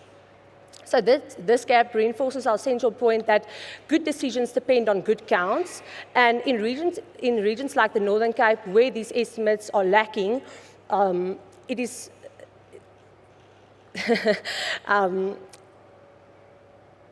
we need density estimates that are repeatable and reliable to be able to give managers data that they can base their decisions off of. So to address this regional knowledge gap, our study focused on Tswalo Kalahari Reserve, which is located in the Northern Cape. And Tswalo is the largest privately protected reserve in South Africa. The reserve is also divided into two sections, namely Legaba and Koranenburg, which our study focused on the Koranenburg section. So in Koranenburg, no lions are present. However, in Legaba, there are 2 lion prides. Also in Koranenburg, spotted hyenas were never considered resident. However, in 2020, up until 2020, they reintroduced a small clan. Brown hyenas have been considered resident on Tswalo, however, they've never been systematically monitored. And leopards have also naturally occurred on Tswalo. However, for the past decade, they were locally extinct. However, they have started recolonizing Tswalo. So prior to our study, no SCCR estimates were available for Tswalo, which left a site-specific knowledge gap in the reserve's carnivore management framework. And by establishing this robust baseline estimates, our work now provides a foundation for the long-term monitoring and management of Tswalo's carnivores. So to estimate the density, we deployed 85 paired camera trap stations across Koranenburg over a 4-month survey period, and a 9 square grid was placed over Koranenburg, where we then placed a camera trap station in each grid cell. And once the survey was complete, we extracted all the data manually to get the images of these 3 carnivore species. And also throughout the study period, we built identification kits for each species, which helped us to individually identify them using the paired camera stations as well as through field observations. And we managed to build complete identification kits for the spotted hyenas. However, for the leopard and the brown hyena, we only managed to build partial identity kits. So because of these partial identity kits, we then used the flank site that had the greatest number of identified individuals for the analysis for brown hyena and leopard. So for brown hyena and leopard, we also ran 4 separate models where we included distance to artificial waterhole as well as camera trap placement in as covariates.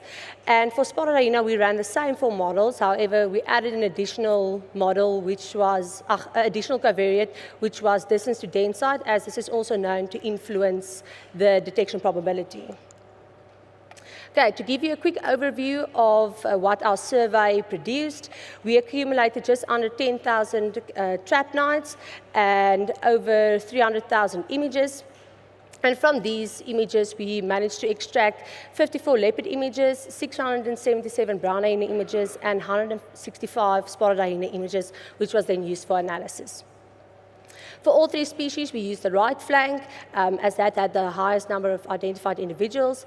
However, for spotted hyena, we were able to include both flanks because we had complete identification kits for them. And just in terms of the detection of these carnivores within the trap array, leopards were recorded at 18 camera stations, brown hyena at 74 stations, and spotted hyena at 50 stations. So the density estimate for these carnivores was then calculated, and for brown hyena, the estimate was 3.11 per 100 square kilometers, and here the detection was higher on roads than on game paths. For leopard, it was 0.18 individuals per 100 square kilometers, and here the camera traps that were placed on the game paths had higher detections than on roads. And for spotted hyena, the density was 0.66 per 100 square kilometers, and distance to den site and distance to artificial waterholes also influenced the detection probability. So to place our results in context, we conducted a literature review of all available SCCR estimates in Africa for these 3 species. And then we also examined them based on the management system, so whether it was fenced or unfenced. And leopard densities are the most widely studied, particularly in South Africa, with estimates relatively evenly distributed between fenced and unfenced reserves. Brown hyena densities are also concentrated in South Africa, though most come from fenced reserves, which highlights that there is a big gap in unfenced systems. And spotted hyenas are the least studied, with only 3 SECR estimates available in South Africa for them, which includes this study. And this was also the first SECR estimate that was produced for the Northern Cape.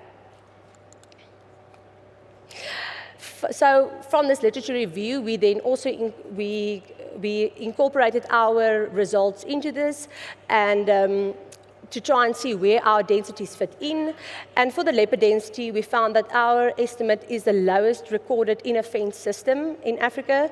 But the positive finding is that leopards are successfully recolonizing Tswalu, which is quite a positive thing for their recovery. For brown hyena, our estimate was the 3rd highest in South Africa and the highest in the Northern Cape. Just for interest's sake, the 2 highest estimates are recorded in the Eastern Cape in Mountain Zebra National Park.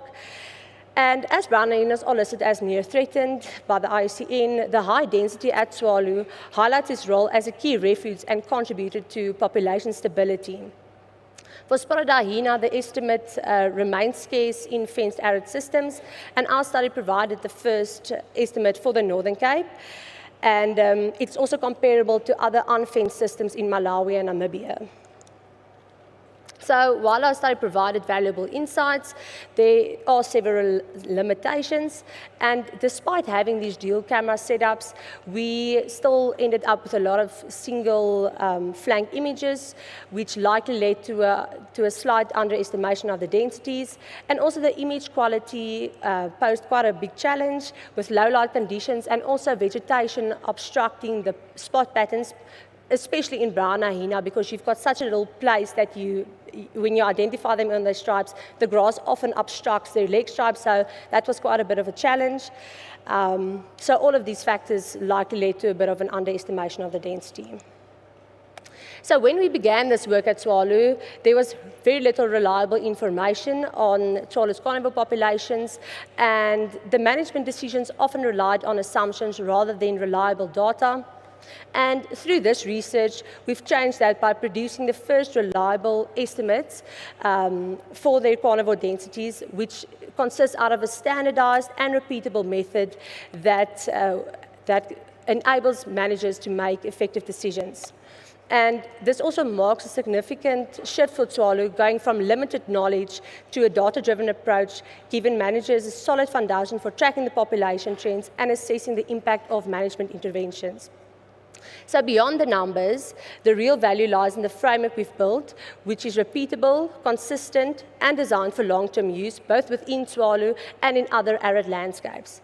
And our findings also confirm that Tswalu is an important stronghold for large carnivores in the Northern Cape, especially for brown hyenas, and that the new baselines will support more effective management while contributing to a broader regional understanding of these carnivore species.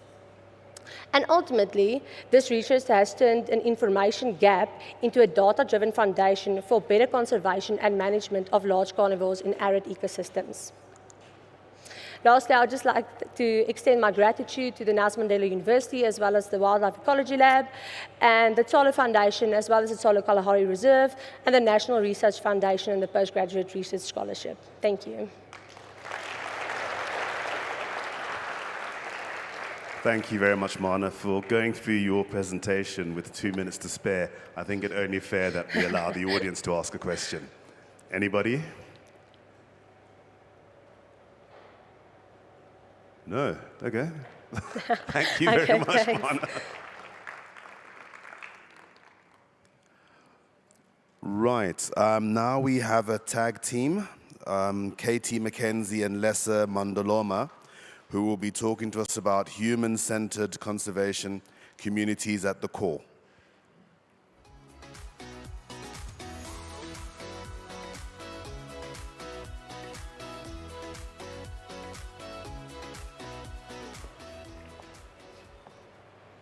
Okay, good afternoon, everyone. I'm Katie McKenzie from JAMA Conservation and Communities. And I'm Lessa Mandoloma, and I'm from Oxford University. So we're going to be talking about human-centered conservation. I'll give a brief bit of context as to why we think it's so necessary to have an approach like this. Lessa will go into depth on what human-centered conservation really is. We'll have a couple of case studies of examples that really align to the approach we're talking about. It was actually really fantastic over the past couple of days to see so many presentations that already aligned so well with what we're thinking. In fact, on day one, Belinda's presentation, as we were watching it, we were like, this is exactly what we're thinking. So really gratifying to see that these kind of thoughts are happening in our spaces. All right, so this is a diagram from the Living Planet report in 2020. I'm sure it comes as no surprise to anyone, and I'm sure many of you have already seen this diagram. So it looks at the biggest threats to Earth's biodiversity, looking at changes in land and sea use, transforming wild spaces into city, agriculture, infrastructure, zones, etc. We're looking at species overexploitation, invasive species and disease, often unintentionally introduced, pollution, chemicals, plastics, etc., and climate change. These aren't working in silos, they're amplifying each other. So this map here, the red shows biodiversity loss over the past decades, and it's declining at an alarming rate. I'm sure no one here is surprised to hear that depressing statistic. The Living Planet report shows a 73% drop in monitored vertebrates from 1970 to 2020. And most of these areas are ones with very high biodiversity. So this is another map. It shows areas of extreme poverty, the percentage of people living in areas of extreme poverty. And poverty is declining globally. But it's still a huge concern, especially in sub-Saharan Africa, as you can see from this map. And actually, if you compare it to the map on the previous slide, you can see there's quite a significant overlap in those high biodiversity areas and the percentage of people living in extreme poverty in the African continent. And this is meaning that the most vulnerable people who often directly rely on natural resources for income, for food, for fuel, for medicine, and more, are often hit the hardest. So we spoke about the global need of conservation. We spoke about the global need of poverty alleviation. And these needs are often in tension. So conservation often occurs at the expense of those most disempowered and poorest. Local people are expected to protect wildlife with few resources and little power to do so. And it's not only human-wildlife conflict that we're talking about. Issues are food insecurity, drought, floods, health problems, unemployment, often underpinned by biodiversity loss. And it's not only tensions between humans and wildlife, it's tensions between human activities and wildlife, expanding cities, infrastructure, and agriculture conflicts with wild spaces. So many aspects of the current conservation models that we have today do stem from colonial models that excluded people from these wild spaces. And new approaches are moving us away from this. You see inclusive conservation, rights-based approaches, co-management, community-based natural resource management, specifically in Southern Africa. But still, conservation seems to be at odds with development a lot of the time. And actually, this is one of the same graphs that Belinda put up on the first day in her presentation. And it shows, I mean, we've had past successes, and we are still seeing successes in conservation, but there's this alarming decrease in biodiversity still. So where Belinda had the question mark there on how to bend the curve, we would see human-centered conservation as being that. So now I'm going to pass over to Lessa. Thank you, Katie. One of the good things about being the last presenter is that you get to see all the previous presenters and you see how it resonates with your own research. And you will see that I'll keep referring to other people that have presented before because it so much resonates with what we're trying to do in human-centered conservation.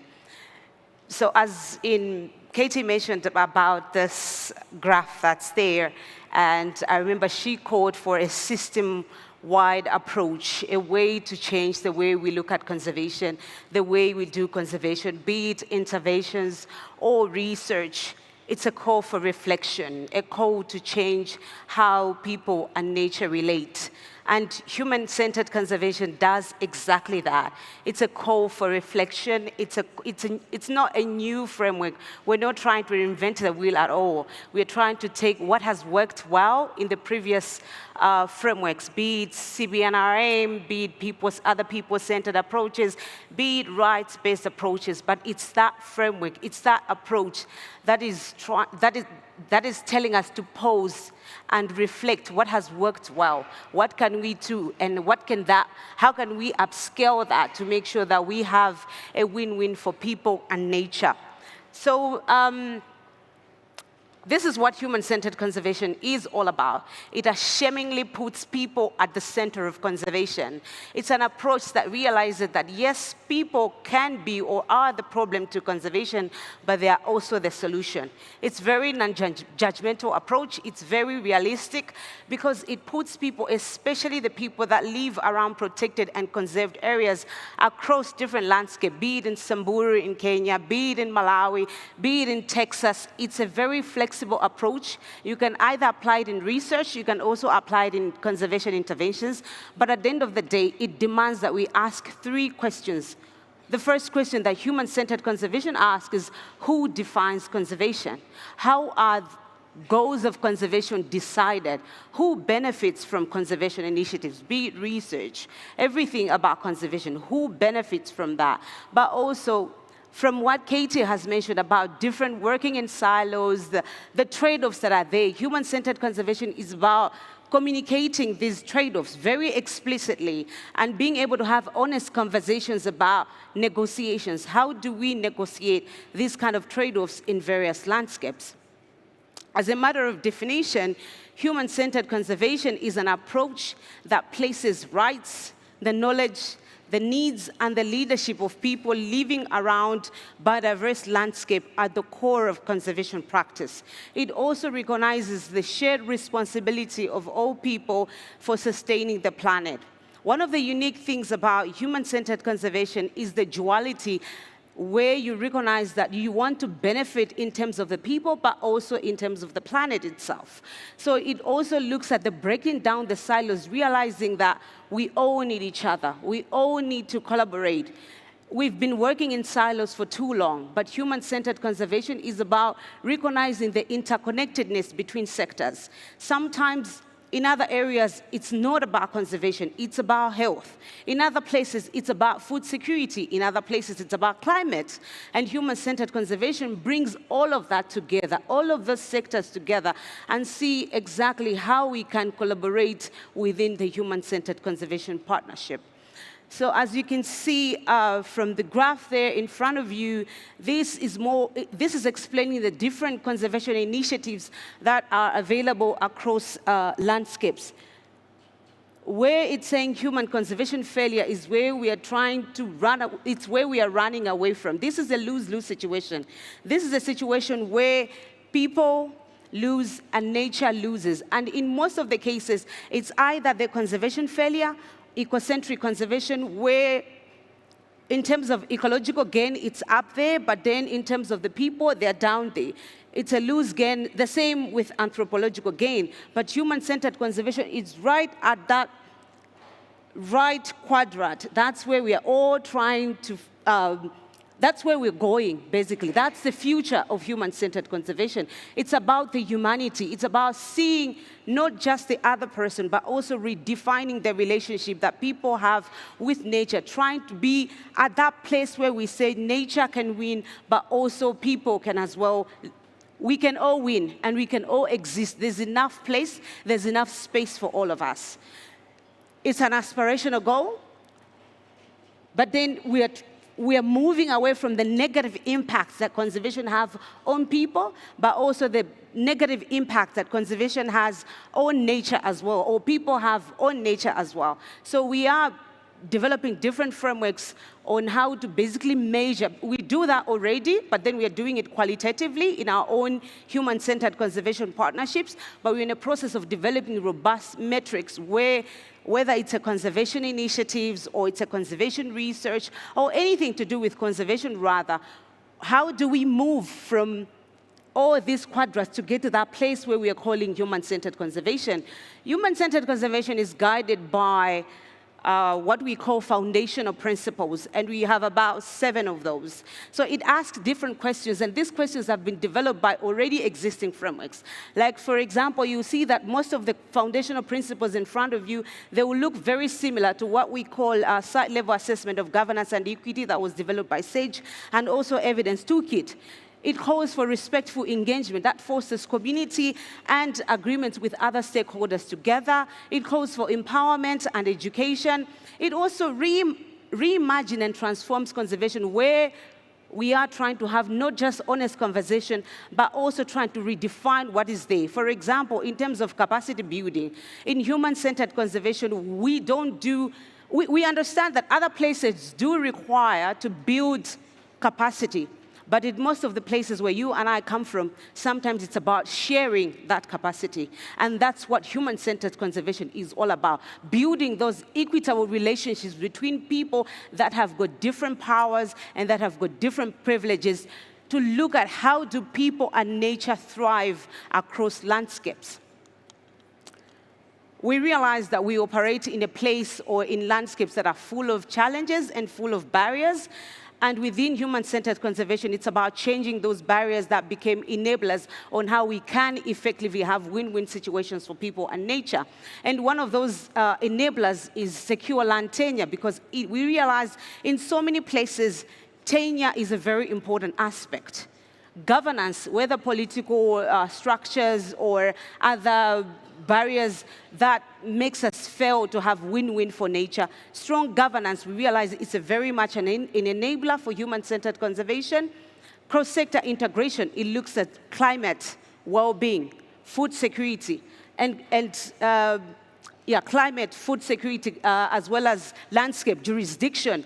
All these are parts and parcel of what becomes human-centered conservation. It also looks at culture. What are the values of the people who live around landscape? And also the flexible financing. We know that financing is very much a challenge in a lot of conservation initiatives. We realize we cannot do this alone. So we do this in what we call human-centered conservation partnerships, and I will explain more about that. But here, I want to explain that it's very much aligned with all the global goals that we might be aware of in this room.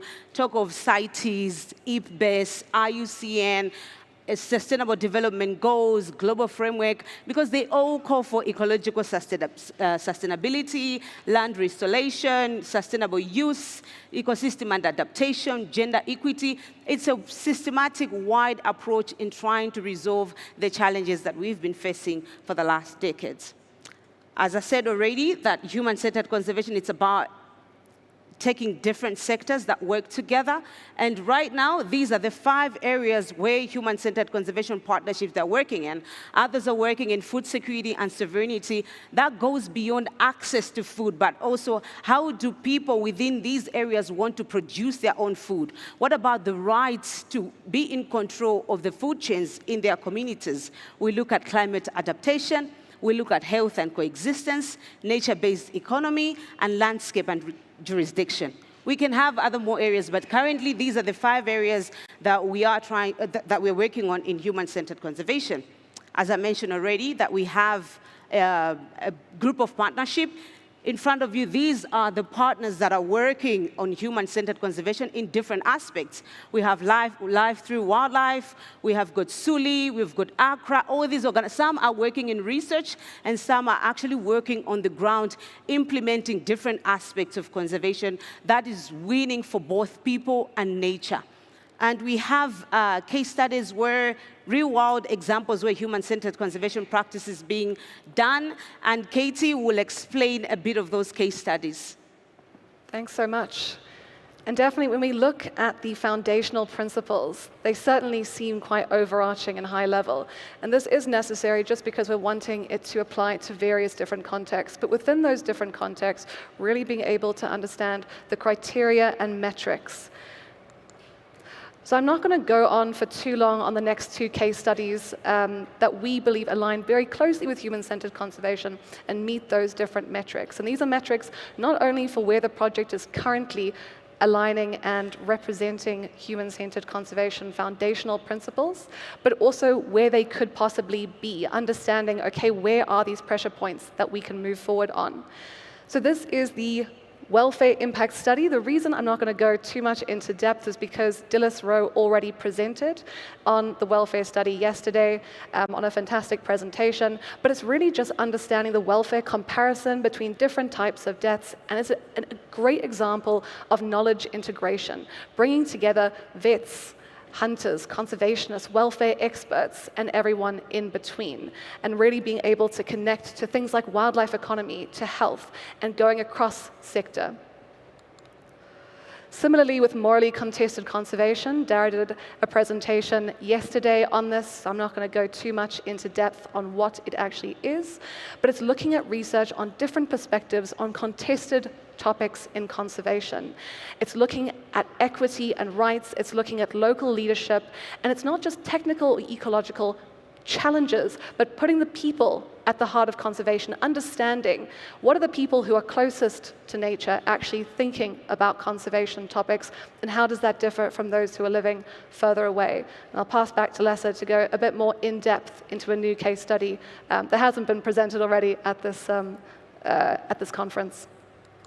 No, thank you very much, Katie. I'll just give you another example of how we applied principles of human-centered conservation in a research that was trying to look at food biodiversity challenge in Malawi. So this will give you an example of what we are talking about when we say integration of sectors. Because when we were looking at how do we reconcile food security and conservation in shared landscape where people and nature share the same or exist the same landscape, we realized that farmers are not just dealing with crops that are destroyed by wildlife, but they're also dealing with the effects of climate, the rainfall. They're also dealing with issues of pests and diseases. And then there's an issue of transport where some of these communities, they live right within the buffer zone where transporting their food products to and from the areas where they live, it's a much, much difficult challenge. And that was not all. There's I'm not sure if many of you know about Malawi, but harvesting most of the resources from the national park is very much illegal. But as we saw from that video, in these kind of landscapes, sometimes it's about survival. And people do illegally get things from wildlife, get things from the protected areas. And talk of markets, I've already explained about how difficult it is for the farmers to transport some of their products from where they live to the markets where they can sell these things. We had conversations, various conversations with different communities, men, women, looking at all the possibilities of how we can actually have a win-win for nature.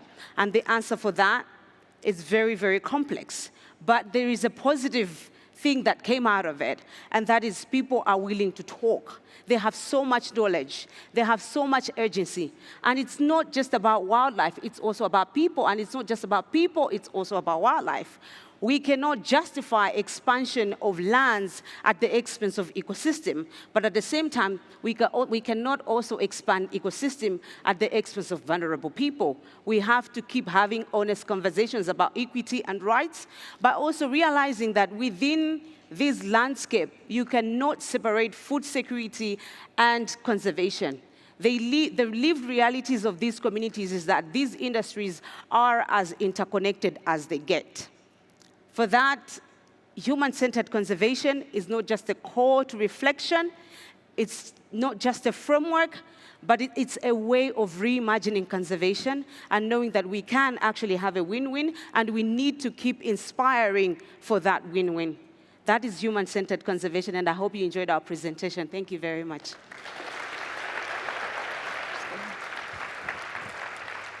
Thank you very much for that, and finishing early as well. I'm not sure if there's any questions. We do have, oh, great. In the corner over there. Thanks very much. It was wonderful to see that example of the conceptual ideas I was talking about on the first day.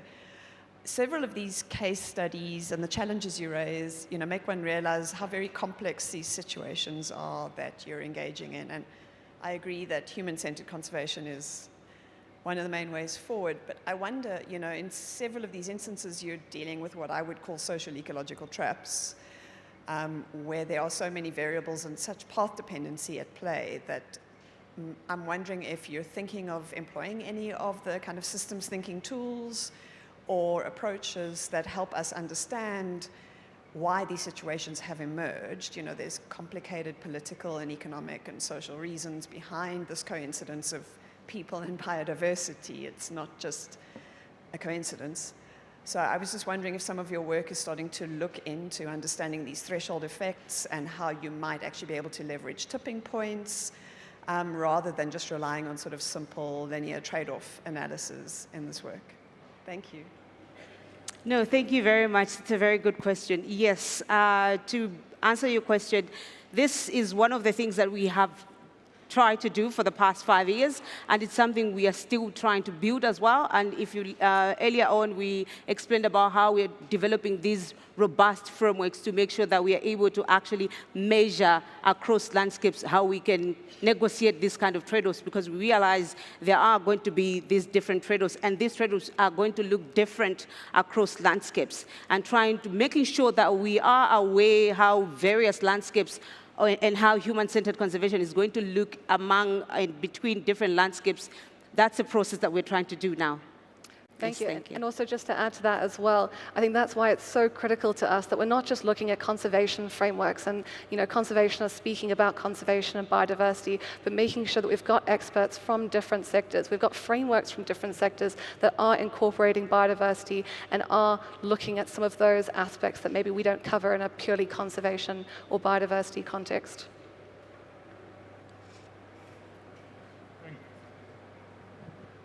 I turned it back on, yeah. Thank you very much. Just a short question. Where would you put an endangered species into your framework? Thank you. Where do we put endangered species in our framework? Where? In the right quadrant that we were talking about. That's the goal that we are going there. Where endangered species, non-endangered species, they all have a room to survive with the people. Thank you very much. Any more questions? I think we have time for one more. Oh, right, jolly good.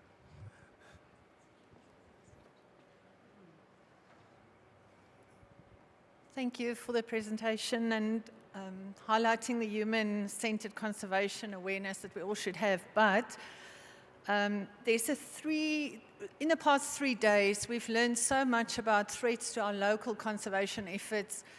Mainly, if we look at, you know, the attentions on the effort on our rhino protection, the stress that's been put on the eel conservation efforts that's going to the Asian market.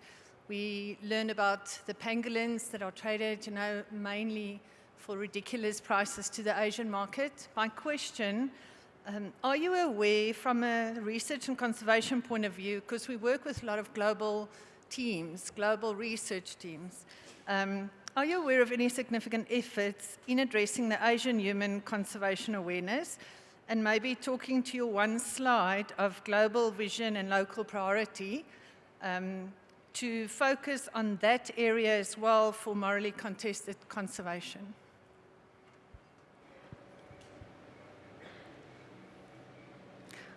Sorry, if it's possible to repeat that, I did not get.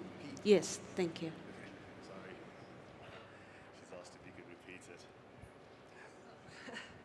Okay, I'm going to shorten it. We've learned from a few presentations this past 3 days on the threat from the Asian community and markets in terms of our local ecosystems, conservation efforts, and talking to your one slide where we spoke about you would ideally want to have a global vision with a local priority.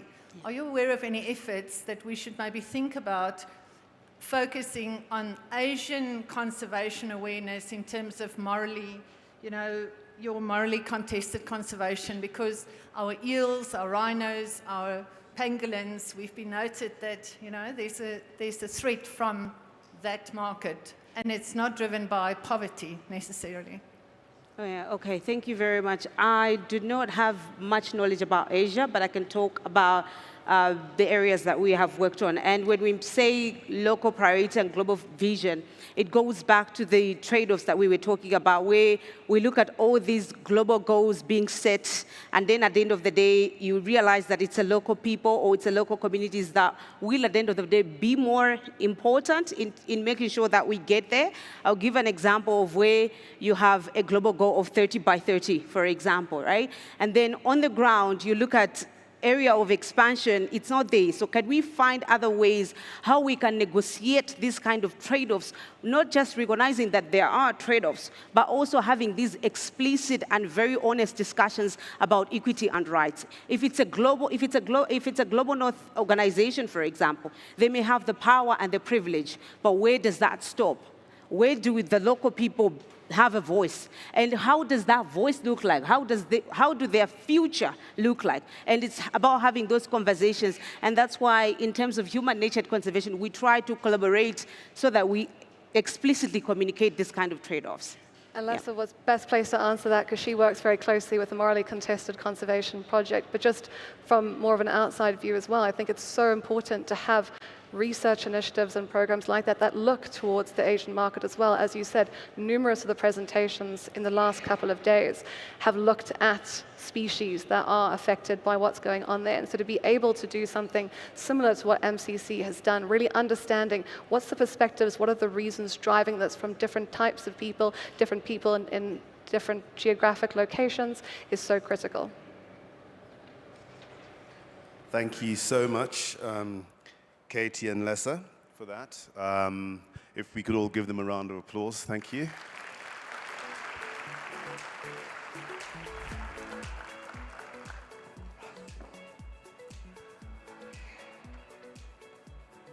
We now come to what could be somewhat of a lottery, I've been advised. There could be a prize for what's about to happen next. I don't know if you gentlemen were given a QR code to display on the screen. Ah, perfect. So we're now in the Have Your Say portion. And what I'd like to ask is that for the next 10 minutes, no more than that, you're all scientists, I'm sure you could figure it out in less time, you all answer questions about the conference, and somebody will get a prize. Don't know who. After that, we'll reconvene for the prize giving. So for the next 10 minutes, fill it in. And I hope that the people outside can hear this as well, because it would be nice if they could also fill it in.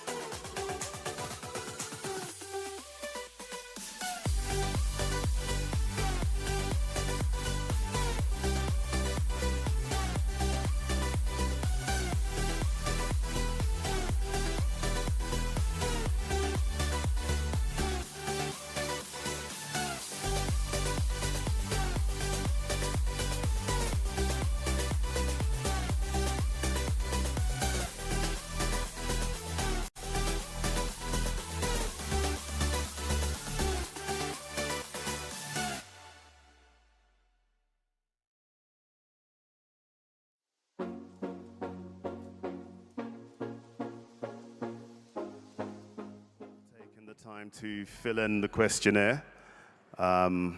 Thank you for that. And if I could at this juncture invite Mr. Nicky Oppenheimer on stage for the prize giving.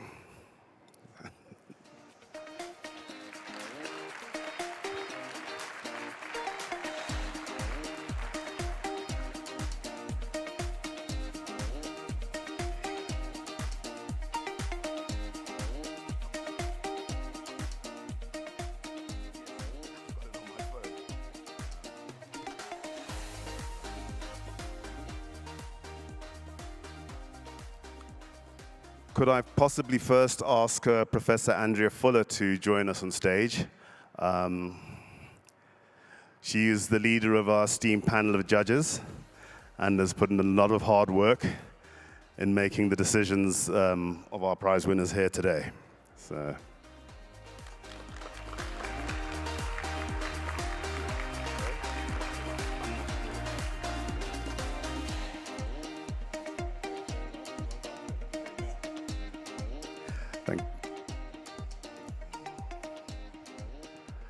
Now we'll get on to the poster section.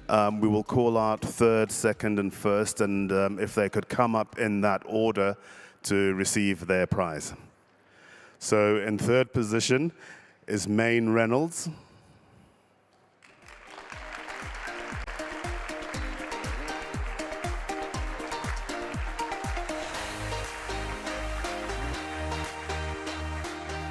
In second position is Chafika Piri.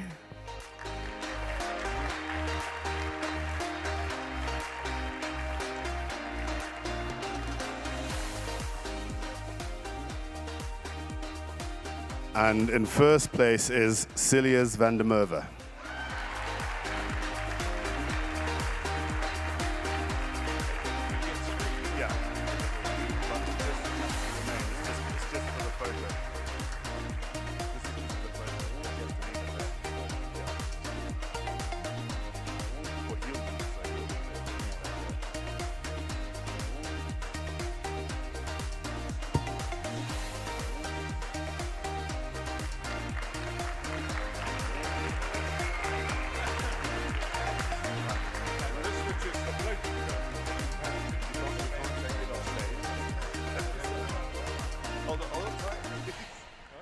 Running away with the floating trophy. Sorry. No, you can take it as long as it doesn't. Back. Ah, okay, jolly good.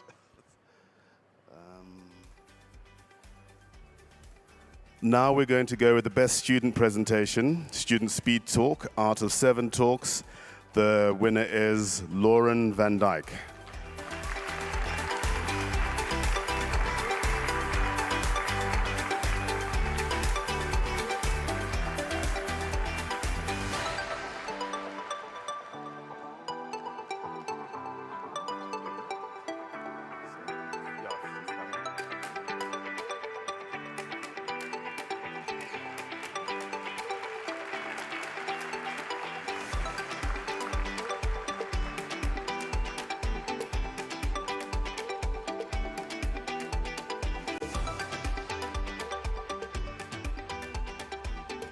We'll now move on to best presentation, student postdoc talk. Out of 15 talks is Merlin Nkomo.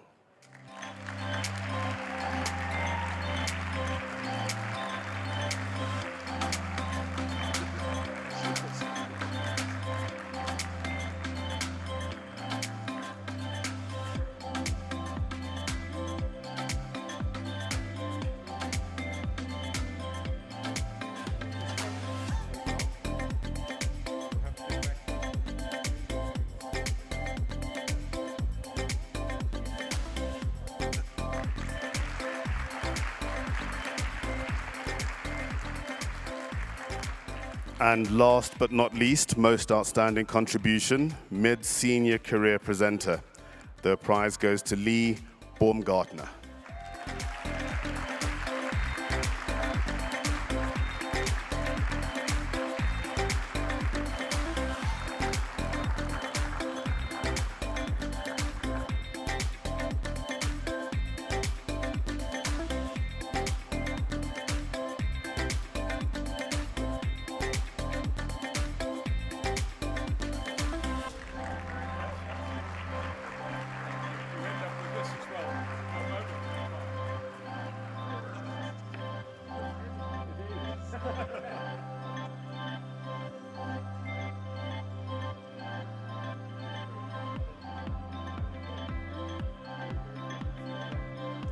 Thank you to all of our participants.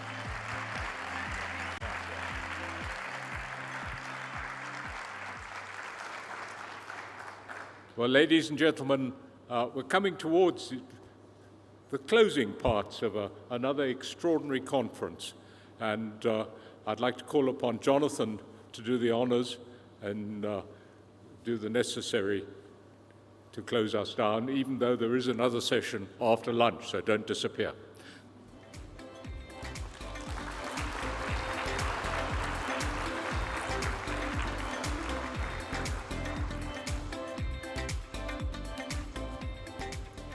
No, thank you. And I think we've had the most extraordinary 3 days.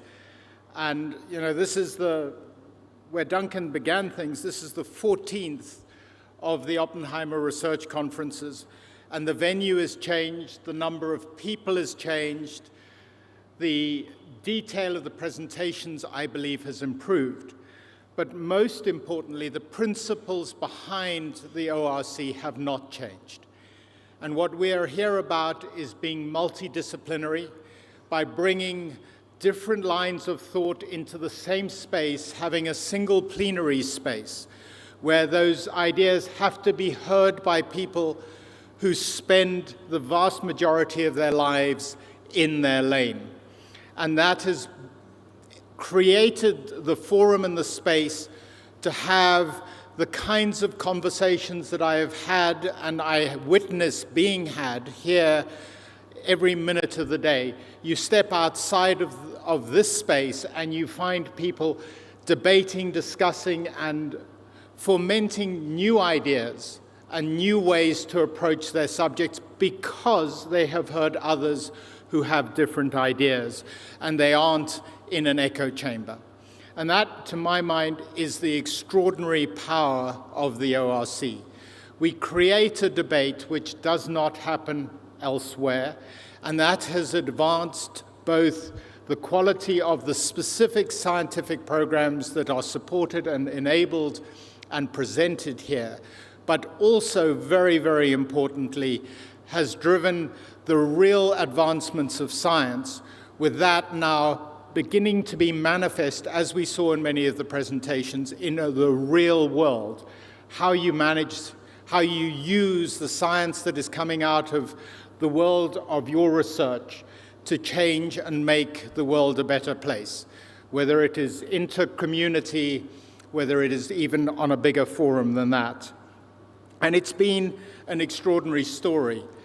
I've got to say, though, there have been moments here in the last 3 days where I've been rather shocked, scared, and disappointed, because so many of the global indicators that we track here are trending in the wrong direction. And that is something that really is a call to arms for all of us. It's a call to arms and a call to urgency, which in many of our scientific endeavors we don't necessarily feel quite as pressingly. And to hear that, regardless of which subject was being discussed, where the indicators are pointed in the wrong direction, is, to my mind, something that we really do need to focus on and we need to drive. And what we've heard today and what we've heard prior here is also some of the solutions. And that's the beauty of it. Yes, the issues have been highlighted and we have had this scary wake-up call. It's not the first time, but it was again the scary wake-up call. But what we've also heard is there are real solutions that are being developed, that are available and can be implemented. And to my mind, that is the true power of this forum. And so it's really an amazing story of bringing multidisciplinary science to a single space where we can collaborate and cooperate to create a better, cohesive, inclusive answer. And the last presentation on the integration of people and wildlife, or people and the ecology, is symptomatic of the kind of win-win solutions that we need to find. And, you know, we covered such a range of topics: biodiversity loss, human-wildlife interfaces, land management and restoration, climate change, agroecology, sustainable use of natural resources and human ecosystems. I mean, you can't imagine a broader range of conversations. And that, to my mind, is again the power of this conference. So ultimately, we need to go away and turn what is, in its own way, its own echo chamber into a voice that can be carried to the rest of the world. And so the challenge from here on out for 25 and 26, before the ORC of 2026, is how do we take what we learned here in these last 3 days, popularize it, and make it really, really part of the mainstream that impacts the world and changes the way we live our lives. I really think that that is the mission for our future, and I hope you'll all join me in endeavoring to do that. And then finally, it's my responsibility to have some thank yous. And I'm never quite sure whether we should start with the most important, or maybe not the most important, but the most vital. But in this year, I've chosen to start with you, the delegates. Without you, this would not be possible. Without you, we wouldn't have the science. Without you, we wouldn't have the solutions. And it's for us collectively to take this to our future and make sure that this becomes part of the mainstream narrative of the world. Thank you so much for participating. The government participants that we've had, from ministers through professionals in different departments, are a vital part of carrying that message to the necessary constituents and to form the rules and regulations by which we live. And that too needs to be carried forward.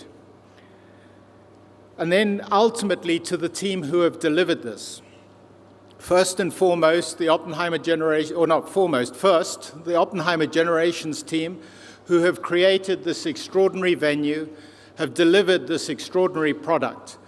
And for the curation of the agenda, the formation of the processes that we've had, I think we need to pay very, very special attention to Duncan, his team of Rendani and Pumla, and the rest of the Oppenheimer generations team.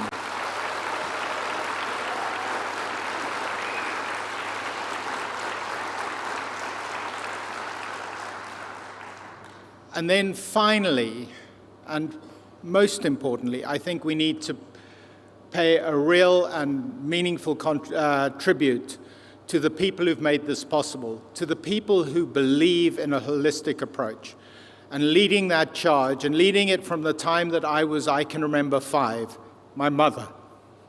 Mom?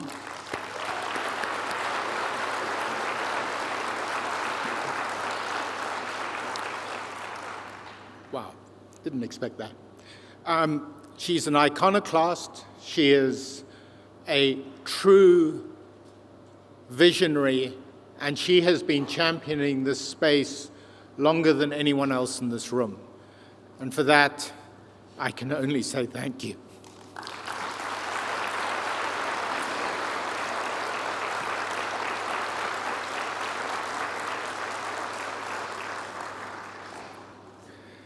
And then to my father, who's made this all possible, thank you.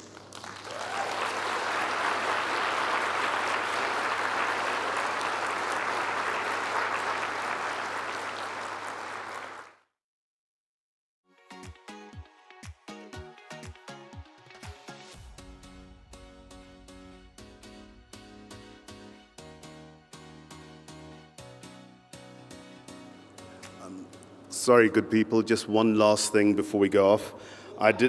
Sorry? Slightly. I did talk about a lottery, and the Gaming Commission has decided that Sindiswa Zondo is the winner. So if they could see Rendani Ngunda to collect their prize.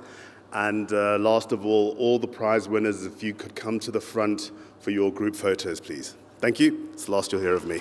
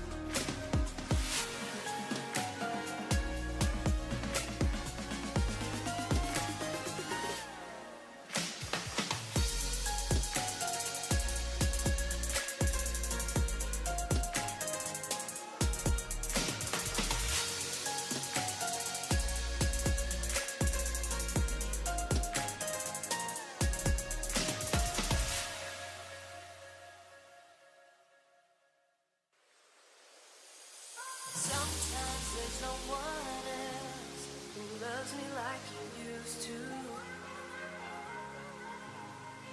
Sometimes we're not ourselves. There's no one I can turn to. And I know all the feelings that we shared are in the past. And I know your relationships are never meant to last. And I'll take some time, but I'll be alright. We're moving on.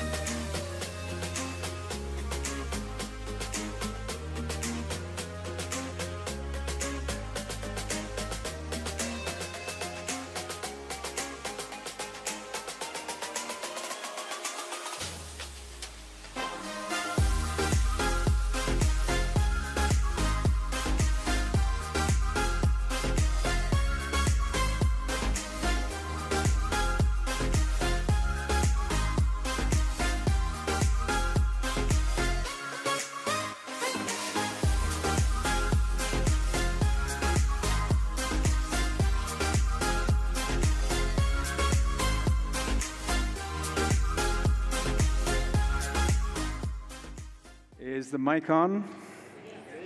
Delightful. Well, it's a great pleasure to introduce three very important people, certainly in my life, and also, I think, in conservation. So the first person, who unfortunately can't be here today, is Lucy Warawingi. Lucy Warawingi came along to me many, many years ago as an intern and said, I would like to become a conservationist. And over the years, she went through the ranks of ACC from doing her field work, and she was a specialist in GIS. And so she linked with GIS in the US, went to there several times, and introduced GIS as a society within Kenya. And I must say, the first meeting I went to that she had, there were 400 Kenyans who were involved in GIS by that time. And that's going to be the theme of this meeting. What new tools can we use, should we use, to make conservation very effective? And Lucy went on and became the director of the African Conservation Center, which I set up in 1994. Lucy has also recently been appointed to a new trust fund, which was set up by the Kenya government. And this is going to take a small portion of the revenues that come in from tourism and support conservation. So she has a very important job in government too. The second person I want to introduce is Victor Mose. Victor Mose is like many of the young Kenyans who came through ACC. He came and said, I would like to work with you. What I didn't realize is that he was a superb mathematician. And it was only later, when he began to handle my enormous data sets, that I realized what a formidable biomathematician he was. So we got him linked up with Paris 6 in France to do his PhD, and he did an excellent job on modeling the migrations in Amboseli. And the important thing is, he took good ecological principles to create those mathematical models. And he was able to replicate the Amboseli migrations with about 70% accuracy. So all coming to him. Now, Victor, over the years, has produced many papers in his own right, and he's now become the co-director of the Amboseli Conservation Program, which I run. That is Victor. Now, Dwan, I first met his father in Kruger when I was invited down there to look at their new program on switching from managing for stability to managing from heterogeneity. And they asked me to comment on that new program. And I met his father, Harry Biggs. And a couple of years later, he said, Jonah, I'm known as Jonah, would you like to take on Dwan as an intern? And I said, okay, I'll put him onto a bird project, looking at birds which were here in the 1970s compared with how many birds are there today. What I didn't know is he's already a formidable birder. And I've met him many, many times. What's your bird count? 6,700? Something like that. And he's writing a book on being a birder and how to go all around the world and put birds in the context of those countries. I think it's going to be a pretty remarkable thing. Then Dwan went on and did his PhD at Australia. Which university? James Cook. Then he, at present, is the, you'll have to name it. Latest Goslow Chair. Yeah, this is on policy, and he's doing a lot of policy on how to really reconcile, particularly elephants and hunting and culling and so on, how to reconcile all these different views and to bring it to policy and put those policies into the international arena. So that is one. So what we'll do is that Victor is going to start with a short slide presentation, and he will integrate what Lucy was going to present with what his presentation is. I have to say that as charming as you might find Victor, Lucy is incredibly charming. I'm sorry that she's not here. Thank you.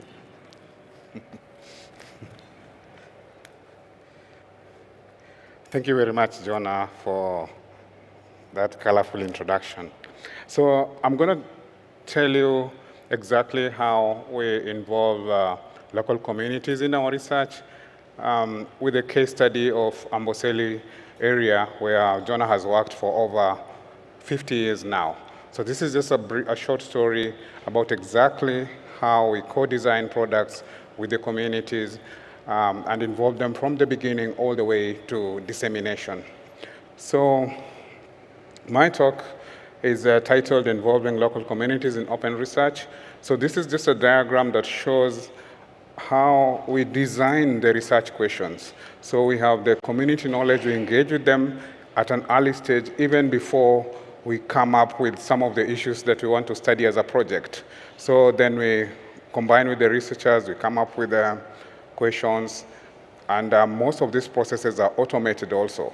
So there's the design also over the years, we know the usual research cycle, and then there's the data collection bit, the data entry and analysis. So to involve the community also, we try to integrate some of these technologies like in the data collection. So we don't only use communities for data collection, but they're also part of the process and training. So there are automated tools that we use in R and Open Data Kit that allow us to do this very fast and communicate to communities in terms of dissemination and also get quick feedback, and then the cycle begins. So it is not just a research cycle, but we are calling it now a research spiral, because every cycle we learn something new before we go to the next. So the area that we are interested in is in East Africa. It's a trans-border area. As you can see that the Amboseli Park is quite small compared to what is being displayed on the map. Most of the wildlife is in the community areas, and that is where we have the wet season grazing arenas.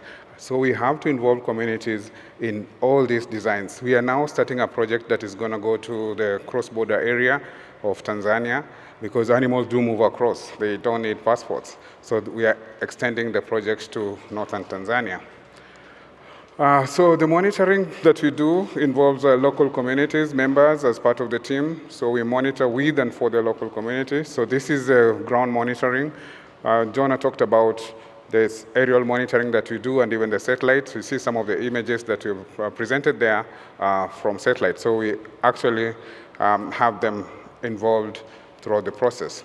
So the axis that we've taken, and we've seen this in many presentations that have been presented here in the last 3 days, is that we are taking the One Health framework, monitoring the health of the environment, monitoring the health of the people, and also the animals. So the bubbles that you're seeing there represent the different data sets that we have collected, and we decided that this approach will actually be great because it incorporates what other studies have shown over the years. The monitoring that David Weston has done over the years is also part of that in terms of using technology to incorporate and go back, as you will see in the next slide.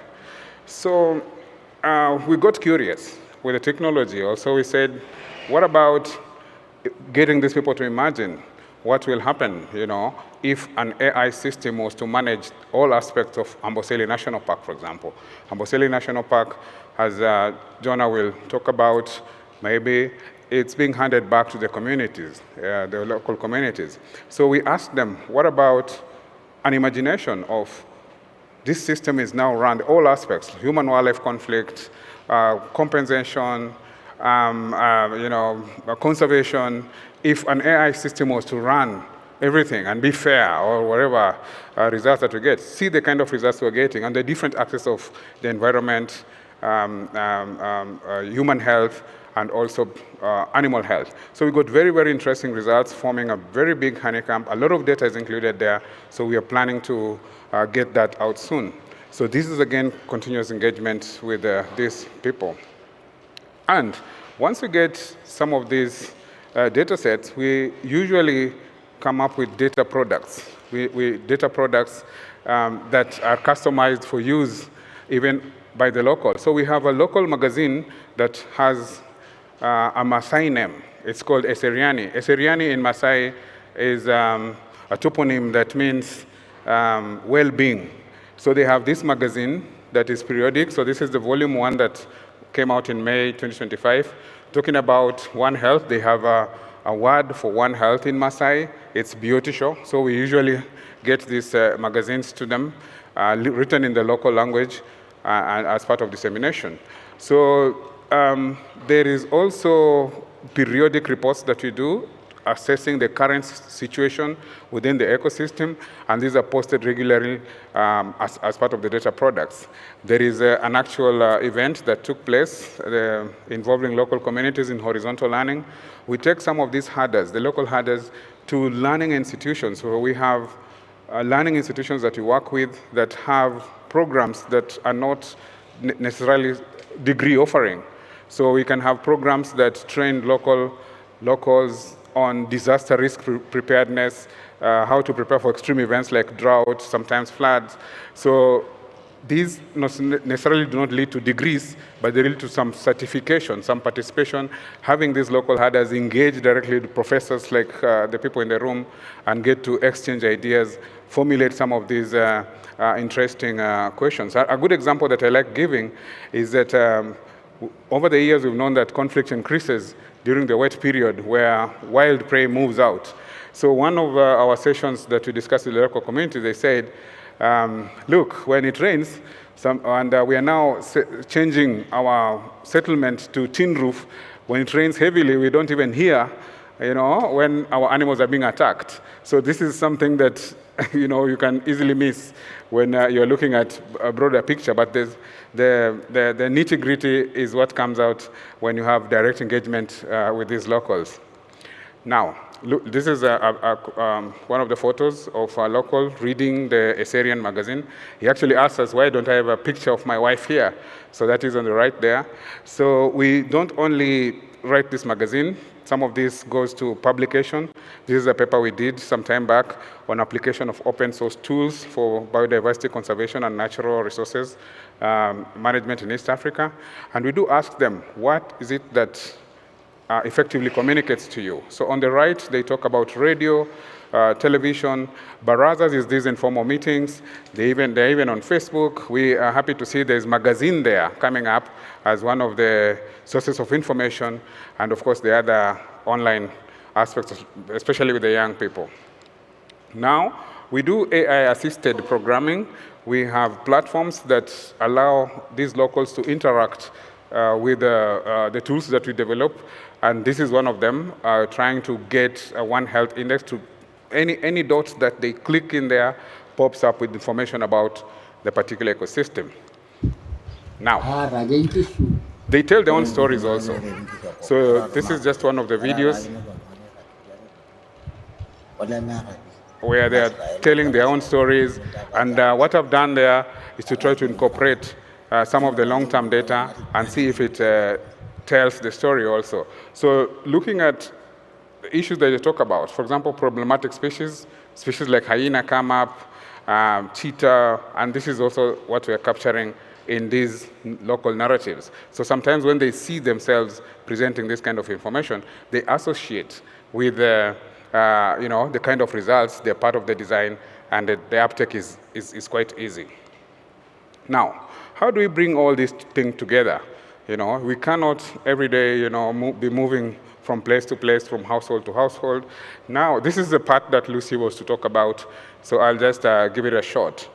So we are establishing a physical community resource center modeled on open science. So that is a physical center within Amboseli that will house all this information. It has a visitor center, it has an education center, it has a research center also. So we'll have a place where all these people are coming together, just like the Maasai do when they have this concept that they call a ramatere, getting information from the environment and sitting under a tree to discuss all this. So this is a project that is going on under ACC, having learned from the different projects that ACC has done in other landscape in the north and also south. So they will have a physical center where they'll interact with all these tools and data and technology that we're providing as a project. Yeah, and in this physical center, we have said we'll have a visitor center, we'll have a research and knowledge center, there is an environmental education center, there is the Maasai Cultural Heritage Center. Culture is big there, and it has somehow to be incorporated in some of the decisions that are going to be made locally. And I was excited yesterday to see that in one of the presentation here, when they asked about technology, culture came up. Culture has to somehow feature in how they're thinking of what the wild environment will look like. Yeah, and we get all this information also for local policy. So this is an Amboseli ecosystem management plan, managing that ecosystem that I've shown you, championed under the Amboseli Ecosystem Trust. So they have an Amboseli ecosystem management plan from 2020 to 2030. It is gazetted at the highest level, and it governs, how the ecosystem is planned. And we're happy that most of the data that you have collected over the years went into making this document. So I'd like to bring this to a close. More information can be found on the website there, and my contacts are there. We can discuss, especially how the media, getting all this together and taking it to the next level. I was excited about the presentation you made this morning and on how we can get these synergies. Thank you very much for your attention. Thank you. Here, do you have slides? So next will be Duan, and then we'll open up to questions at the end. Thank you, Victor, and thank you, Jonah, for those very kind words of introduction. Name is Duan Biggs. I'm the Allegius Goslow Chair at Northern Arizona University, but I'm fortunate to maintain an affiliation at Stellenbosch University and Griffith University in Australia, where I still support and work with students and postdocs. So as Jonah mentioned, I first met him, I think it was back in 2001. He was visiting Kruger National Park. And through that visit and through meeting Jonah, through my father, Harry Biggs, I had the opportunity to work as an intern with the African Conservation Center. And so I was very fortunate to spend a good chunk of time in Amboseli National Park, in and around Amboseli National Park, exploring and investigating what's the impact of increasing elephant numbers on bird populations and species composition. So over the years, Jonah and I have maintained contact and discussed many of the conservation and societal challenges that we face. In particular, as was alluded to in the last presentation before lunch, how do we achieve more human-centered conservation? How do we make the distribution of costs and benefits from conservation more equal? And how do we get more benefits to the people that bear the biggest cost of conservation and increase their sense of ownership? So I was very excited when a year ago we secured funding from NASA to actually work and build on the platform that Jonah and his team have created in and around Amboseli on community science. And this project focuses on engaging citizen science for inclusive Earth systems monitoring. And so the vision is, let's work with the communities and the individuals that live next to protected and conserved areas, and using mobile apps, work with them to collect data on tree height, diameter, and species that provides important on-ground validation to improve NASA's LiDAR sensors, biomass, and carbon estimates.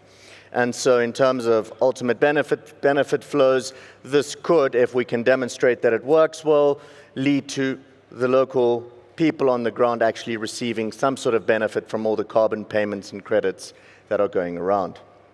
Another important part of this, and as Victor pointed out, is really to understand community preferences. What sort of data do they want? What would their level of interest be in collecting data?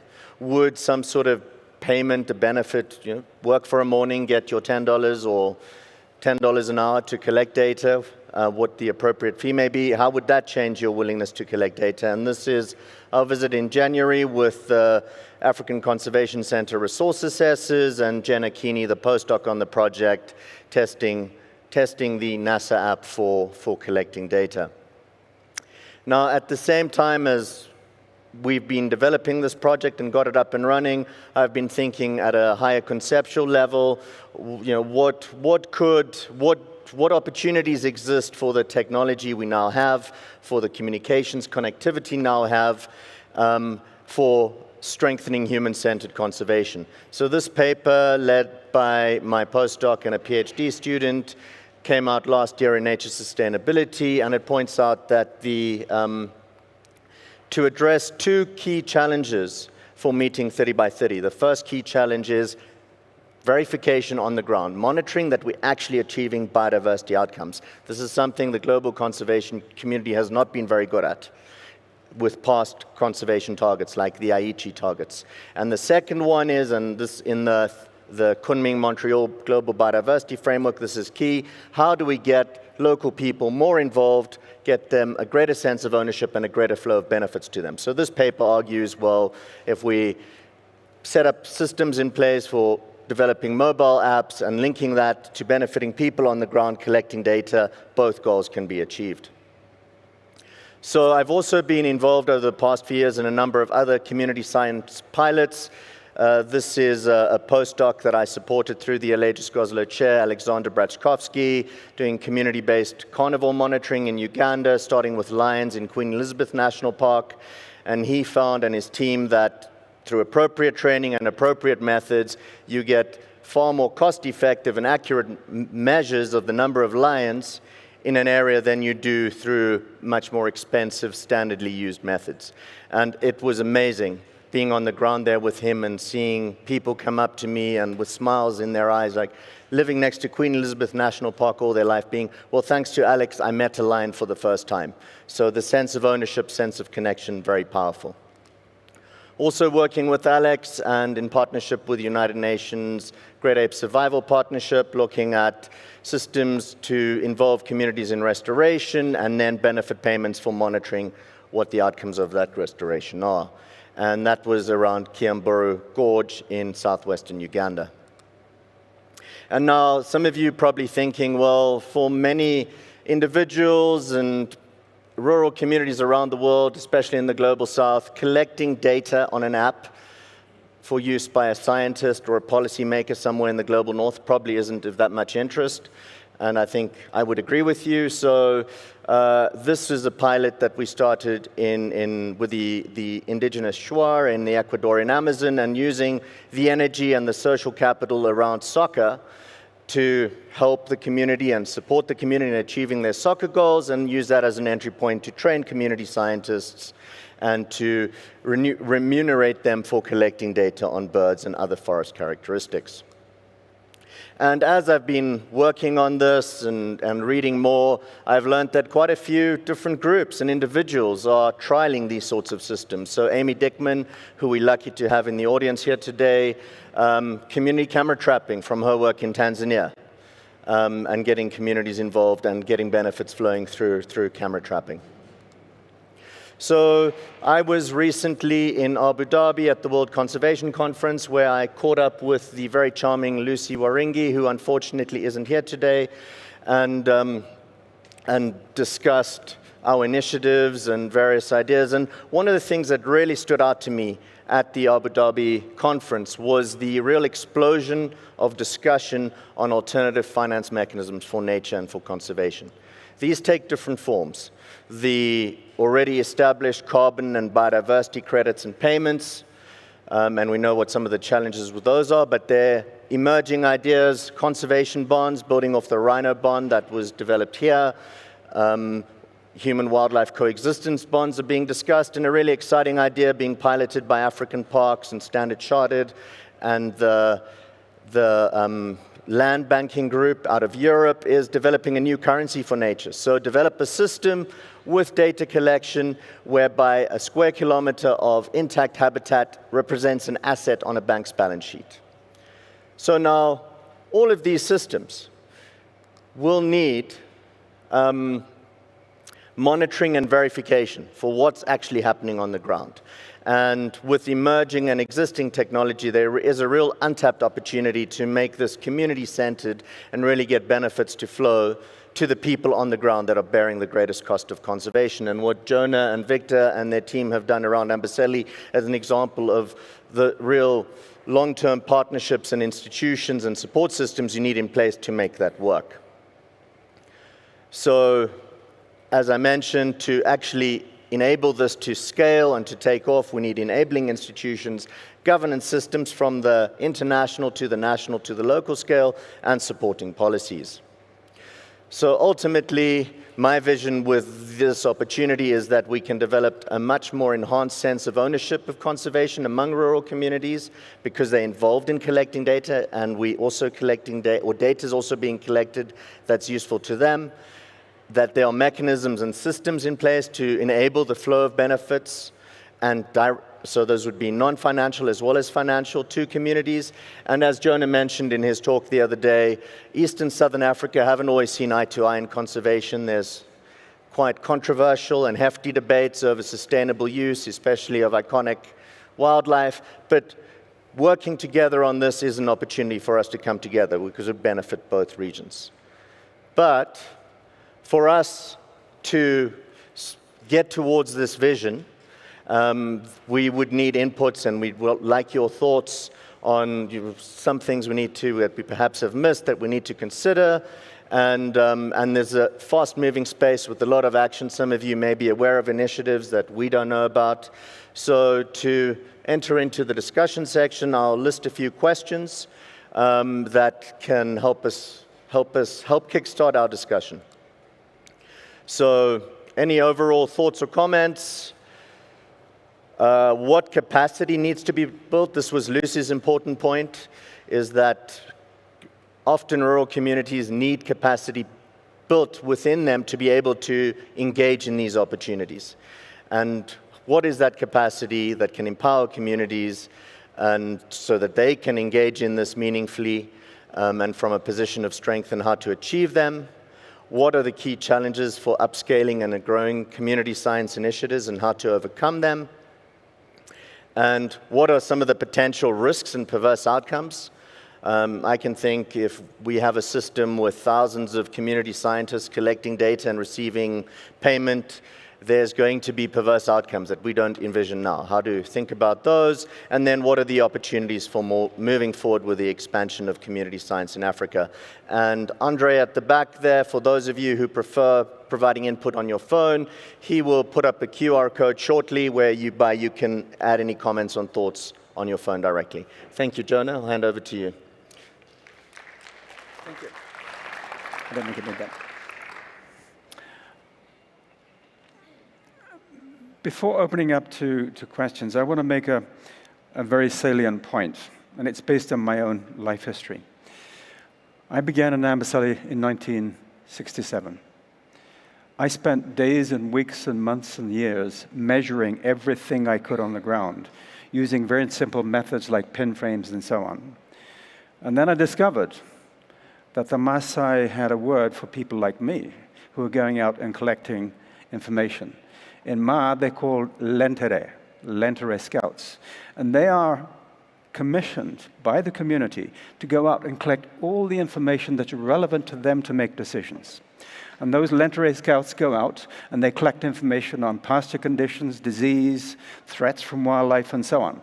And they bring it back to the elders, and it's called an Enkingwana meeting. And that Enkingwana meeting is taking all the information it can probably get to make decisions collectively on how they can move their livestock, how they can reduce threats. Now, that's the one point I want to make for scientists. We're not doing that. Communities are doing it. So what we've got to do is try and, as scientists, use the best possible information we can get.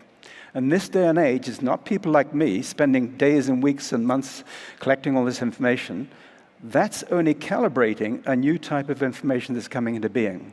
And it's all those satellites which are up there. It's all these means of communication, of scaling up and being able to use that information. And this is a different sort of information for the community. The community thoroughly understands what's going on in its area. What it does not understand is what's coming up over the horizon. And what's coming up over the horizon, we've heard time and time again in these meetings, is pretty scary. And what it means is even those communities who have this information within their capacity don't realize and have no way of realizing how the environmental change is going to affect them. So this is where scientists come into being. They have these new tools, they have the new methods, and they have the means to communicate those back to the communities, so long as there's a focal point for meeting. And that focal point for meeting is having a physical space for the community on the ground, and this is the big lesson I've learned, that if you create their physical space and they invite you into their space, you have reduced that power asymmetry. If they're being called to conferences in the National Assembly or wherever it is, they are marginalized. Now, the other second point I want to make is this. The cell phone. This is an incredible instrument. Before we had the cell phone in Kenya, there were 300,000 landlines. No person in the community could get information or get access to information in the central government. Today, there are 42 million cell phones, and every single member in every single community pretty well has these machines. And this is why Victor and Lucy and the others have been able to both collect the information on these platforms, send it into good analytical things, and get it back to those communities almost in real time. So what we're dealing with as a big challenge is how to connect these different types of information. The scientific information, which is all important in looking ahead, seeing ahead, anticipating ahead, and the local communities who are seeing the real situation on the ground and are communicating back to us of what their threats and their opportunities. So here's a message which I want you to think about, and I'll open up. We in science have created supply-side science. We've collected the information and we've delivered it. What we have to do is reverse that and create a demand-side science, where people on the ground recognize that that science we're delivering meets their needs.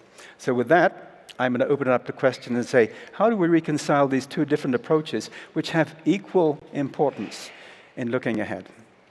So, Kim, where you started? Yes? I see there's some really valuable insights on the QR already. Okay. And so I see there's a hand. Shall we go to the hand? Yes. And the microphone is coming. Thank you.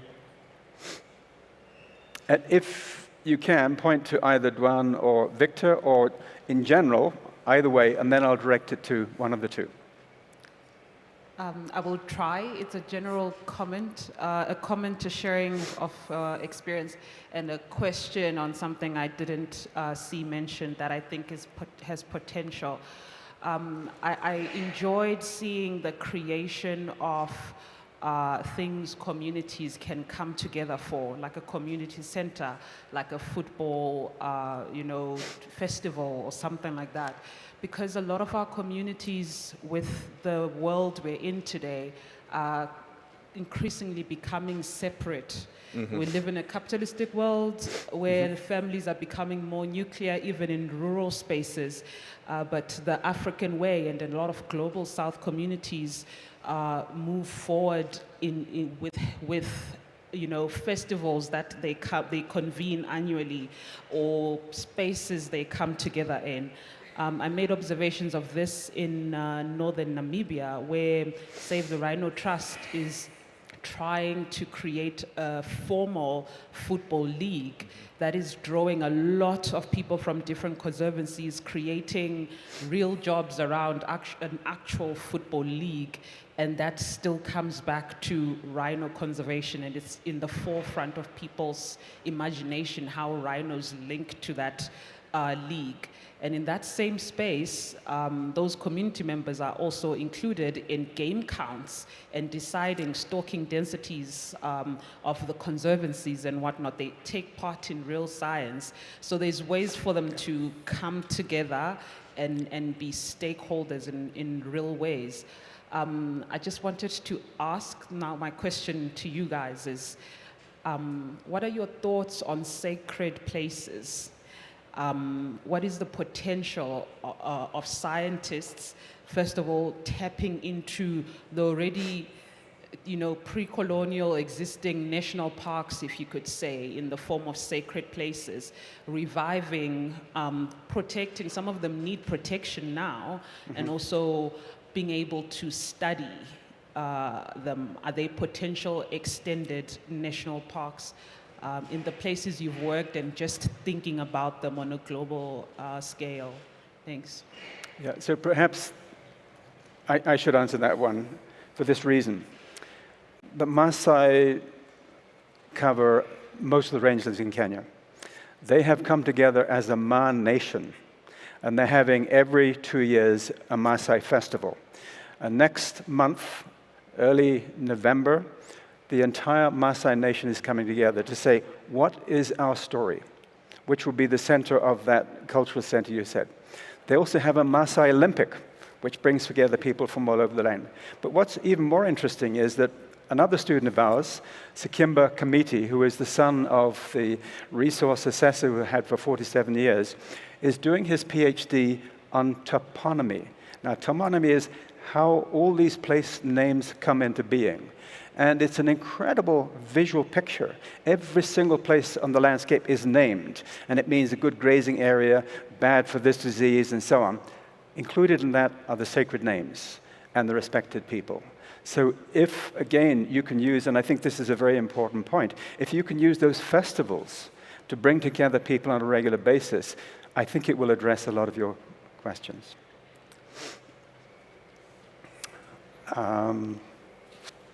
Yes. Hi there. Hi there. That was really, really useful. I think just in terms of the conservation payment side and the financial mechanisms, one of the biggest challenges that we face in this is trying to balance the fact that a lot of the payments end up going to the communities because that's the easiest way to have it happen. It's the easiest way to have it dispersed. And it's actually the way that means that whatever revenue put in can have a significant impact because you can end up equipping a clinic or doing whatever that's significant, whereas if you divided it amongst 1,000 people, it would be very, very small. But the costs of wildlife coexistence are felt at the individual level and the household level. And so how to marry those two up so you have the benefits significant enough to outweigh that individual cost is extremely challenging and something that we've certainly struggled with. So just thinking of sort of the challenges going forward with these sorts of payments you're talking about, Dwan, that's something that we found very hard to balance. I think in our work in Uganda, we were looking at, so if someone's collecting data on a mobile phone, they can get payment directly for that. In Ecuador, we pay individuals as well, and there are community benefits. The challenge is how much money is out there relative to the size of the community. So I think technically it's becoming increasingly easy to pay an individual to do something, have that verified. But yes, the overall resources and the level of impact is a challenge. And I think, and that was one of the other questions that came up on the Slido, is how do we, if we do that, the communities, different communities have different dynamics. There may be a subgroup that's involved or more involved and a subgroup that's not, and that can lead to conflict.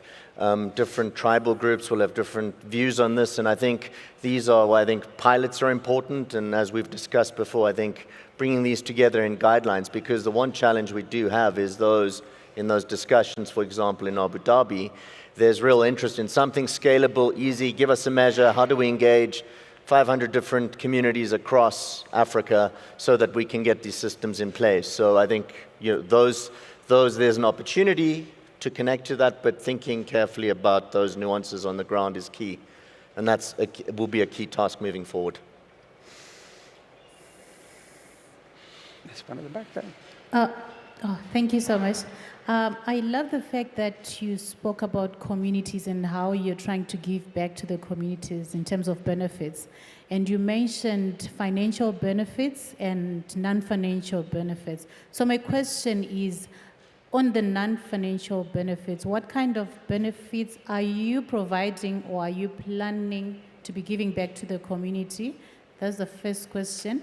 Then the second one is in terms of the participation, how do you determine who is going to participate in terms of the app that you spoke about? And what is the criteria you use to determine who is going to participate? Thank you. Thank you. I think so.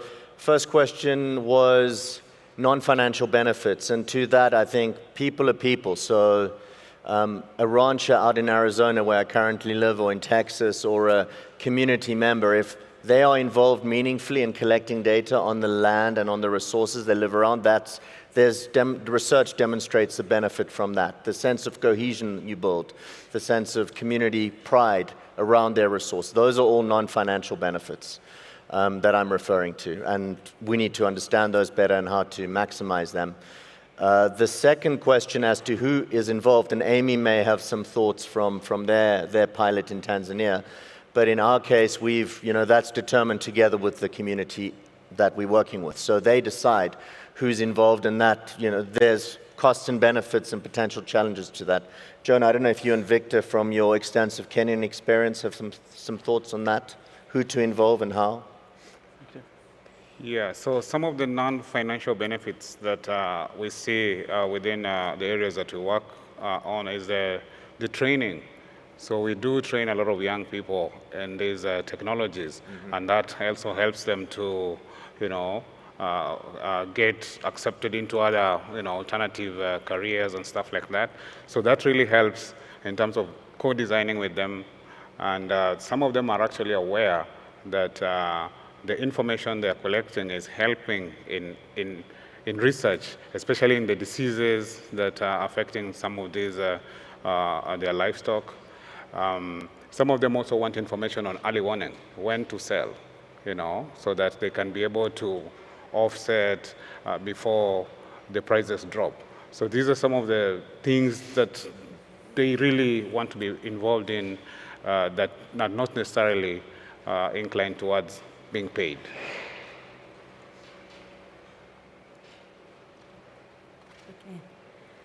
Thank you so much for the interesting presentations and also the tangible examples of community involvement. So mine is more a comment feeding into the questions that you posed and picking up on that comment about, do local people actually want conservation? So what works for them and what doesn't work? And certainly in the research that I've been doing in some of my students, where we've looked at protected areas and rural communities living around them, we have found discrepancies between what the park thinks the community want and what the community want. Certainly just looking at benefits and costs, if you ask communities what benefits matter the most to you, and you ask the same question to park management, what benefits do you think matter the most to the community, and what costs do you think are the most burdensome for communities? You get different answers, and I think that that's often a starting point before we go in with programs, is to say, where are we seeing things differently? And sometimes it's very simple benefits, such as, we just want to be involved. Come and talk to us. Let us go into the park and let our children see the lion and see the elephant. And I think understanding that is a very important first step before one designs actual programs. Thank you. Yeah, that's very interesting. Just like anyone else, some of these communities that we work with, and they want an enabling environment to thrive, in their way, the usual way they know life. They know how to do life, for example. So if we can find a way that's like anyone else, give them an environment to grow their culture, to perform, the things that they like doing. So that's also a direct entry into working with these communities. And this is why we are taking this co-design approach. We involve them from the beginning, as I said explicitly, discuss. Even we took an approach before we wrote a grant to the EU. So instead of writing a grant and coming to the community to implement, we actually designed before making the application. We're happy that that went through. So these are some of the things that are quite interesting. And when we went back to tell them about the work we are doing on the One Health, they are part of it already. And they actually tell us, now we want you to focus on this. We help, they can even help in collecting some of this information. The center that is coming up, recently we had a meeting there, and they said they're happy to donate some of the artifacts to this center for the children to, to be able to know the users and stuff like that. So it becomes very easy when they are in the process from the beginning and throughout the process, and even now at actual dissemination level. I think I can speak now. Thanks so much for that. I was seeing parallels with ranger-based monitoring and involving rangers in data collection, and actually Alex's study on how rangers were monitoring lions was quite inspiring.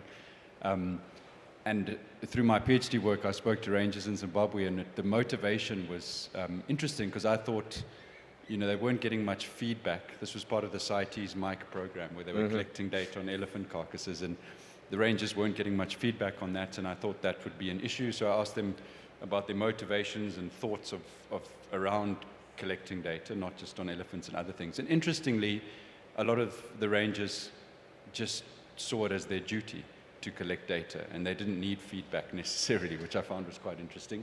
But then also it was a way for them to demonstrate to their supervisors that they had done a good job in the field, or that they were, they had been around and seen certain things. And so it was demonstration of a job well done, kind of a deference to authority. But then half of them did mention feedback. I think the other half perhaps didn't, because they'd just never gotten feedback and they didn't know that was a thing. Anyway, that was just an interesting point. I'd love to chat more about some of our other findings, but I also wanted to quickly ask around these just conservation monitoring in general. I know two of the big issues are having a clear goal for what data is actually going to be collected and why, and how it's going to be used. So like the purpose of the monitoring and being very precise on that. And then also the kind of avoiding the wishful thinking as to, can we really pick up trends or changes in variables of interest through this kind of monitoring? And I know and in ranger-based monitoring, it's all exciting. You get rangers to collect data and they see amazing things, but often you find the data are so patchy that you can't really draw conclusions from it. So I just wondered if there were any thoughts around the goals of the monitoring programs, and some kind of assessment whether it's going to lead to reliable enough data. Because that's a problem for even very sophisticated ecological monitoring programs. Sometimes aren't powerful enough to detect changes and so forth. Thank you.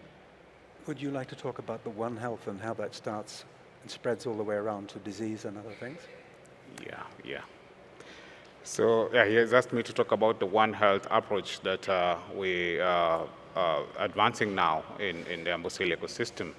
So, the health of the environment, health of the people, and health of the animals. So we decided to take this approach because it also leverages on what we know already. I've just seen a question about assuming that local knowledge is always correct. That is not the approach. With my experience with the local people, sometimes they actually don't know and they want to learn. They ask the fact that they cannot access some of these technologies, the satellite and scaling up. They don't know what's happening outside the environment. So they want to also know about that so that they can make decisions about the movement. So it is not over-reliance on the local knowledge, but it's the co-design approach that really makes this very, very powerful. So the One Health approach that we are taking incorporates, and when we talked about well-being, they're beginning also to address issues like well-being.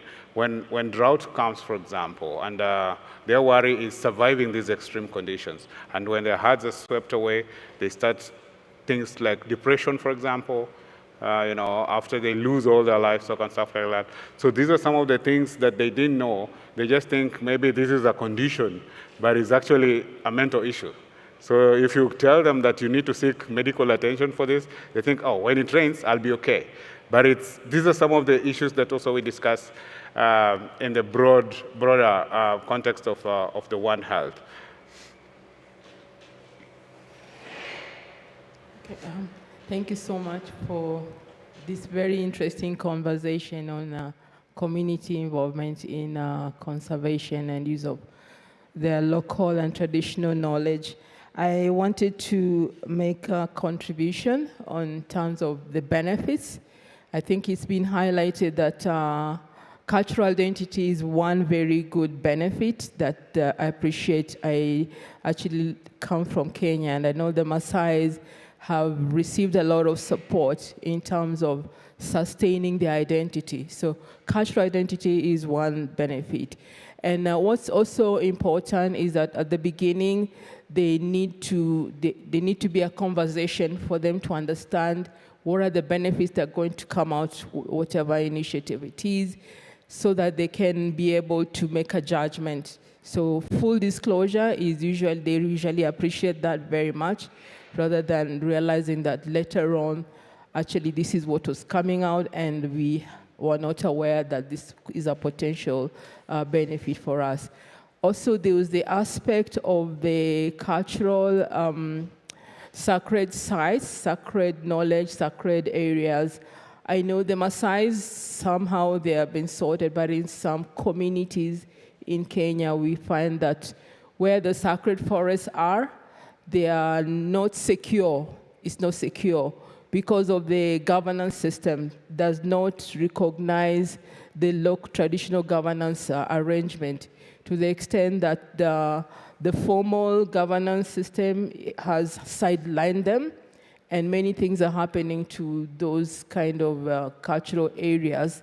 They have no control of making sure that they don't disappear. So maybe the traditional governance should be one thing that we need to also highlight, to be picked up for across the board for all the conservation areas. Thank you.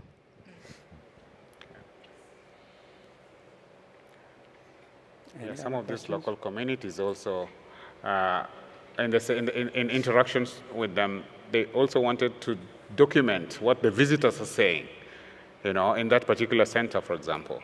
It's not just about their culture, but they are curious, to document what the visitors who come to the center, the tourists, what they're saying as part of knowledge that will be displayed in that particular center. So it's quite interesting. I've seen a question about South Africa. I'm not an expert there, but our colleagues are working on spillovers, for example. So you say that there is, this is an example from East Africa where we are dealing with an unfenced system. So how do you overcome these challenges in fenced systems in South Africa? Maybe Duan can address us, but Alta is working with this on the spillovers, I think. Maybe that's something that they can address better.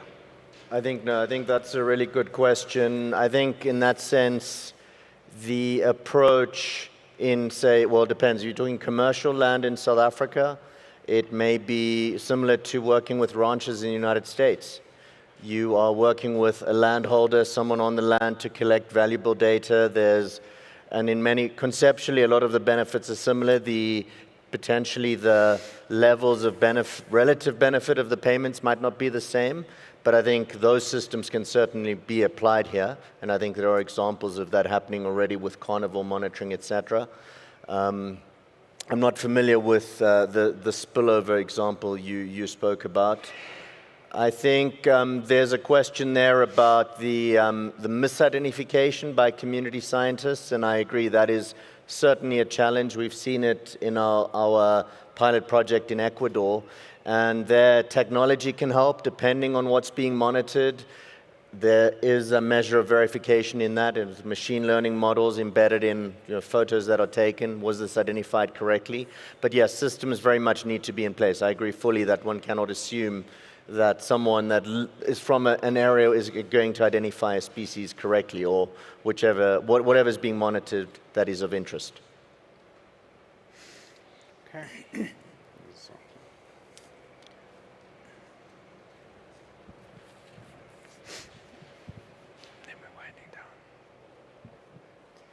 Thanks a lot for this interesting conversation, also showing various technologies.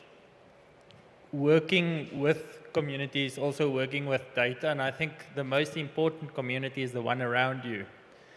To what extent does your neighbor scientist want to give you data, or want to collect the data in the way that you are collecting it?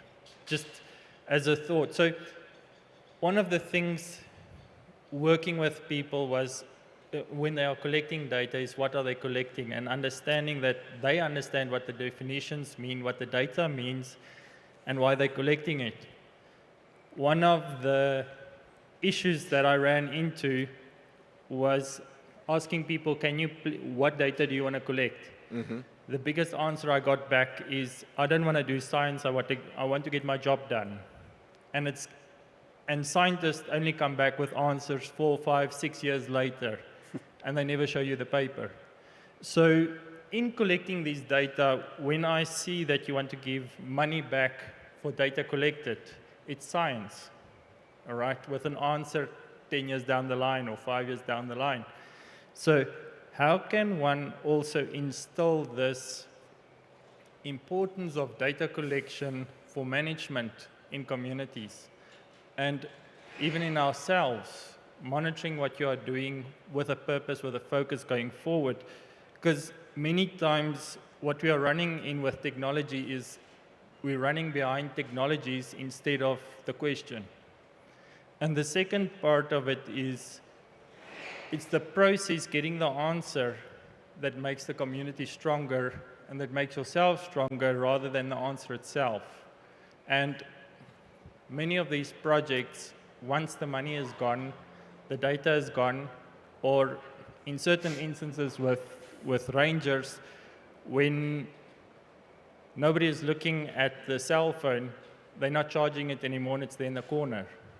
So there are certain technologies that in a way can hamper the data collection, because now that the phone stopped working, throws it in the corner, and they're not seeing that pen and paper is also an answer of collecting data.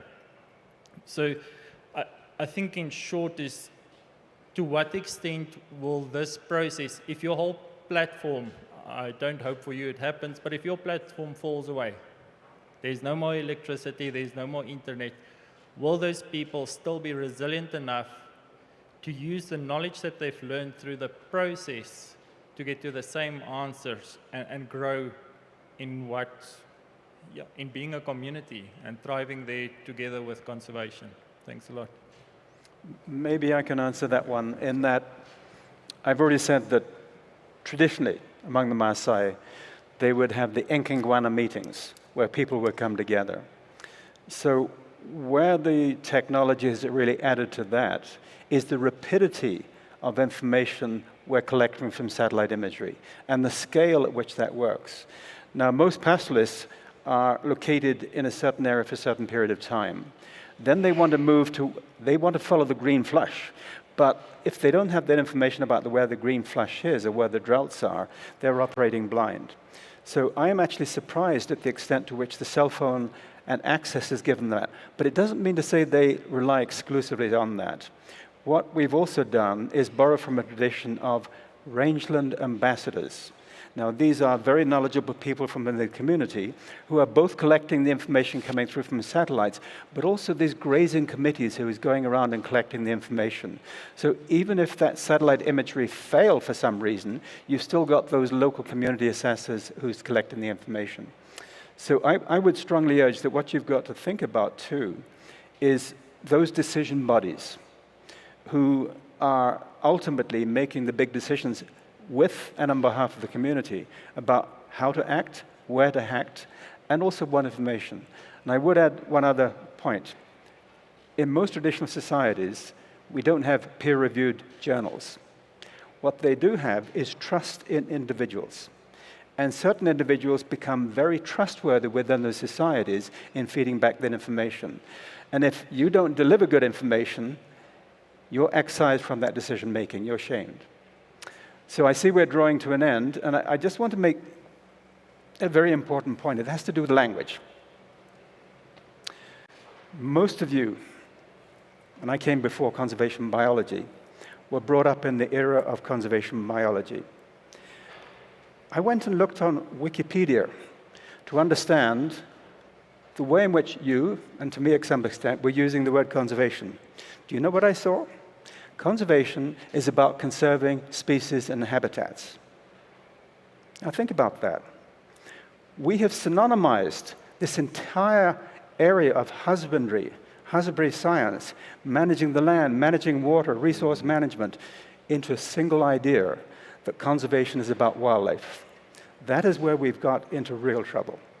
So if you go back, and I really recommend you read this book, it's called The African Husbandman. It was written in the 1950s, and it collected information from all over Africa about traditional systems of managing the land, managing livestock, managing fisheries, and so on and so forth. In all those societies, they don't use the word conservation. They use the word husbandry. And husbandry is one of the oldest and most common words in the English language. It starts with a person who has to manage his family. It extends to the livestock, extends to the soil, extends to the water. So I really urge that in going to communities, we really have to be very careful in not synonymizing conservation with wildlife. We have to think about that much broader sense. And if there's one community in Africa that has shown us what husbandry is all about, it's the Konso people in the Ethiopian highlands. They have maintained that land, incredibly diverse habitats, types of crops, types of livestock for over 2,000 years. And all of that has to do with how they use language and how they husband the land, how they husband the water. And to them, it's all synonymous. So that's just really my take. Having really, as a director of Chem Wildlife Service, saying to all these organizations, don't call it the Wildlife Conservation Society, call it the Land Management Society, and so on and so forth. So I really urge you to think about the language you use as well. Thank you.